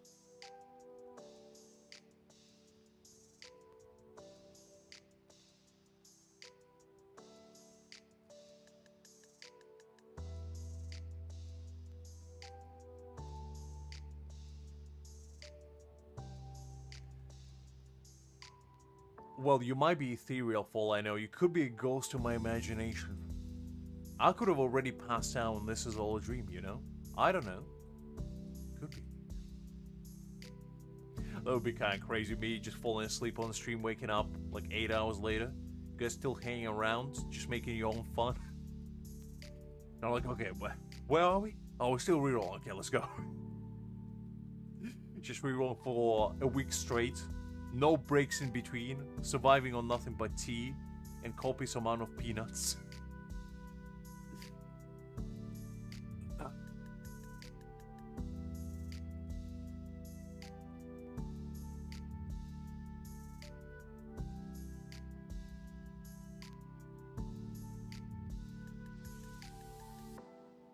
It takes a special kind of lady, Greg. We wouldn't understand. Liz is an enigma. And as such, she makes her own rules.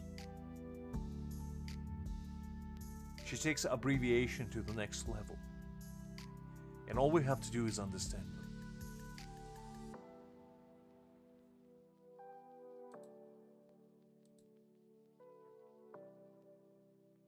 Look, I'm not saying anything.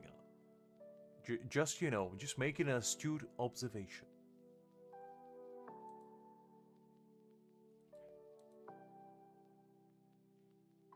Oh yeah, have a good one, Liz. Forgot to say.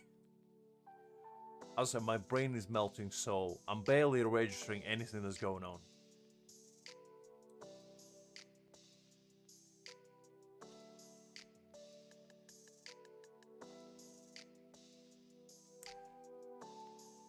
I know, Liz. I mean, Enigma is not really, you know, anything bad. It's just, it basically means unusual or special, rather. And I feel like that describes it perfectly.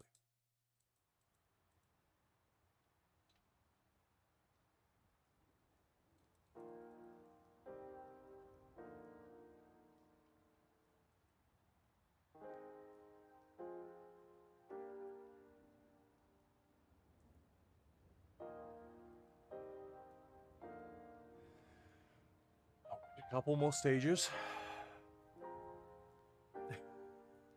Does shit out. Well, she's a smart lady.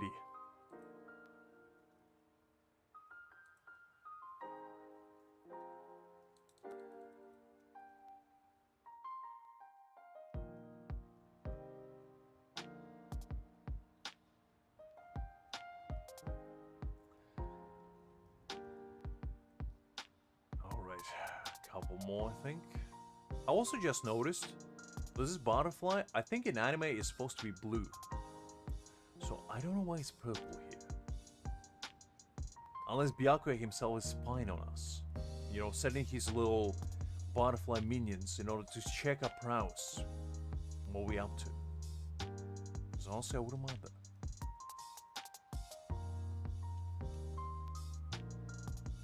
Oof, don't do that. Greg, it's not orange. What are you talking about? Are we gonna debate colors now? What do you mean it's orange? It's clearly purple.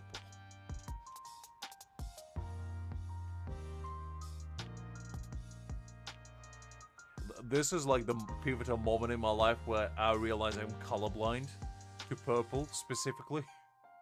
And I can realize that it is indeed orange. And all this time I thought purple things were orange. And the other way around. Whew. Ah, Liz is joining in on the fun. So we are all colorblind indeed.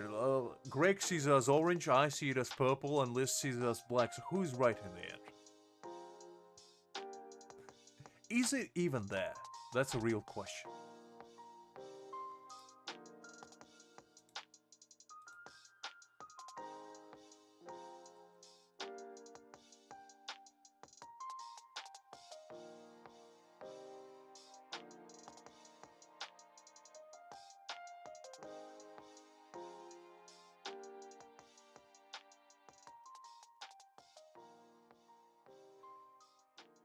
I do know about the countercross, it's just my brain, as I say, is melting right now, so I barely register what I'm doing. The fights right now are barely done on instinct rather than precision. I'm just spamming the basic attack and hoping for the best.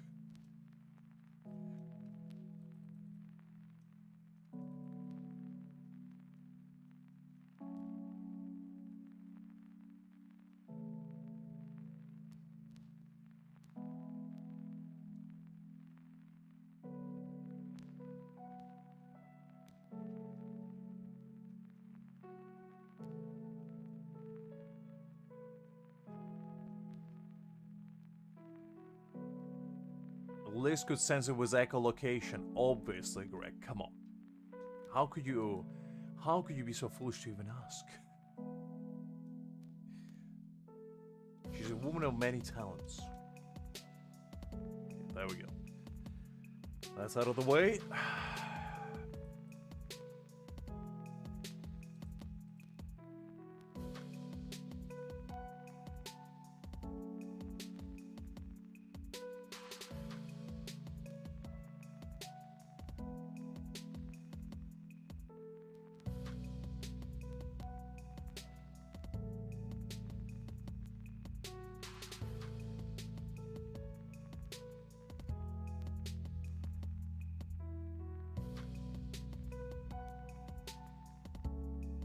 Almost there. Hopefully this will be the last one. This will be a perfect way to pay off all our suffering that we incurred today.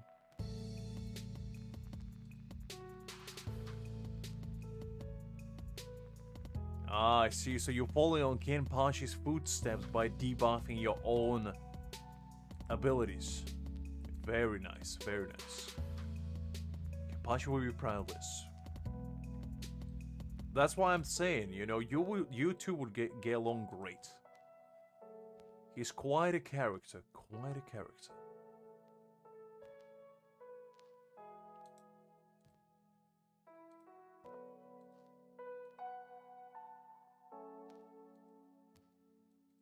Oh, hold up.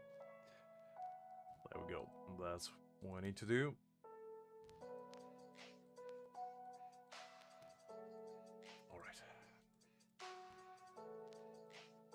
Now, let's see what we can get.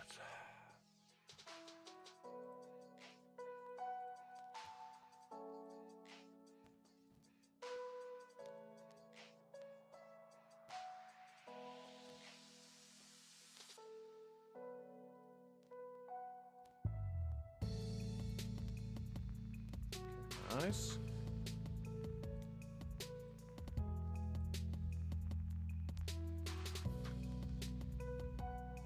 Okay, Ichigo, please. Come on. Finally! Finally, we got him again. Well, what it took? Only like 5 hours?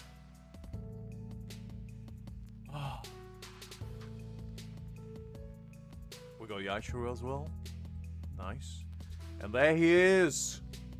The man, the myth, the legend himself. Finally showed up on our doorstep. Ichigo Kurosaki Bankai. We got 2 Yachiros. Man, this temple is goated. Look at that.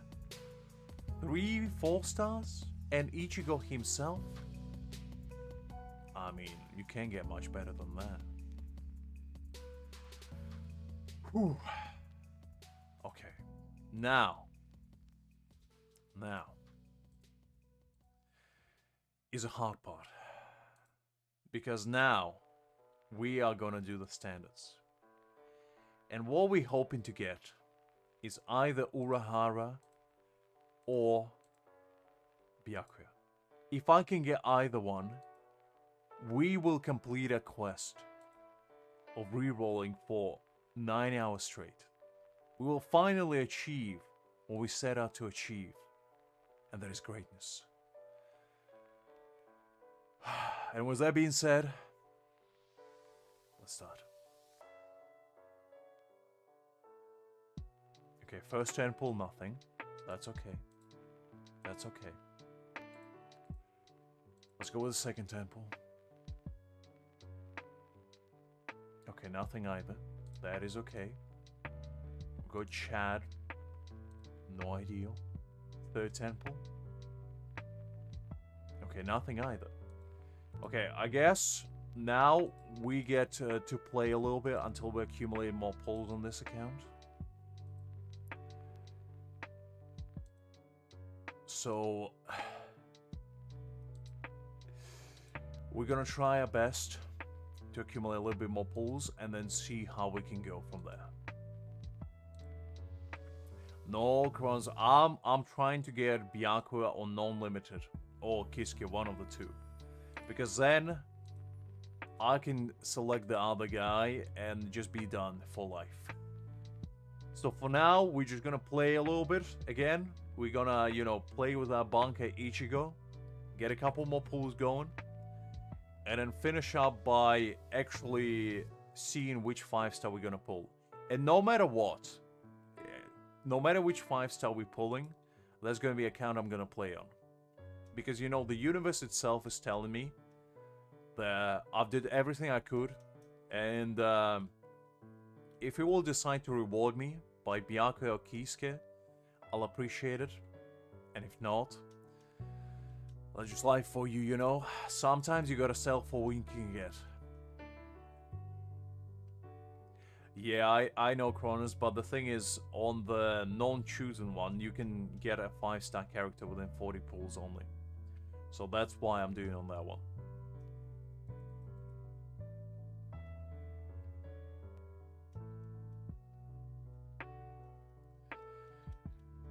And after we do it on that one, I'll say if we get Kisuke or Byakuya, that would be ideal. I'll settle for Tosen. You know, Tosen would be okay. He wouldn't be ideal, but, you know, I'll settle for it.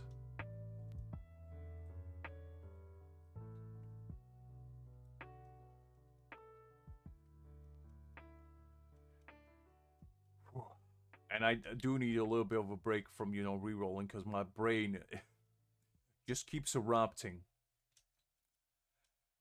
from the unbelievable amount of times I have to do the same fights. And I just need a little nice break to, you know, fight some new enemies. Get a nice prowess going.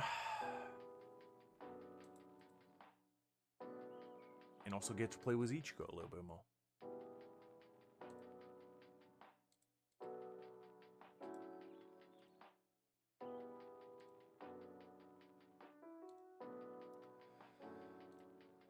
Okay, I think this is when we can start using him. Yes, let's go.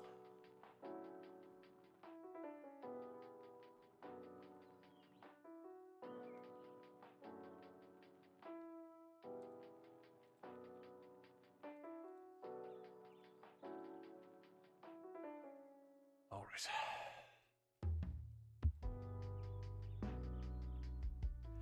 Absolutely no worries, Greg. I appreciate you sticking around for a while, even though it's kind of late for you.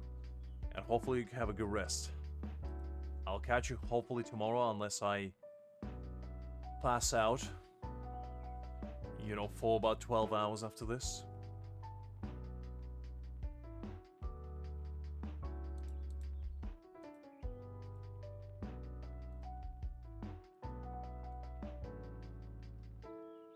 Alright, there we go. I couldn't use him before. Well, that's why Cronus, but I do actually like him. He's a very fun character. Because I really like fast movement speed in a lot of DPSs. I'm not a big fan of like slow characters, and he kind of fills that gap.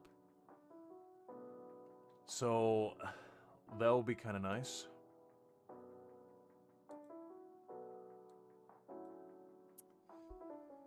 All right. Let's investigate.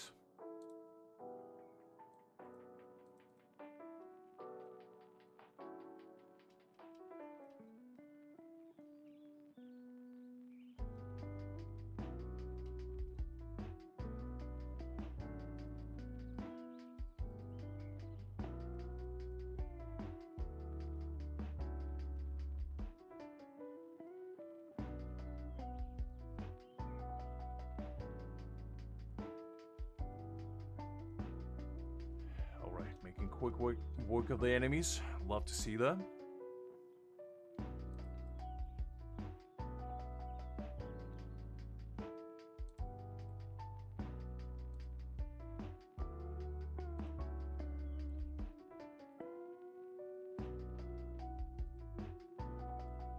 Let's level up Ichigo as well. Let's put on him... Actually, did I get any decent ones? Oh wait, it was applicable to all. Hitting enemies clicks vulnerable. Oh, this one's actually pretty good. Let's equip this one. This one will be decent on him. And let's upgrade his weapon. There we go.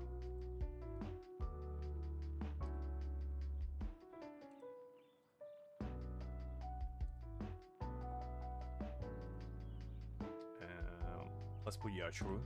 She actually buffs Ichigo a little bit. So that would be kind of nice for him.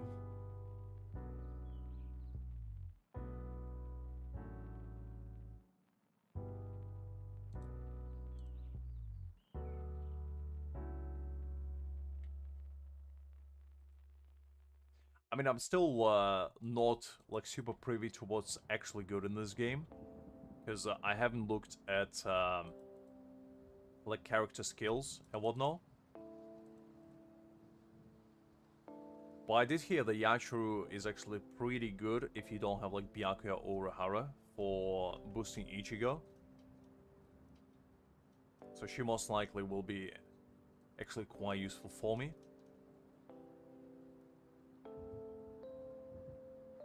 Because I think her entire gimmick is basically she can play outside of the field, because she kind of like stays on the field and keeps giving buffs, and all you need to do is just basically switch to her occasionally, every now and again. She will give you like a nice boost, and then Ichigo can pop off on himself, so that's quite nice.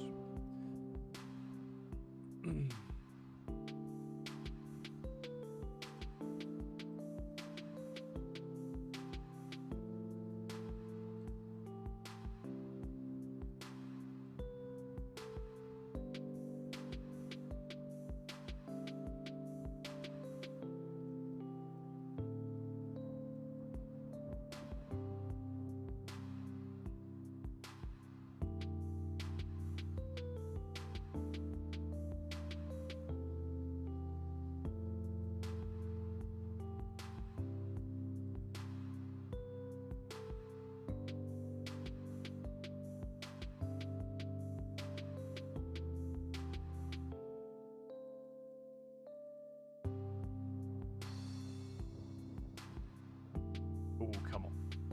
That was a bit uncalled for.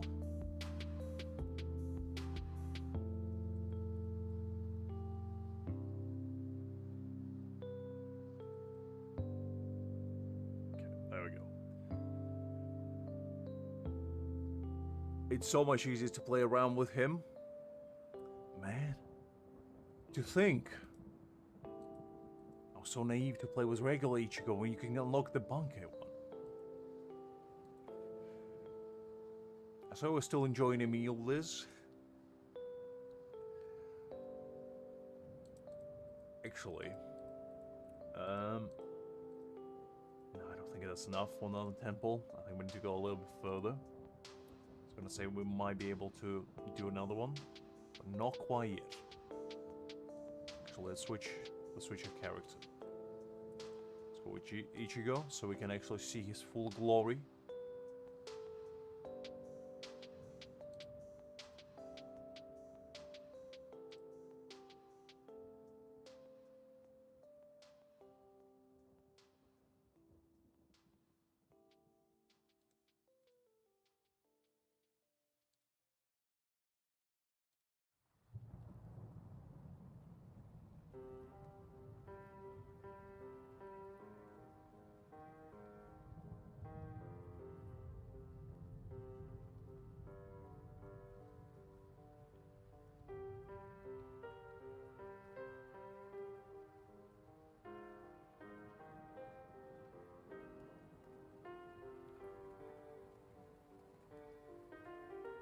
I think that we unlocked the second chapter.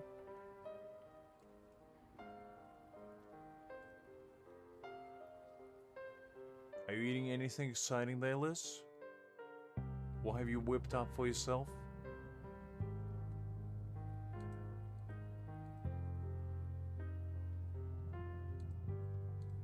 Can you be my enemy? Well, it depends how nicely you ask, Ishida.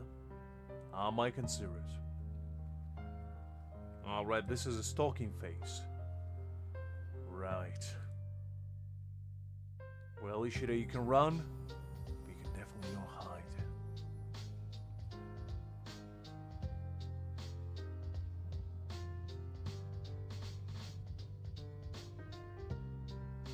Alright, duped him yet again. Now all I need to do is don't expose my cover.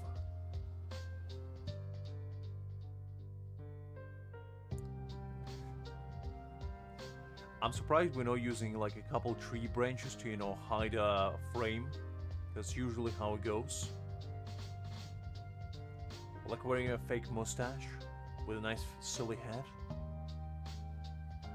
I mean, a bag covering face could be one, I guess.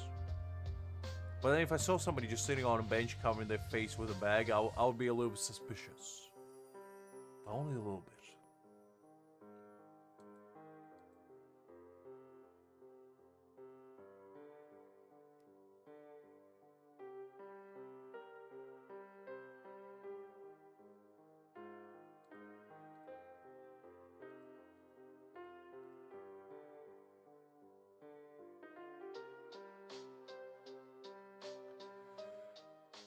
Okay, let's go for the second stage.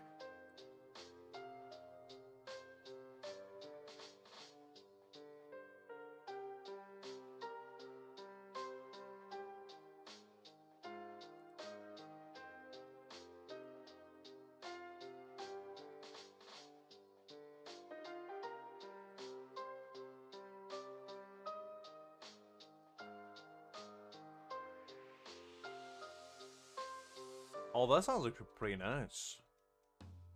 Did you make it yourself, Liz?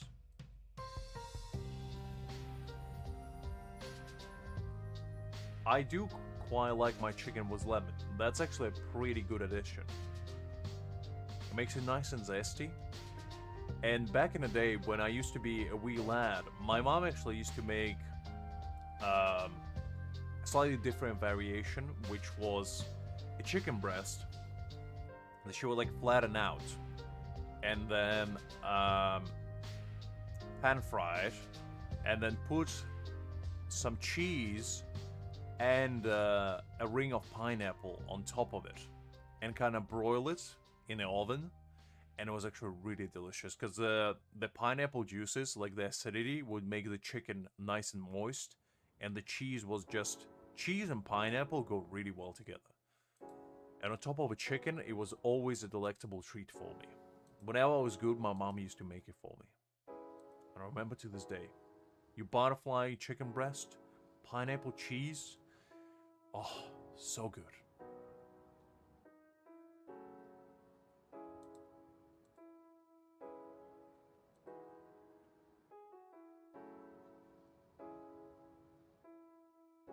It was.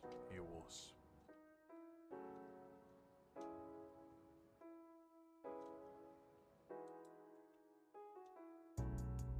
Actually, I haven't had it in a while. I might make it for myself at some point because that just brings back the memories. I think you should. If you love pineapple, it's like an easy winner. If you don't, it's a little bit more tricky. I mean, pizza is bomb as well. I do love me a good pizza.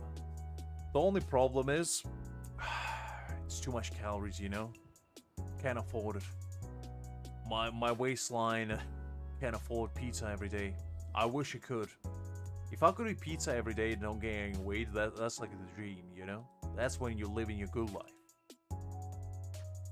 Because I remember so sometimes I read up like weird articles just because they pop up in my feed whenever I like open browser. And one time there was an article of like 10 most addicting foods in the world. And a lot of them were like expected, you know, like ice cream, cookies, you know,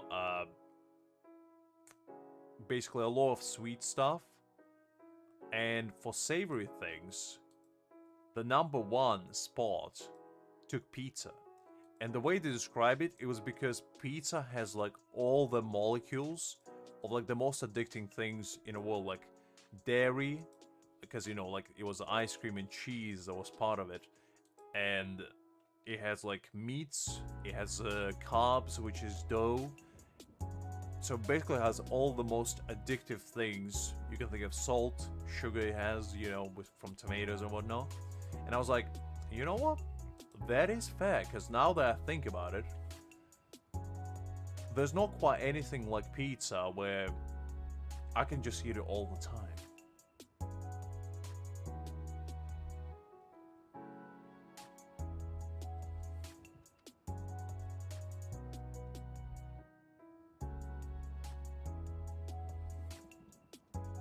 Yeah, I remember reading it, but the thing is, being addictive is kind of subjective, because some people might not like pizza at all, because they, for example, don't like cheese, you know, so it doesn't really apply to them. But I feel like universally, probably sugary treats are the most addictive ones. Because, for example, I love fried onions. I feel like that's one of my most addictive foods I can eat, because occasionally, you know, I grew up eating like country-style potatoes, which is basically you dice potatoes into small little strips, kind of like French fries, but a little bit thicker. And you pan fry them in oil. And a lot of the times what you would add would be like onions to it, and sometimes you would add like diced chicken or something. And that was like my go-to comfort meals for a long time. And onions was what made it really good. So I have always a weak spot for fried onions. I can eat them on anything, even by themselves, to be honest. They slap. And the way you make them even better is if you fry them with a little bit of garlic. Oh, that's just a treat. You know, you put it on a nice bed of either rice or some mashed potatoes. Oof. I mean, you're talking a treat that can be beat type of prowess. I also forgot to equip my bankai Ichigo for this, which is unfortunate, but you know, it is what it is. Because like garlic and onions, I know they're quite polarizing, But I grew up in a country where those are pretty much the main staple in every single savory dish. In fact, we had our own version of like garlic bread where we would just take a piece of rye bread, untoasted, like just plain piece. We would take a piece of garlic and we just rub it on bread and just eat that together with like borscht or something.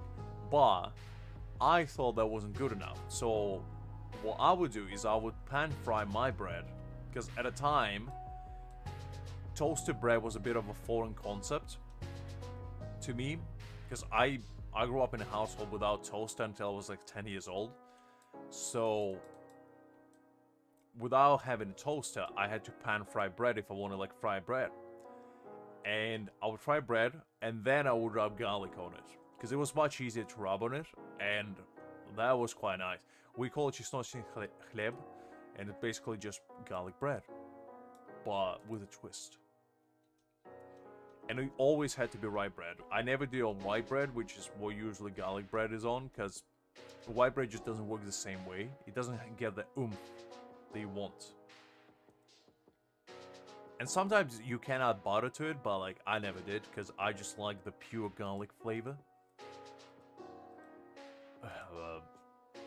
I mean, I wouldn't be able to tell you in English, to be honest. But it's basically just garlic. But think of it's a piece of rye bread with just raw garlic on it. It's not that complicated.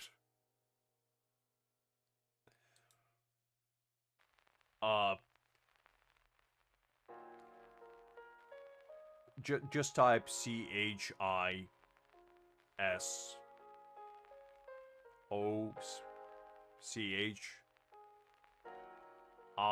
and then just HLEB, and then it probably will come up for you. Just type in English letters and they should come up. It's not really a dish though, it's something I was making, and that's just what we called it. So I don't know if it's an official thing that we just do in Ukraine, but it might be, to be honest. Because a lot of people used to do like fried bread with garlic on it. And I'm telling you, it slaps. Because you get the pure garlic flavor, and the rye bread just complements it much better than white bread. Because it gives it a nice like crunch. And for whatever reason, I don't know if it's just me, but whenever I made like fried bread or toast bread, was basically with rye bread, it was always much crispier than it is with white bread. And I don't know if it's because of like the flour that's obviously used for making it, but I always just find it crispier. So that was always a winner for toast as well.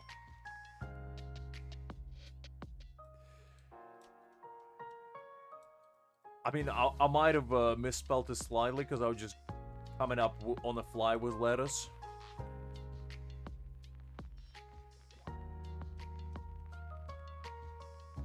I'm glad you're enjoying Kronos.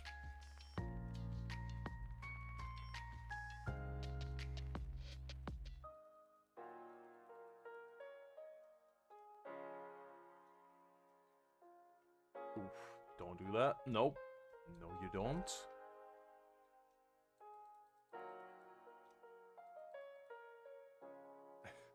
I'll type in DM for you later.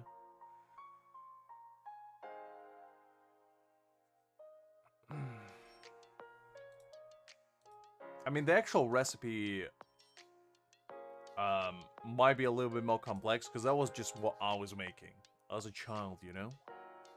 And usually, with borscht, I would have at least like 2 or 3 of those, and that was my meal. No wonder I was a little bit chubby as a kid. Eating bread with garlic on it all the time.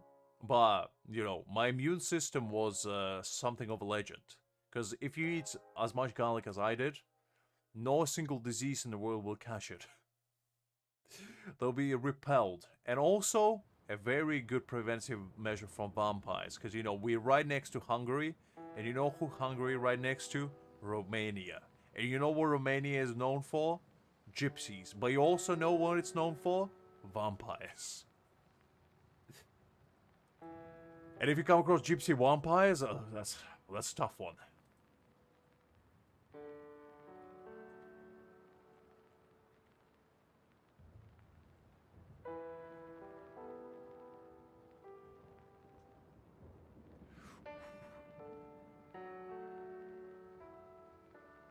Okay, Big Manos, I'm coming for your feet.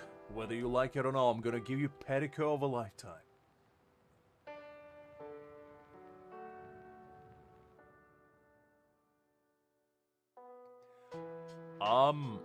I mean, I can give you some recommendation, definitely, because I know Russian food as well. I mean, my grandparents grew up in USSR, so, you know. We all have similar enough food. Similar customs as well, so, you know. I don't know, Liz. Is it? Is it now? I mean, those shoes do be pretty swanky, so, you know. I'm not too offended, I guess. This is an accurate representation of what it would look like if Liz and I fought in real life. And, take notes, Liz, because I'm the David in this situation. And you're the Goliath, shall we say.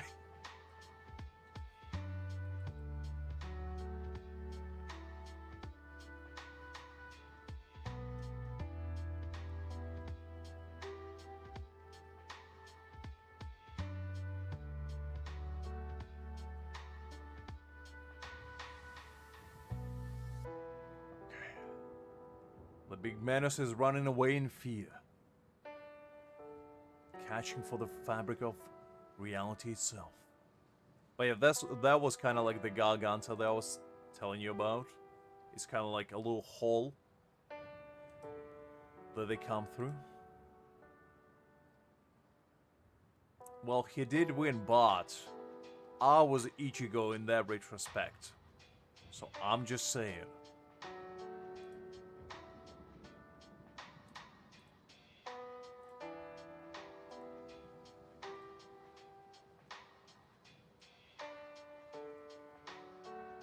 Okay, I think this is where we finally might be able to get a 5-star. And most likely call it a day after that.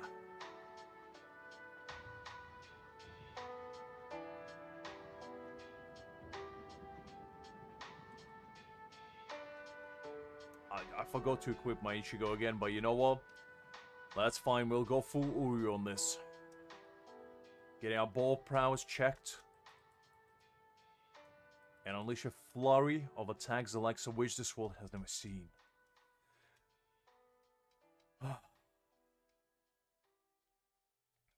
Unless I don't get him on the next 10 pull, in which case we're gonna grind for 10 more. But you know what? We'll get to that when we'll get to that.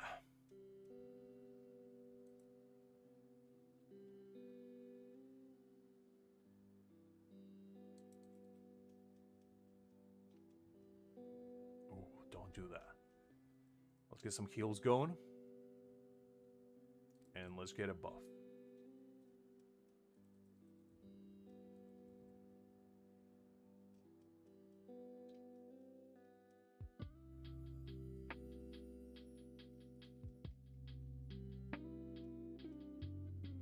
Good. Let's unleash the tactical skill. There we go. Most dish. Well, that's a good one. What could I recommend? Chicken Kiev would be like my go-to personally, because I just love it to absolute bits. But I don't know if in Russian restaurant where they will have it, because not all of them do, because that's kind of like a Ukrainian thing, but it's basically a chicken cutlet that's breaded and fried with garlic butter inside. And when you cut it open, the garlic butter just oozes out, and it's absolutely delectable. I love it a lot. What else can you get? I mean, there's obviously a bunch of salads, but I wouldn't really recommend for them unless you're a big fan of mayo, because everything is kind of slathered in mayo. And, yeah, it's not particularly great, I'd say. As I said, unless you love mayo, that is. Because if you do, then it's probably for you. The other thing you can try... I mean, they probably will have borscht, so if you never had it, because it's kind of like a Russian thing as well, you can probably have that too.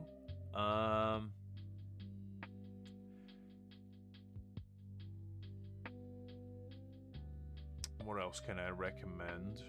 There's a bunch of, like, meat-forward dishes, which, depending on, like, different variation, like, beef stroganoff is a big one. Because, like, the one that they make in Russia is usually on a bed of mashed potatoes rather than with pasta they usually get in the West. And I used to love that a lot, so that's a good one if you manage to get it.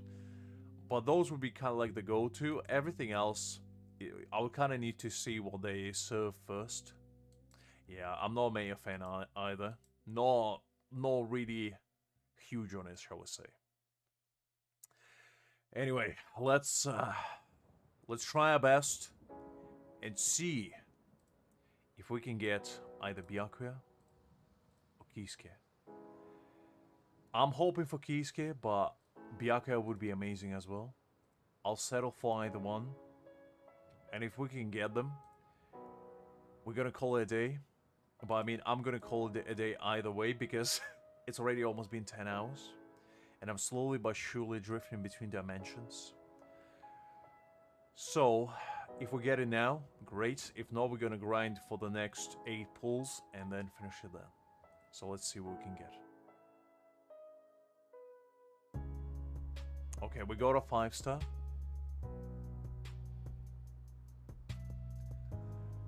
Let's see if the Lady Luck will smile upon us. Can we get Byakuya or Kisuke?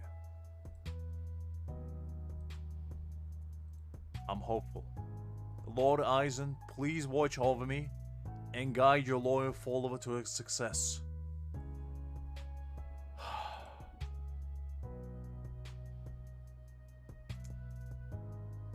You can't make this up. You just can't make this up, can you?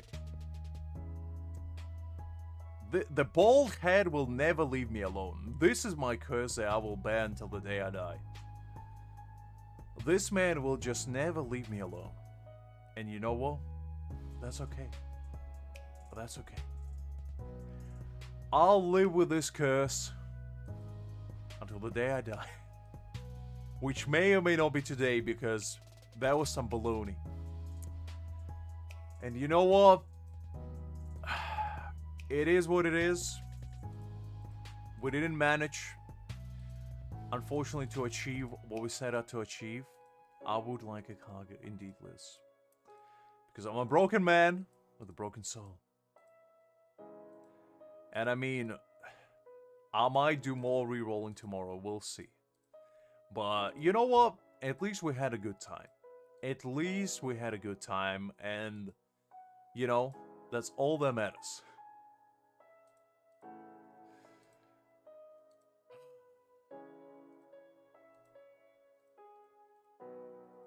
It's not the ending I was looking for, but it's the ending I guess I deserve. Anyway, I think I'll probably call it a day there. It's been quite a journey. Thank you everyone for joining me on it. Unfortunately, we haven't achieved the perfect start that I set out to achieve today. 10 hours later, unfortunately, all we got is the Kakus, but, you know, I might still reroll tomorrow, or maybe not, we'll see. I might need a day off, to be honest, because I was planning to stream tomorrow, but my voice is knackered, and so is my brain, so I might take a day off tomorrow and just regroup. But if not, I'll hopefully see you tomorrow at like 1 PM or something, maybe 3 PM like today. I'll have to wait and see. When I wake up, how do I feel? Because right now, I'm mentally drained. So anyway, thank you everyone for watching. And as I said, hopefully I can join tomorrow, but if not, definitely on Thursday. And we'll play more of this game, one way or another. I might do a couple sneaky rerolls myself offline, and if I do, I'll share the results. Anyway, I hope your pulls go better than mine. I hope you get Ichigo and anyone else you wish for. But until then, have a good evening or night, depending on where you are. And I'll see you all later. Bye-bye.